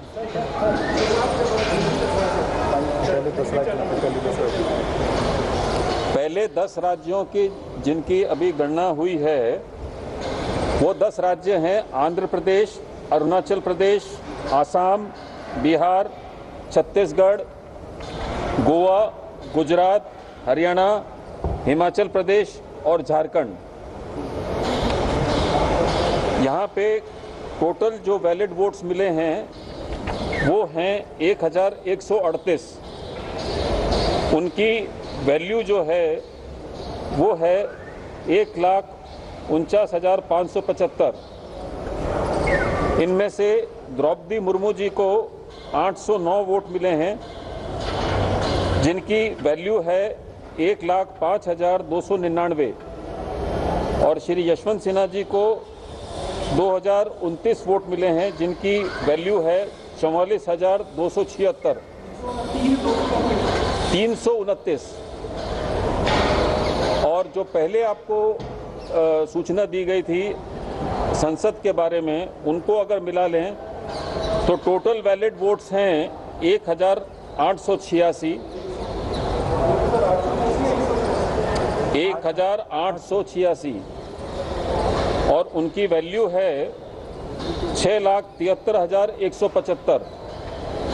उसमें से श्रीमती द्रौपदी मुर्मू को मिले हैं 1,349, जिनकी value है 4,83,299।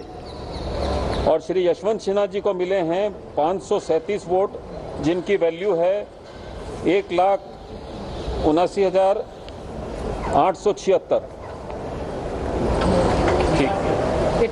89।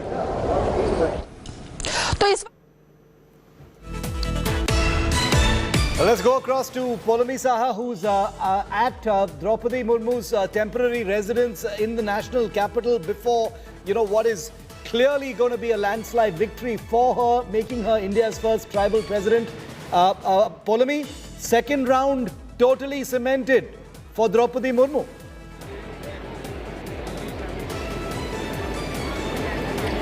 That's right. It is only now certain that when the final results are declared, we will have our 15th Rashtrapati in Miss Draupadi Murmu. And as you can see, that big board over there has already gone up, which basically says Abhinandan Nav Nirvachit Mananiya Rashtrapati Srimati Draupadi Murmu. So the BJP is absolutely certain of the NDA nominee's victory, and they've already said Nav Nirvachit Mananiya Rashtrapati for Draupadi Murmu. These are the arrangements that the Bharatiya Janata Party, in fact, has made over here at the temporary residence of Miss Murmu here in New Delhi. She, of course, is inside the residence. We expect the Prime Minister to arrive here right after the results are declared. He will immediately, in fact, arrive over here and pay her a visit, after which she is, of course, and then, of course, some other senior dignitaries, including the Home Minister, are likely to pay her a private visit at the residence. We'll, of course, get those pictures for you. But then eventually she will, of course, come down and sit over here, that chair which has been put out for Draupadi Murmu over here, where she will, of course, be, garlanded, and she will be, of course, congratulated on a victory, because there'll be a beeline, as the BJP expects, of party karyakartas, MPs and other members of the party, senior and junior members of the party, who will, of course, come here and felicitate the new president of India. A huge moment for, of course, the NDA in securing this victory for their nominee, but also a big moment for India, as it is all set to get its first tribal president, Shiv. Okay, Polumi, so the Prime Minister is expected there shortly. Draupadi Murmu cementing her big lead in that second round. Not that anyone had any doubts about, whether she could win against someone like Yashwant Sinha, but that's a separate political matter, of course. But Yashwant Sinha stood no chance whatsoever. He was the third or the fourth choice of a very disparate kind of opposition. He had all kinds of intemperate things to say about, the office of the president and Draupadi Murmu right through this entire presidential canvassing that was taking place, saying that the president should not be a rubber stamp and things like that. But Yashwant Sinha, this is going to be perhaps one of the latest of his many political losses, perhaps, or setbacks, if I may use that word, as Draupadi Murmu is all set to become India's first tribal president. She will be India's only second woman president, but the first president from the Adivasi community. She has cemented that second round. Polumi, by when will those third round figures be out? When will it be final? When will it be President Draupadi Murmu? Okay, I'll go to Polumi in just a moment, because I think she's moving to get us some reactions from the home of the future president. But like I said, the first tribal president of the country is a very, very big deal. Celebrations, as you can imagine, have already begun in Rairangpur, her hometown in Odisha. India Today went down to that little town to show you the people's sentiments, the celebrations that have broken out already there. We're gonna get that report in just a moment, but before that, we've got some constant breaking news coming in from the presidential election. This is the final lap, but here's another political update coming in on the vice presidential election. The Trinamool has decided to abstain from the vice presidential election. Remember, the Trinamool now saying that the opposition fielded Margaret Alva without consulting with the Trinamool Congress. Oh boy, what an implosion in the opposition ranks. Mamata Banerjee says her party will be abstaining from the vice presidential election because she and her party were not consulted in the choice of Margaret Alva as the unified opposition candidate for vice president. Obviously not so unified anymore. The NDA's candidate is Mamata Banerjee's sort of arch rival, as it were, former governor of West Bengal, Jagdeep Dhankar, and the so-called unified opposition's candidate was Margaret Alva, who was announced, a few days ago. But now, at this vital final lap, Mamata Banerjee dropping a bombshell and saying Margaret Alva was announced without consulting us, and therefore the Trinamool Congress will be abstaining from the vice presidential election. Incredible political development here, and another another signal of disunity among the opposition ranks, coming to the fore on a very crucial, high-profile election. Indrajit Kundu with me live.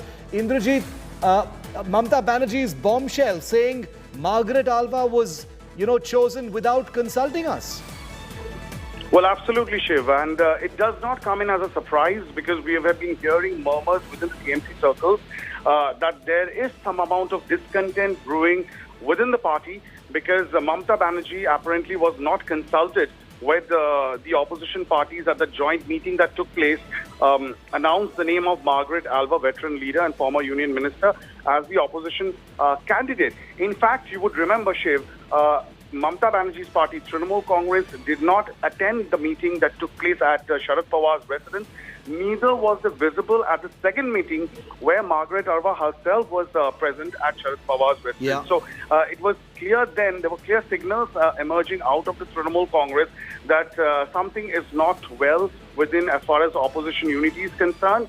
And Abhishek Banerjee, of course, has come out clean, stating that overwhelmingly, unanimously, the Trinamool Congress has now decided there is no question of voting in favor of Jagdeep Dhankar, given the kind of acrimonious relationship that Jagdeep Dhankar as governor had with the West Bengal government. And Abhishek Banerjee went on to state that his stance was clearly in favor of one single party, of course, hinting at the BJP. So, of course, there was no question for Trinamool Congress to support Jagdeep Dhankar's candidature. However, this comes as a big jolt to the opposition unity because Mamata Banerjee now decides that we are not going to support Margaret Alva. Instead, Trinamool Congress is going to abstain. Now, it assumes a lot of political significance, Shiv, because if they abstain from this entire process, this will definitely be advantage to the NDA candidate. So, it's politically very, very strategic and decision as far as Trinamool is concerned, because you would remember, Jagdeep Dhankar held a last meeting with Mamata Banerjee as a governor in Darjeeling. Himanta Biswa Sarma, the Assam Chief Minister, was also present there about a few days back. And there were a lot of murmurs as to what exactly transpired at that meeting. Okay. What we are learning from sources is that there have been certain overtures, and Jagdeep Dhankar himself had sought support from Mamata Banerjee. So it is not happening on the face of it. But if the Trinamool Congress does abstain in the vice presidential elections, it will definitely provide some advantage to the NDA candidate. Okay, very, very interesting, rapid political developments broken first here on India Today. Stay with me, Indrajit. Preeti Chaudhary, who's been tracking the Trinamool and all of these parties closely, is also with me. Preeti, no love lost between, Mamata Banerjee and her party and the NDA's candidate, Jagdeep Dhankar. But clearly that wasn't enough for her to bury any misgivings about Margaret Alva. She's gone public with them saying, we were not consulted and therefore we're going to abstain.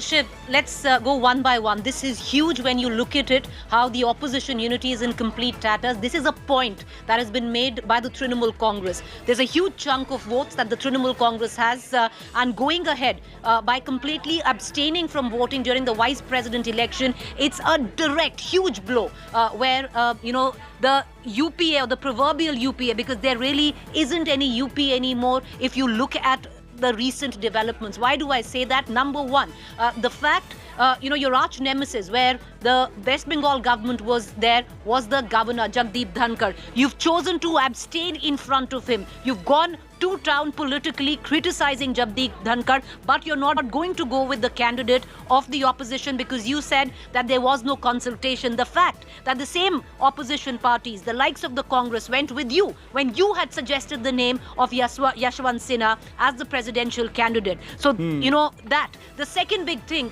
Shiv, today with what happened this morning, Sonia Gandhi summoned by the Enforcement Directorate. This time, the Congress thought it would be different. There'll be more support coming. Sonia Gandhi, where opposition parties were concerned. It didn't happen during the 7-day interrogation of Rahul Gandhi. They were hoping the opposition party will come together for its once UPA chairperson, proverbially still the UPA chairperson Sonia Gandhi.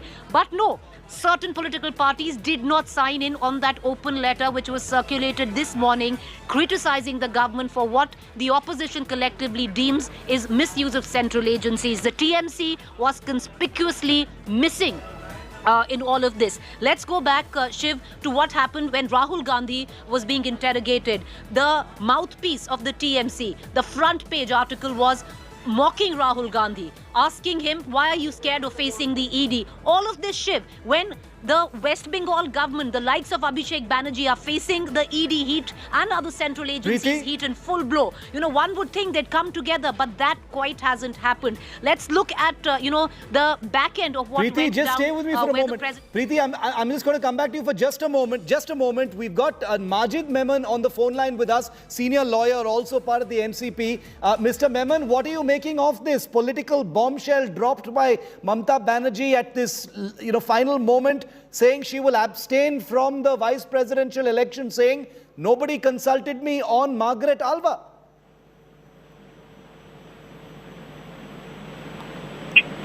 Hello. Mr. Memon, can you hear me, sir? Yes, I will answer now. Yes. See, it appears that there is some communication gap. There is some problem by which this situation has arisen.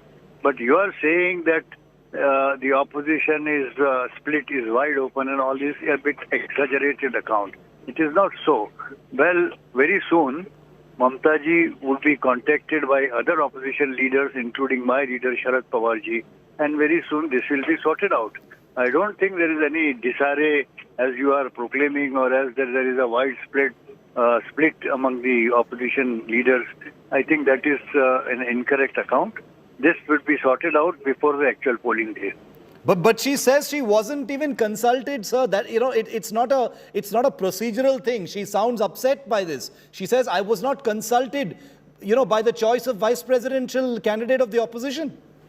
No. See, what is happening is that whenever any opposition parties' meetings are convened, for some reason or the other, some political party representative or leader remains to attend. Now, this could have happened in the case of, while selecting the name of Margaret Alva, and probably Mamataji may not have been there on that particular day, so her anger is understandable. But I am sure that very soon, before the actual polling takes place, she would be pacified. Sharad Pawarji will talk to her. Maybe Sonia ji will also talk to her. And I think this would be sorted out. You are rushing to conclude that this is an indication of split in opposition. I don't think that is correct. Okay, you're saying that, your parties will reach out to try and pacify her. Mr. Memon, one last question in that case, which is that, the vice presidential candidate of the NDA is Jagdeep Dhankar. We know that there has been a fair amount of acrimony between Mamata Banerjee and Jagdeep Dhankar, who is the NDA candidate for vice president. But it appears that was also not enough for Mamata Banerjee to kind of rally around Margaret Alva. She still had to keep her misgivings public. That does show a split in the opposition ranks, sir. Let me tell you that just when the candidate's name was announced, there was big news, almost on all channels, including yours, that, Alva's candidature would be seriously opposed by Sonia Gandhi because she had said something against Sonia Gandhi in 2016. But that proved to be untrue. Sonia Gandhi has endorsed the candidature of Margaret Alva. So it was going to happen even in case of Mamata Banerjee. So please hold on. Don't just jump to conclusions and place cart before the horse. We'll have to wait, and I'm sure that before the polling takes place, Mamataji would be in the group. Mr. Memon, I request you to just stay on if you can, just for a few minutes. I have a voice from the other side. We have Dr. Shashi Panja, who is a minister in the West Bengal government and senior leader of the Trinamool Congress. Madam, thank you for speaking to India Today. Big political, reveal by Mamata Banerjee. She sounds upset, Dr. Panja. She says, we were not consulted over the choice of vice president and therefore the Trinamool will abstain. Yes, but today was a very important day for All India Trinamool Congress. Yes. There was a very important program that we had, which was attended by crores of people today. And after the program, as we had assured to many who were questioning us that there would be a meeting. So the All India Trinamool Congress chairperson and the party supremo She sat with all the honorable MPs of our elected from our party or nominated from our party, and that is the decision which has been taken. That we have realized. It is understood that the party will abstain because when the candidate was decided upon for the vice presidential polls, when the opposition did sit for the meeting, Trinamool Congress was not consulted. So that's precisely the issue. Dr. Pancha, but this just makes it easier. This makes it easier for Jagdeep Dhankar to win the election, don't you think? It just clears the path. At the same time, All India Trinamool Congress, the General Secretary of our party, Abhishek Banerjee, Honorable MP, has also said that Trinamool will not be supporting the NDA Vice Presidential candidate, Jagdeep Dhankar. So these are the two statements which had come out from the meeting. Understood. Today. Ma'am, is the Trinamool open to changing its mind? Because we just spoke to the NCP and they said that they will be reaching out to try and pacify Didi to change her mind before the actual election. Is that a possibility? No, that is difficult for me to respond to because that is the leaders who will be speaking. So this is as much as I can say about the issue today on the vice presidential poll. So these are the two, the outcomes of the meeting. Dr. Panja, my colleague Preeti has a question for you. Go ahead, Preeti. Dr. Panja, the fact is, let's hark back to the presidential polls. Mamata Banerjee, at that point of time, had very openly said it's not about the candidate, it's about the opposition coming together to fight an evil force. What happens here, ma'am? Because this will now smack of hypocrisy.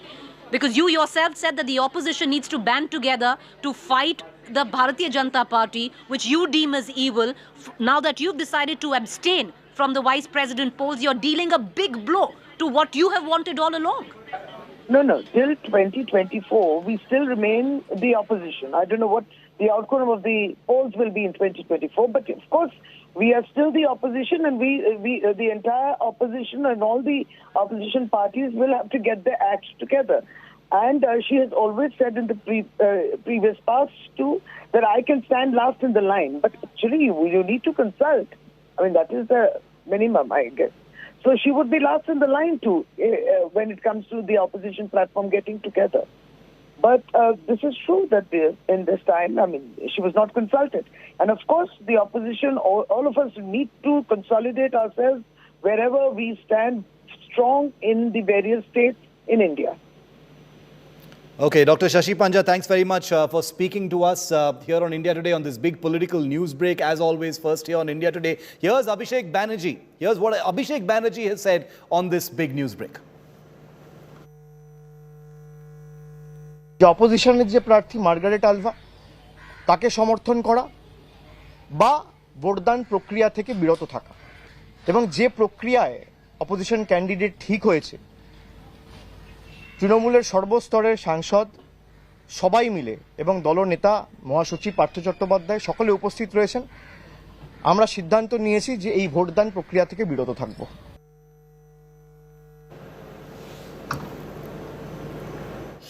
Huge political blow to opposition unity courtesy Mamata Banerjee, the West Bengal Chief Minister, at this late hour, making very public her misgivings and discontent over what she says was her not being consulted over the choice of Margaret Alva. Let's listen in live press conference by the Trinamool. সপ্তাহখানেক আগে আমাদের দলের তরফ থেকে আপনাদের সকলকে বলা হয়েছিল যে যেহেতু আপনারা সকলে জানেন এক সপ্তাহ আগে আপনাদের সকলকে জানানো হয়েছিল যেহেতু দলের সর্বস্তরের নেতা কর্মী সৈনিক সবাই 21শে জুলাইয়ের আজকের এই সমাবেশ নিয়ে ব্যস্ত ছিল সুতরাং 21শে জুলাইয়ের সমাবেশ শেষ হওয়ার পর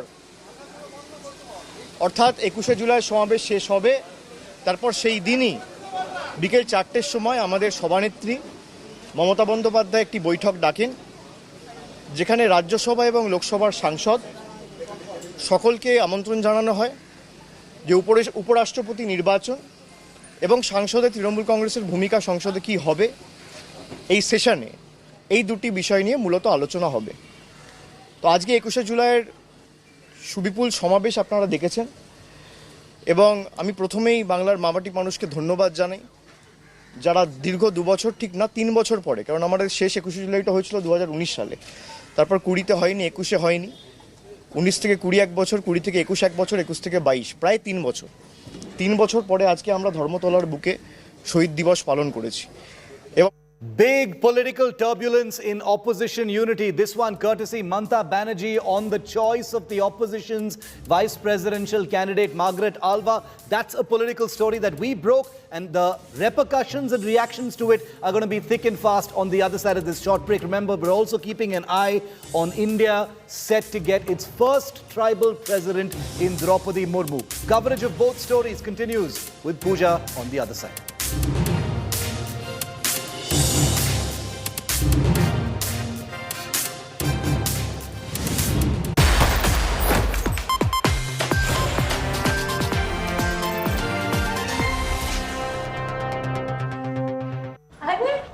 आ गई। कैसा रहा दिन? बहुत अच्छा। कोई वीडियो गेम कवर करने गई थी ना? वीडियो गेम नहीं माँ, ई-स्पोर्ट्स। ई-स्पोर्ट्स? माँ, esports is just like any other competitive sport.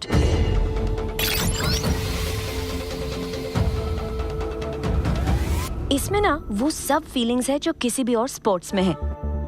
इसमें इमोशन है, इसमें एंगर है, इसमें सैडनेस है, इसमें हैप्पीनेस है, इसमें कमराडरी है। ये सिर्फ गेम नहीं, ये ई स्पोर्ट्स का प्रीमियर लीग ESPL है।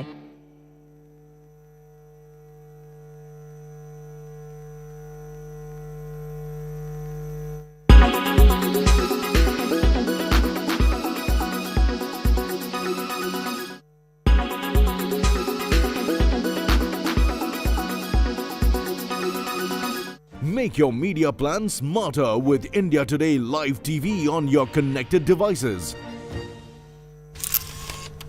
Kerala's public health. All political parties traveling from different parts. Armed with facts, Looking at political back. she takes the news by its horns. Do you think the future of these students are not hampered? Fierce, bold and direct, setting the tone for the biggest stories from every corner and every angle. Expect nothing but the unfiltered truth. News first, niceties later. Watch me, Nabila Jamal, on India Today. Everyone's busy finding what's trending. You're busy finding out why. India Today, for those who research before reacting. Download the India Today app now. You are what?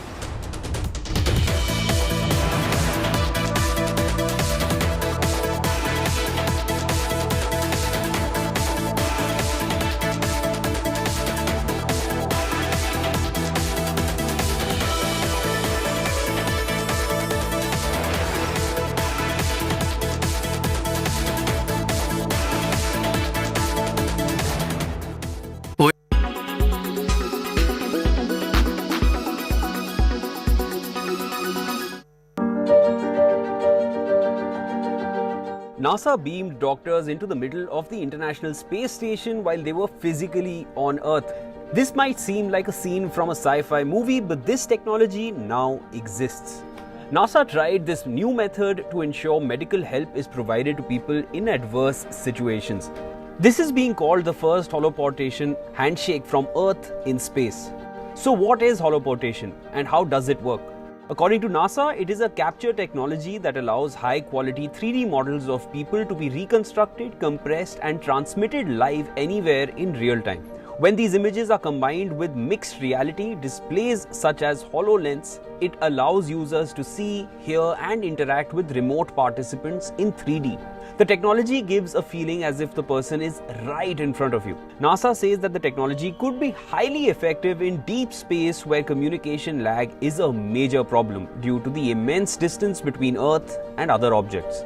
Using the Microsoft HoloLens Kinect camera with custom software, NASA flight surgeon Dr. Joseph Schmid and their teams were holoported.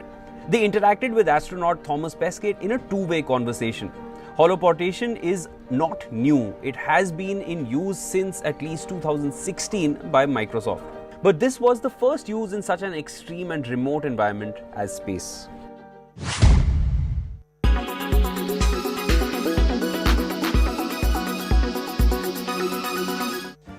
Make your media plan smarter with India Today Live TV on your connected devices.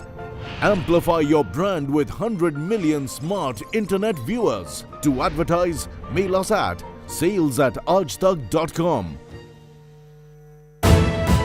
You are watching India Today.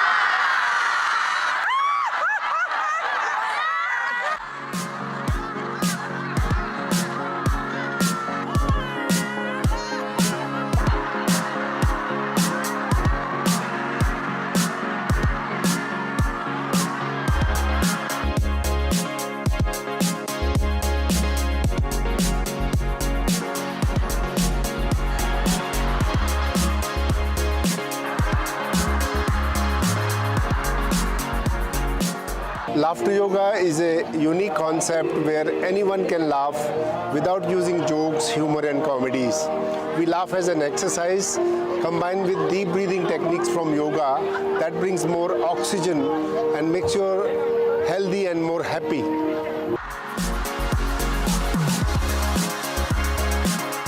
One last question. Can you laugh? Yeah, not so much.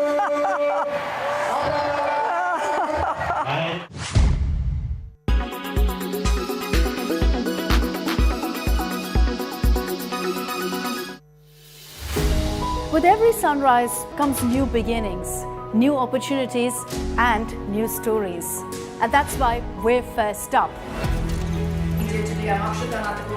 While you're sleeping, we're hard at work to ensure you get the perfect news shot every morning. Get you all the updates. Our morning mission to get you news that's fresh and packed with flavor. Watch First Up every weekday morning with me, Akshita Anandagopal, right here on India Today. Make your media plan smarter with India Today Live TV on your connected devices.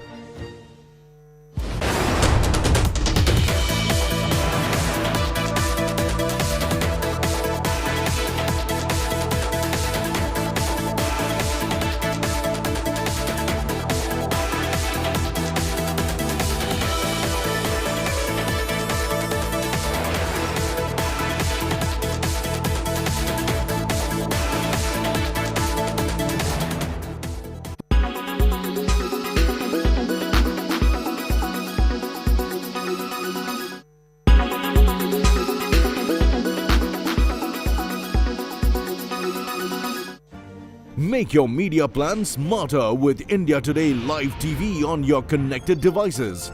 Amplify your brand with 100 million smart internet viewers. To advertise, mail us at sales@aajtak.com. With every sunrise comes new beginnings, new opportunities and new stories. And that's why we're first up. While you're sleeping, we're hard at work to ensure you get the perfect news shot every morning. Get you all the updates. Our morning mission to get you news that's fresh and packed with flavor. Watch First Up every weekday morning with me, Akshita Anandagopal, right here on India Today. Make your media plan smarter with India Today Live TV on your connected devices. Kerala's public health. All political parties traveling from different parts. Armed with facts, Looking at political back. she takes the news by its horns. Do you think the future of these students are not hampered? Fierce, bold and direct, setting the tone for the biggest stories. Co-presented by PolicyBazaar.com in association with SBI pre-approved personal loan in just 4 clicks. JioMart, Har Ghar Ka Mart.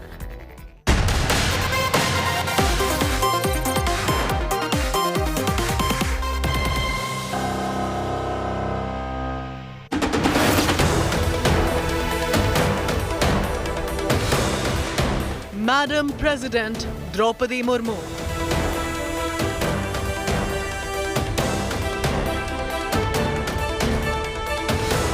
From Rairangpuri to now the Raisina Hill.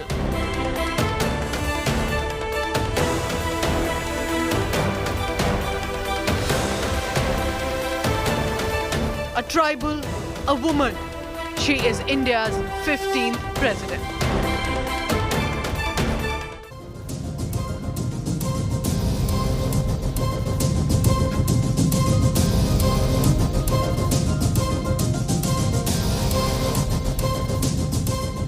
Good evening and welcome. You're watching 6 p.m. Prime. I'm Pooja Shali and today I anchor a special bulletin because there is in all likelihood history set to be made in just a short while. I'll be getting you all the latest on that. First, the headlines. The opposition parties are split wide open over the election of the vice president now. The Trinamool Congress to abstain from voting. Mamata's party appears furious over not being consulted over Margaret Alva's nomination. Sonia Gandhi's ED grilling in National Herald case concludes for the day. Sonia Gandhi has been questioned for over 3 hours by the ED, likely to be summoned again on 25th July. But the Congress protest over it has turned violent in Bengaluru, Hyderabad and even Chandigarh. Vehicles were torched, 3 trains were also stopped in Delhi. It's a war of words over Sonia Gandhi's ED questioning. ED is claiming that Sonia's questioning was concluded after 3 hours on request. Congress MP P. Chidambaram claims Sonia Gandhi offered to stay post 3 p.m, but the ED had no questions. Meanwhile, it is Mamata Banerjee's mega roar for 2024 polls on TMC's Martyrs' Day. Says people mandate will dislodge the BJP. Hits out at the centre says, don't scare us by using the ED. आप हमको बंद करके नहीं रख सकते हैं कि हम कभी झुकता नहीं है. हमको ईडी से मत डराओ, हमको सीबीआई से मत डराओ, हमको रुपया बंद करने से मत डराओ. ऐसा बात मत करो. A Bajrang Dal member has been stabbed by 13 men in Madhya Pradesh's Agar for supporting Nupur Sharma. A case of attempt to murder and rioting has been registered.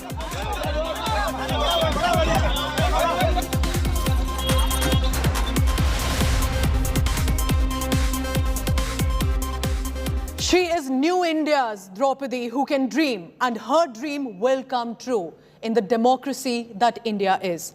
Remember coming from an Odisha village in Rairangpuri to the corridors of the Raisina Hill now. Rashtrapati Bhavan is all set to open doors to Madam President. The first tribal president that she's set to become, a woman, and she will now soon occupy the top constitutional post in all likelihood. Remember, every young girl watching this right now and watching Draupadi Murmu, especially if coming from marginalized tribal groups, will know today that she too can become India's president someday. Or any Indian citizen from any community is today reminded that they too can dream the big dream, and with hard work and resilience, this achievement is possible. We start our bulletin today with the details that are coming in from the ground. Draupadi Murmu is all set to become India's first tribal president. The NDA is leading after the second round of counting. Draupadi Murmu has got over 4.83 lakh votes compared to 1.89 lakh votes for the opposition candidate. And that is Yashwant Sinha. One more round of counting, however, is still left. Once the results are fully declared, Prime Minister Narendra Modi will likely meet Draupadi Murmu after that official announcement. But the preparations are already underway at the Delhi BJP state headquarters for a victory celebration as and when that official announcement comes. People have already started to celebrate at Murmu's hometown, Rairangpur in Odisha, and expectedly so, it is their girl of the soil from the village in Odisha. These posters and banners are hung on the gates of Draupadi Murmu's school over here in Rairangpur, where she was a teacher. And right now, if you look at the visuals, the kids over here, they are rejoicing, they are dancing to tribal music, as Draupadi Murmu might be the country's first tribal president. Now, tribal president from the tribal community. Over here, students are dancing, and what we'll do is we will just go and speak to these students. कि आप लोगों को पता है द्रौपदी मुर्मू कौन है? हाँ, पता है. हमारे स्कूल में वो बड़ा टीचर है. अच्छा, और वो प्रेसिडेंट बनेंगी? हाँ. और आप लोग क्या उसी लिए डांस कर रहे हो? हाँ. So these kids know that who Draupadi Murmu is and what is the essence of this particular day over here in Rairangpur. We'll ask Mr. Patnaik, who's the administrator over here. Sir, ये plan क्या आप लोगों का था कि students का था? Students का स्पॉन्टेनियस रिएक्शन था. जो एक टीचर थे मैडम द्रौपदी मुर्मू, आज जो प्रेसिडेंट बन गए देश के, वो इसीलिए वो खुश में वो जो मना रहे हैं. The administrators, the teachers, the kids are extremely happy that Draupadi Murmu was a part of their school at one point of time, and they're more happier because she might just become the next president of this country. With camera person Kiranji, this is Sonia for India Today, Rairangpur, Odisha. And of course, many people will want to know what the family and the friends of Draupadi Murmu would want to say the moment that official announcement comes forth. My colleague Paulomi Saha is right now at Murmu's Delhi residence. I want to quickly go across to her in this live telecast. Paulomi, what does it look like? Because in Delhi, there is of course a certain sentiment, but even in Odisha, where Suryagini right now is in Rairangpur, and I'll go across to him as well. Let's begin first with what Delhi is looking like today.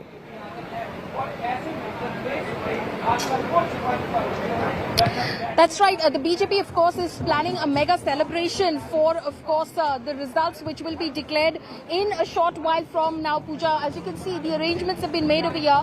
This is the stage which has been erected over here inside the temporary residence of Draupadi Murmu in Delhi. In fact, this is where she's been staying since, of course, the BJP announced her as their presidential candidate. You can already see that what that board actually reads is Abhinandan Navnirvachit Mananiya Rashtrapati Srimati Draupadi Murmu. So basically, they've declared that she is, in fact, the new president that India is to get very, very shortly. So BJP has made all of these arrangements. This tent has been put up over here. You can see the number of media personnel that are present over here, because in a short while from now, as soon as the results are officially declared by the Rajya Sabha Secretary General, who is also the returning officer for this election, the Prime Minister will arrive over here, and he will, of course, be the first dignitary to officially congratulate Draupadi Murmu on her win in this election. And then, of course, there will be a beeline of VVIPs, including the Home Minister, the Defence Minister, and many others who will come over here. And then eventually Draupadi Murmu will come on this particular stage, where she will be officially felicitated by the party and party workers and MPs who are likely to arrive over here after the Prime Minister has seen her. So Paulomi will be bringing us that big culmination, historic in so many ways, in the national capital Delhi, where arrangements have been made. But from where it all started, from a village in Rairangpur in Odisha, Suryagini is right there. He's been talking to a lot of enthusiastic children who perhaps only know Suryagini, that someone from their village is all set to now take the top constitutional position. But what's precisely the sentiment on the ground? Like Delhi, is there also a similar mega celebration planned in the village in Rairangpur? Well, you know, the celebration had been happening for a while now, and right now what we do see is, if I just show you around, this is the house.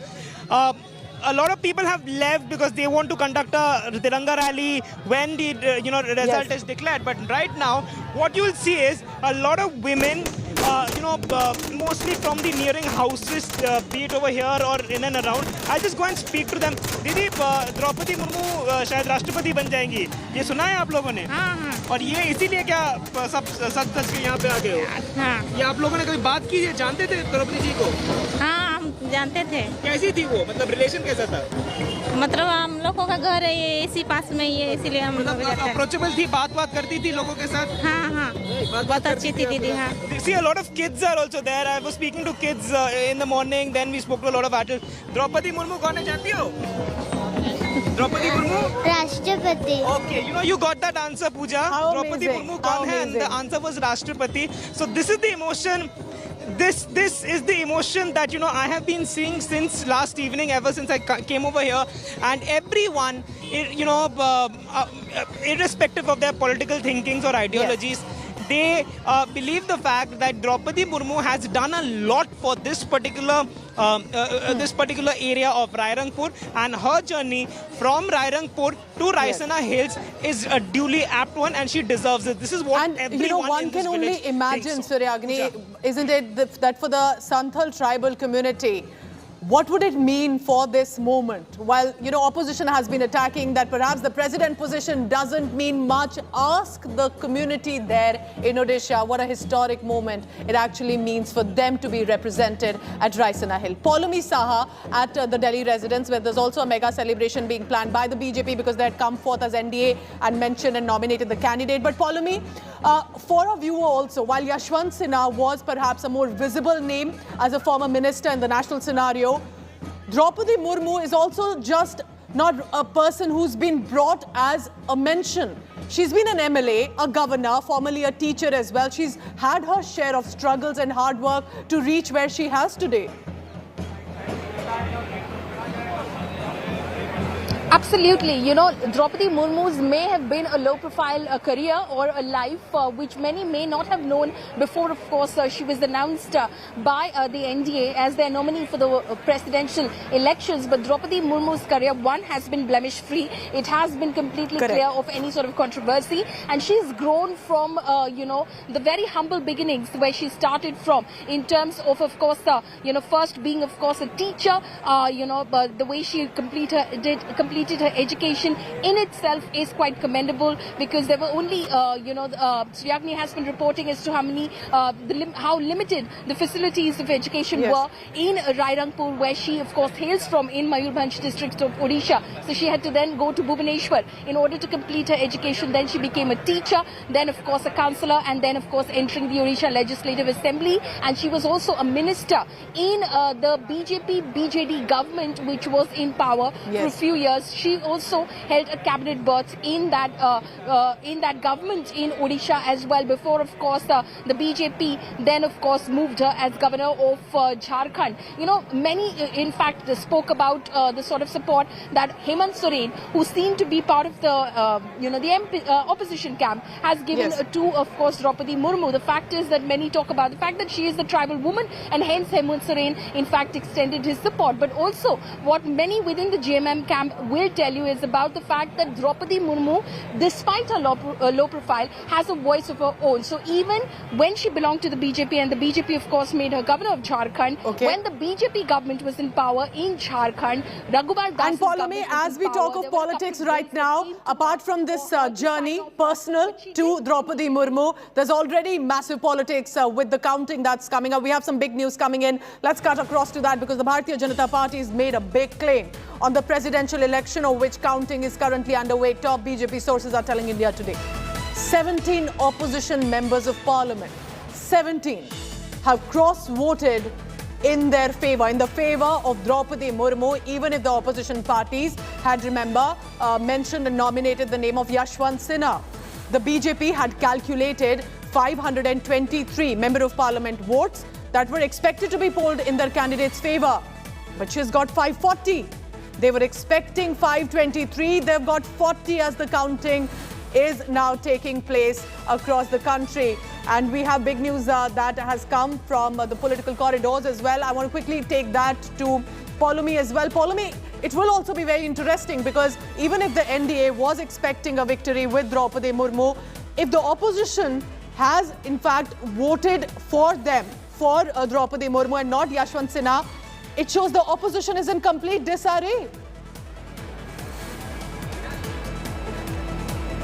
Absolutely. You know, already just a short while ago, we've reported about the fact how the Trinamool Congress has decided to abstain from the Vice President elections that are to happen on the 6th of August. This is because obviously they cannot extend support to the NDA's candidate and West Bengal Governor Jagdeep Dhankar. All right, so we'll be tracking the big news coming in. Follow me, stay on with me. Draupadi Murmu all set to become first tribal president for the country, the 15th president, and all said that announcement is to be made.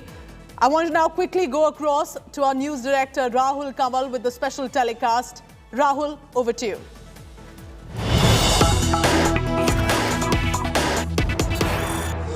The Congress party out in force on the streets of the national capital and elsewhere, alleging that the Modi government was misusing central agencies. Joining us now on this broadcast, senior Congress leader from Rajasthan, Sachin Pilot. He was amongst those who were protesting. He was detained as well during this protest. The BJP says you are making this a big song and dance when what should really happen is that the person who's accused should come and present themselves before the investigative agencies. Why then turn this into some kind of a Congress Satyagraha? Mr. Pilot, welcome. Thank you. There are two things I wish to say. One, this country is facing a severe crisis of high inflation, especially food inflation, huge unemployment, the economy is in doldrums, the dollar is rising against the rupee. And despite all these pertinent issues that we think are people's issues, the government is trying to sidetrack the topic of discussions to the agencies and ED and CBI income tax. What we did today was protest against the misuse of the government agencies. I think it's important to point out that Mr. Rahul Gandhi and Mrs. Sonia Gandhi have subjected themselves to any questions, any clarifications that they want. And she did go when the someone was there. She's 75, she's unwell.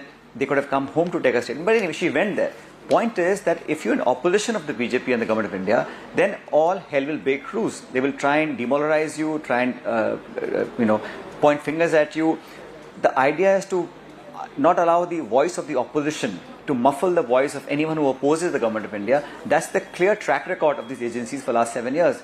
It's not a secret. The world knows, and we in the opposition are within our rights, Rahul, to protest, to do a non-violent protest, to do a Gandhian way of marches, dharnas, petitions, protests, sit-ins. That's what we do in democracy. You will not use brute force to disallow us even that much. That's not good and healthy for any democracy, especially one that is as vibrant as India. No, but one of the instances that the BJP cites is of Chief Minister Narendra Modi going and presenting himself before an SIT, sitting all day. They say we didn't turn it into a big tamasha. We didn't have people, which could have been done at that time, out on the streets protesting. We went and followed the due course of law, which is why they are calling this, Mr. Pilot, not a Satyagraha, but a Gunahgraha. No, that's absolutely wrong, because you can't compare the two events. One, this case that has been now brought into light after many years, after maybe 10 years or so, is because they feel now is the right time to divert the attention of the people of India and the media, of course. Because today people are asking questions. Look at the job losses, look at the chaos after the farm law bills were withdrawn, look at what this Agniveer is creating chaos in all over India. The economy is really in a bad shape and there's no sign of recovery. So when you don't answer the tough questions, you try and divert the attention on religious issues, on caste issues, then on attacking the opposition. So I think it's wrong to compare, and Mrs. Gandhi and Rahul Gandhi have never said no. They've always answered those questions. They've gone and presented themselves to the ED and any other questions that were asked of them. But we are trying to make the people of India realize that all these central agencies, their job is not to investigate but to target opposition. And especially the Congress party. Entire opposition leaders, if you're against the BJP ideology, then you become an easy prey and target for all these agencies. Anyone who supports the government is let off go. I mean, they go scot-free. So this track record is absolutely transparent to see that the misuse, the blatant misuse of these agencies is now out in the open. And we are against that, because in an institution like India, like a democratic setup, you can't undermine institutions, you can't politicize them, you can't misuse them to meet your political ends. And our demonstration today was just that. We were protesting outside our own party office, which had turned into a full cantonment, and then outside our own office, we were picked up and taken to a police station. We were kept the whole day there. I think this is not the way a functional democracy, a robust democracy should function. The government of India should have the patience to listen, accept if there are faults, and really not use these agencies just to suit their political agendas. Rahul Gandhi and Sonia Gandhi both out on bail at this moment. That is the reality that the BJP keeps throwing in your face. Also the fact that it took an issue as personal as this, as the Gandhi family being summoned by the Enforcement Directorate for the Congress to come out in the streets in these numbers, not coming out on other critical issues. Some of those issues that you mentioned didn't seem to agitate the Congress quite as much as the charge against your top leaders. That's unfair, Rahul, because across the country, Congress party, whether we are in government or in opposition, we have always taken up people's issues. There's not a single issue, farmers' issues, young people's issues, migrant issues, post-corona, the kind of healthcare breakdown that we had. Congress party was in the forefront. Now, Mrs. Gandhi being questioned, obviously is big news for everybody. That's why all your focus is on what the Congress party workers are doing across the country. But I can assure you that whenever there's been a demand by the public, an issue that is related to the people of India, we've always been there. And today also, it's not about one person, it's not about the Congress party alone. It's about how the opposition is being targeted, the entire spectrum of opposition. It's not a benign interference. It's a very harsh attacking and, to do character assassination, to point fingers, to defame, to demoralize. That sort of thing is not acceptable in a country like India, where Vipaksh to pehle bhi tha na, there was opposition before also. But the treatment that the government is giving to the opposition today, we've never seen this before. And I think it's important for us to raise our voice. Why can't we speak out? Why are we not being allowed to say what we want and protest in a way that's Gandhian, that's non-violent? That much we should be allowed to do. Okay, we'll leave it there for the time being. Mr. Sachin Pilot, for joining us on this broadcast. Thank you very much.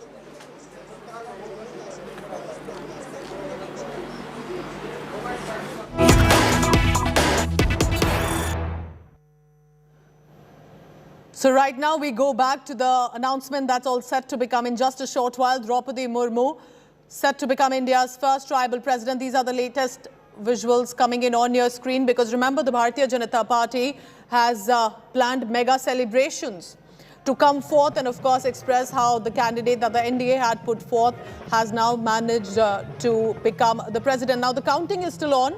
The NDA is leading after the second round of the counting. Draupadi Murmu has got over 4.83 lakh votes compared to 1.89 lakh votes for the opposition candidate. And that's, of course, Yashwant Sinha, former minister in the government. One more round of counting, however, is left. Once the results get fully declared, Prime Minister Narendra Modi is scheduled to meet Draupadi Murmu after that official announcement. But preparations already are underway at the Delhi BJP headquarters for a mega celebration. You can already see hundreds of people have gathered with the tricolour. Everyone's been watching and tracking the latest developments coming in.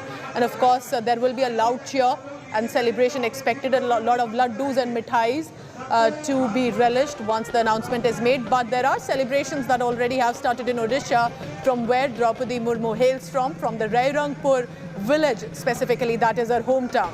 People have already started the celebrations in different parts of the country as well. As you can see, people are enjoying the laddus and the mithais, the dance and dhol. And while in Delhi, they're just waiting for that official announcement to, of course, the firecrackers, and the enjoyment and the celebration will start in Delhi as well.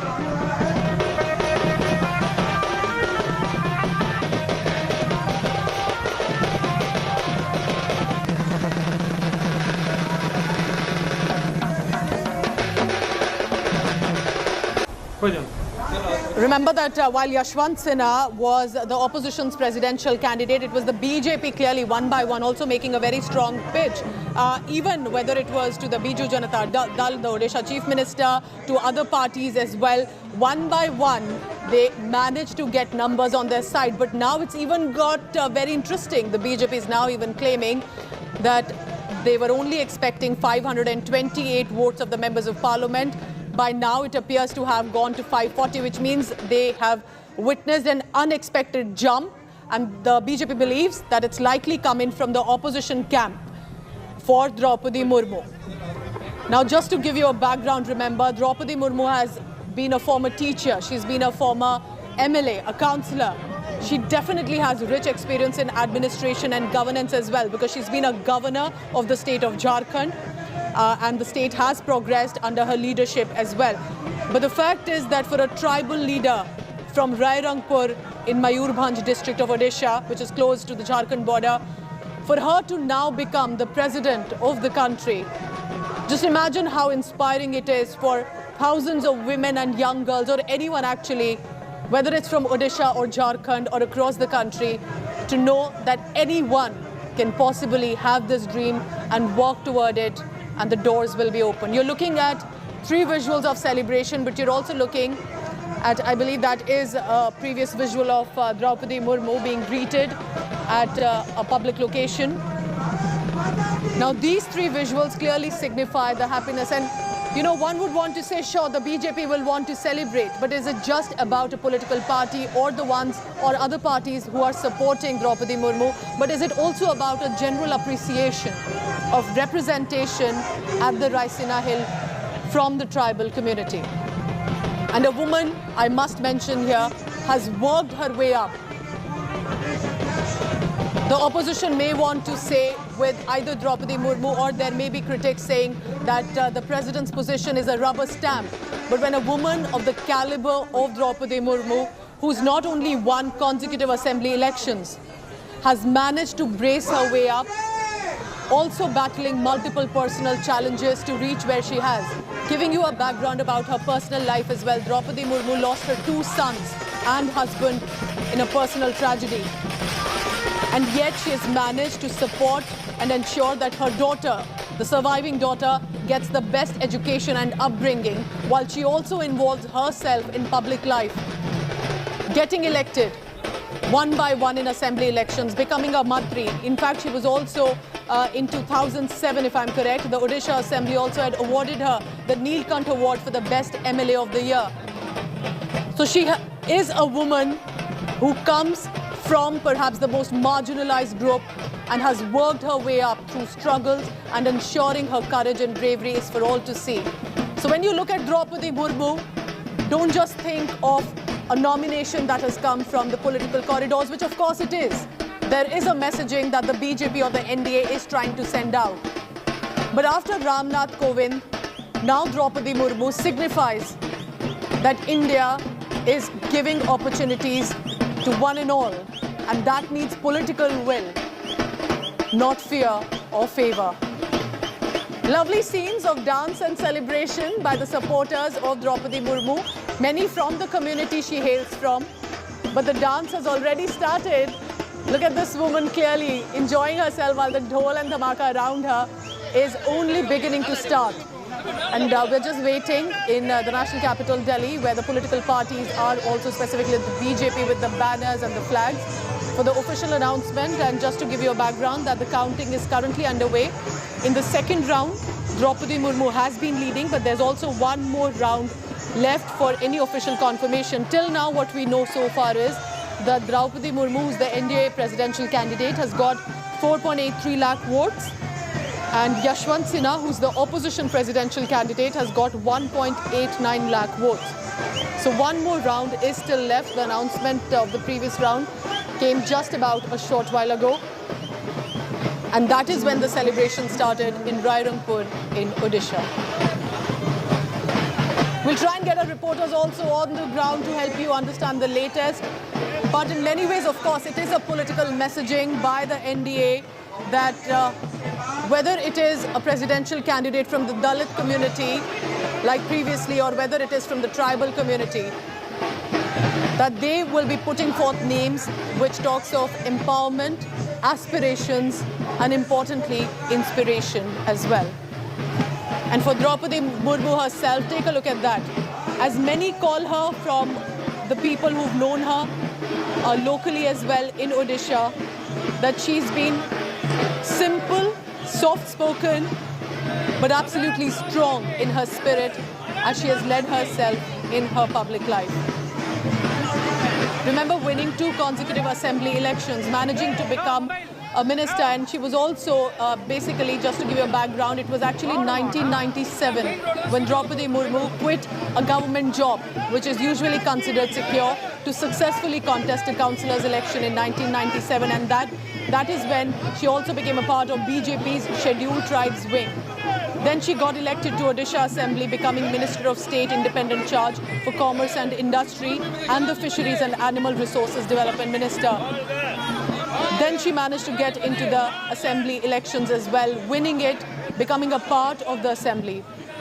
It is to help you understand, to know who Draupadi Murmu has been, because unlike Yashwant Sinha, who's had a very public profile, has had an image that many have been aware of as a former minister in the union government, Draupadi Murmu, to many perhaps, would have lived a low profile had it not been now for this mention. Paulami Saha is at the Delhi residence, where the political parties have organized a mega celebration. Paulami, what does the place look like right now? Do we see a lot of decorations that have been put forth? Are the sweets already being distributed? Or they're just trying to play cautious right now, let the final announcement come?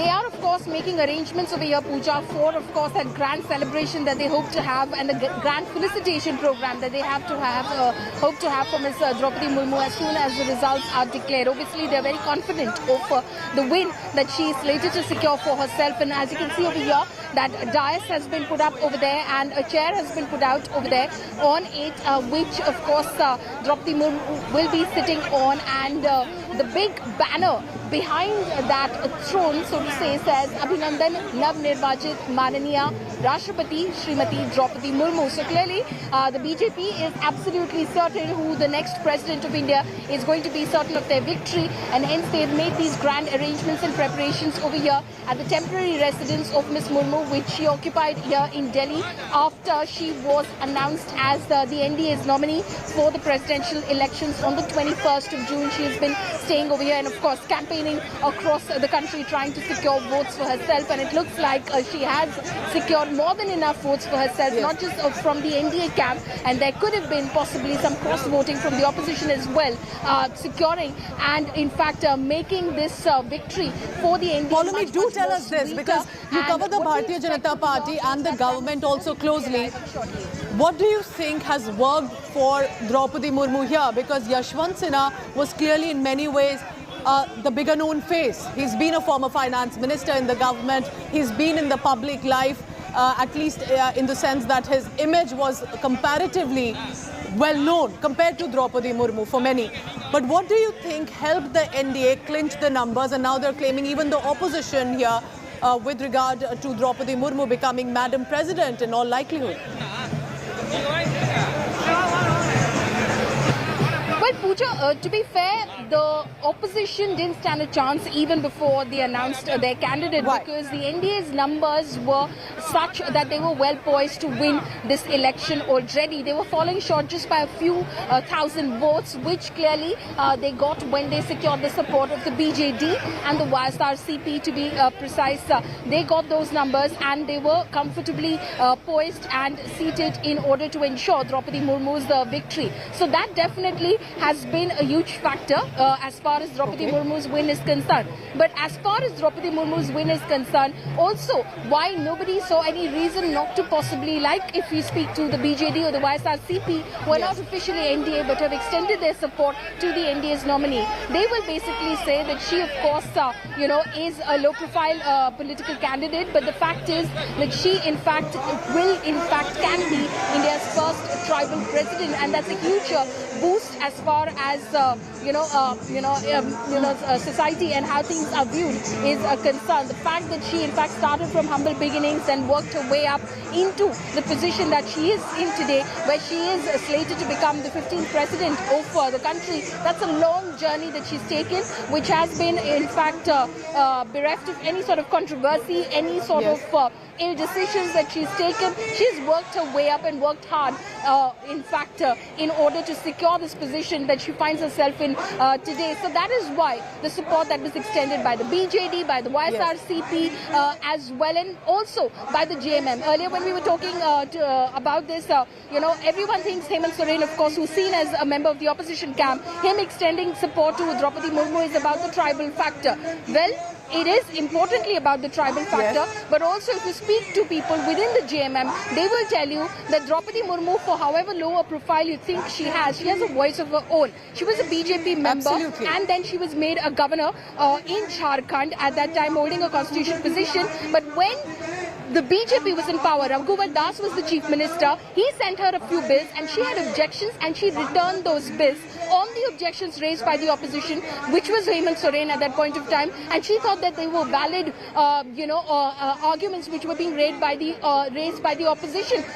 So she's no rubber stamp really, as is being projected by the opposition. She had some questions, she sent it back to the government and asked them to look at those bills once again. So when Draupadi Murmu and the announcement comes for her to now become the first tribal president, 64 years old Draupadi Murmu is currently leading, as you can see the numbers there on your screen, as opposed to Yashwant Sinha. Polemy on schedule is also Prime Minister Narendra Modi to meet Draupadi Murmu. Any scheduled time for it? Or of course that will depend as and when the announcement comes of the final round. But that could be the highlight of that mega celebration, because Prime Minister Modi was also present right when Draupadi Murmu was filing her official nomination papers. That's right. That is, of course, going to be the highlight of this evening, as Prime Minister Modi will be the first dignitary to arrive over here at Draupadi Murmu's residence in Delhi in order to congratulate her and felicitate her on her victory. He is not going to be on the stage over here, so he's not going to be part of the official felicitation program. He's going to just go into the residence and, privately, of course, then, of course, extend his congratulations to her. Those pictures, of course, we will get for you as they arrive. So he will be the first dignitary who will be congratulating her, and eventually you will have the Home Minister, the Defence Minister, Cabinet Ministers arriving over here. Several MPs, we were told, had already arrived during the day in order to extend their congratulations to Draupadi Murmu, but they were told that, she will not be seeing anyone until the official results are declared. So the Prime Minister will be arriving over here as soon as the results are declared. He's not going to come here before that. So there's no specific timing. It totally depends on, of course, the counting process as it happens in Parliament. The minute those results are officially declared by the returning officer, the Secretary General of Rajya Sabha, the Prime Minister will head out from his residence, or from Parliament, I believe he is where he is right now, in order to arrive over here at Draupadi Murmu's residence. And eventually during the day, during the evening, course of the evening, you will see the returning officer along with the CEC, also Mr. Rajiv Kumar and the other election commissioners arrive over here with the official certificate of victory for Draupadi Murmu. Stay on with me, Polemy, because I want our viewers to take a look, and these are absolutely amazing, lovely visuals. Remember one, of course, of Draupadi Murmu previously also interacting at different occasions, but for people who've known her or may not even have known her, come from the same community that she does. She's a Santhal tribal, and her hometown is Rairangpur in Odisha, where you can see the drums and music and dance is already out. For many, it will be a big historic moment for representation. Remember, from coming from that village in Odisha, to dream, to work hard, and to be walking on the corridors of Rashtrapati Bhavan is no small achievement by any means. And therefore now I want to go across to from where this journey started. Suryagini Roy is right now in Rairangpur, which is the hometown of Draupadi Murmu, and that's where the journey had started it, where we can see young girls, all they can say right now that they know that wo Rashtrapati hai, wo president hai.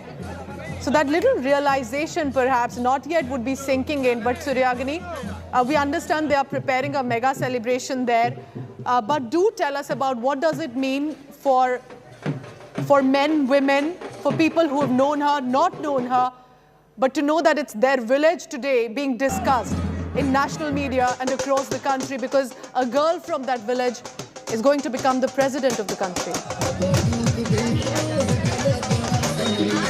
Well, Pooja, I'll let the pictures speak. Look at this, women over here. They're dancing in front of Draupadi Murmu's house in a traditional way. We'll ask them, ये Draupadi Murmu जब यहाँ से निकल कर राष्ट्रपति बनने की कगार पर है, ये इस क्षेत्र के, इस गांव के महिलाओं के लिए कितना बड़ा मैसेज है, क्या है? बहुत बड़ा मैसेज है।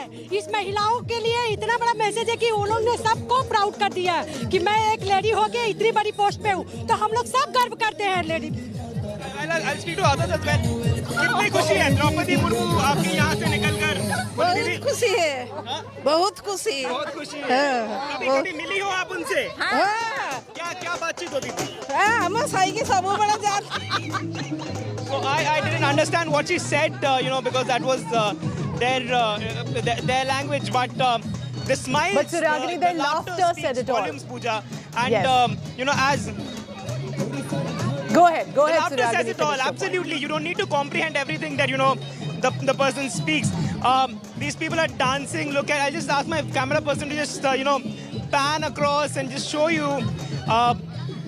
We saw young guys dancing. We saw middle-aged people dancing, and right now it's the women folk.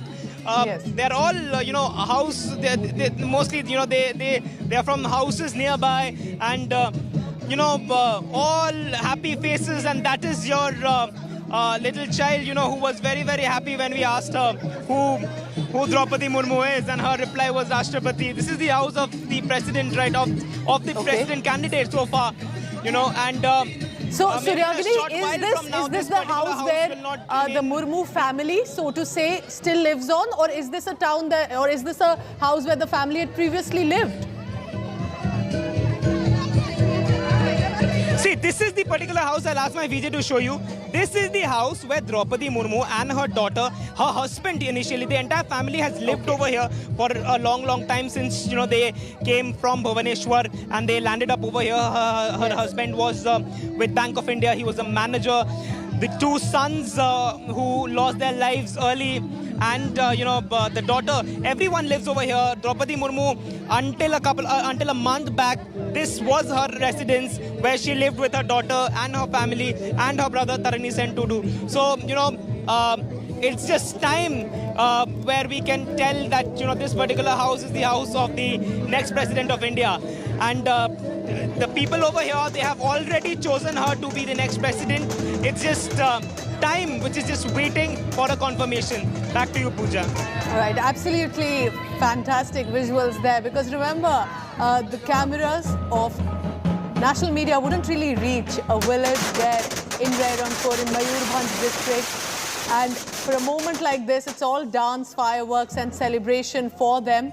As we are looking at these visuals of laddus and mithais, because it's only the start, remember, through the evening and specifically after the announcement, we are being told that hundreds of kilograms of mithai has been prepared.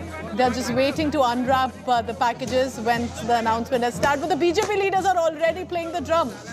As I can see, that looks like it is from the Jammu region, and Kavinder Singh of the BJP playing the dhol there with a photograph of Draupadi Murmu in Jammu in yellow. That's Kavinder Singh. He's a former minister also in the JNK government. He himself has started the celebration already, because the NDA is of course clearly projecting it as in many ways a victory celebration for them as well, because they're the ones who had nominated and put forth the name of Draupadi Murmu. But across the country in several parts, that celebration has been initiated. But of course, some firecrackers and some mithai is being saved, and that will be after the official announcement.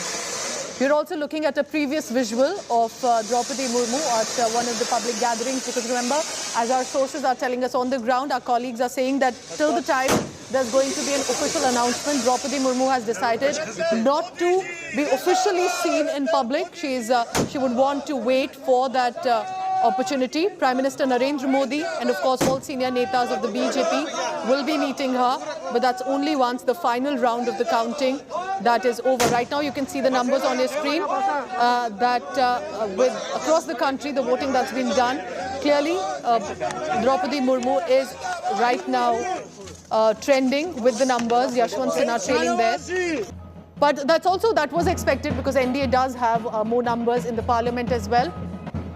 Let's take a look quickly at a ground report that has come in, and that is with her hometown. India Today is on the ground to help you bring the sentiment and the celebration. Remember, it is a history, not just for India, but most definitely for Mayurbhanj district.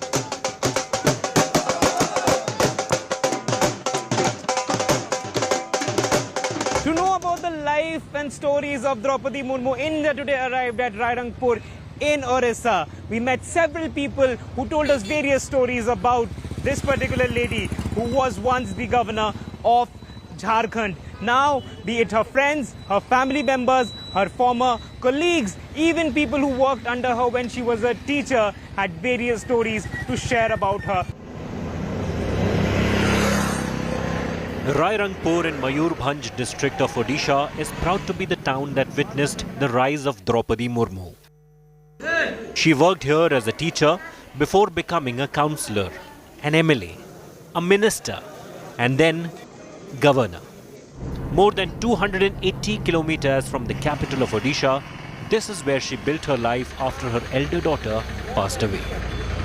She is a lady with a heart. On the one side, she is an iron lady. She would like to take strong action in one hand. In other, she would talk very politely and very compassionately with the public. Draupadi Murmu's brother Tarini Sen Tudu lives in her house in Rairangpur while the rest of the family keeps visiting. वो like any other mother, कभी-कभी strict भी है, कभी-कभी soft भी है, और she is like any other mother. In the school where she worked as a teacher between 1994 and 1997, she is remembered fondly as Didi, or elder sister. Rule regulation भी करूथिले आ समस्तनकर सहित भलो संपर्क भी रहउतला आ छोटे छोटे छुआ मन को भी भलो व्यवहार भी करूथिले समस्त स्टाफ मान का सहित भी भलो सब संपर्क रहितला लोक मान कर सहित भी भलो सब संपर्क रहितला.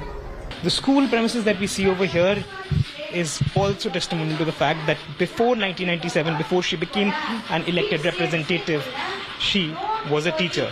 And the school is still here, students are here, the school has expanded, its classes are still on. However, what is not over here is Draupadi Murmu, who was a teacher, and she used to teach all these subjects in this middle school.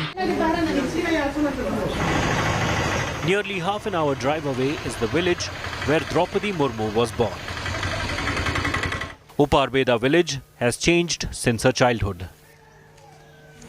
The school she studied in has grown to become a high school with smart classes.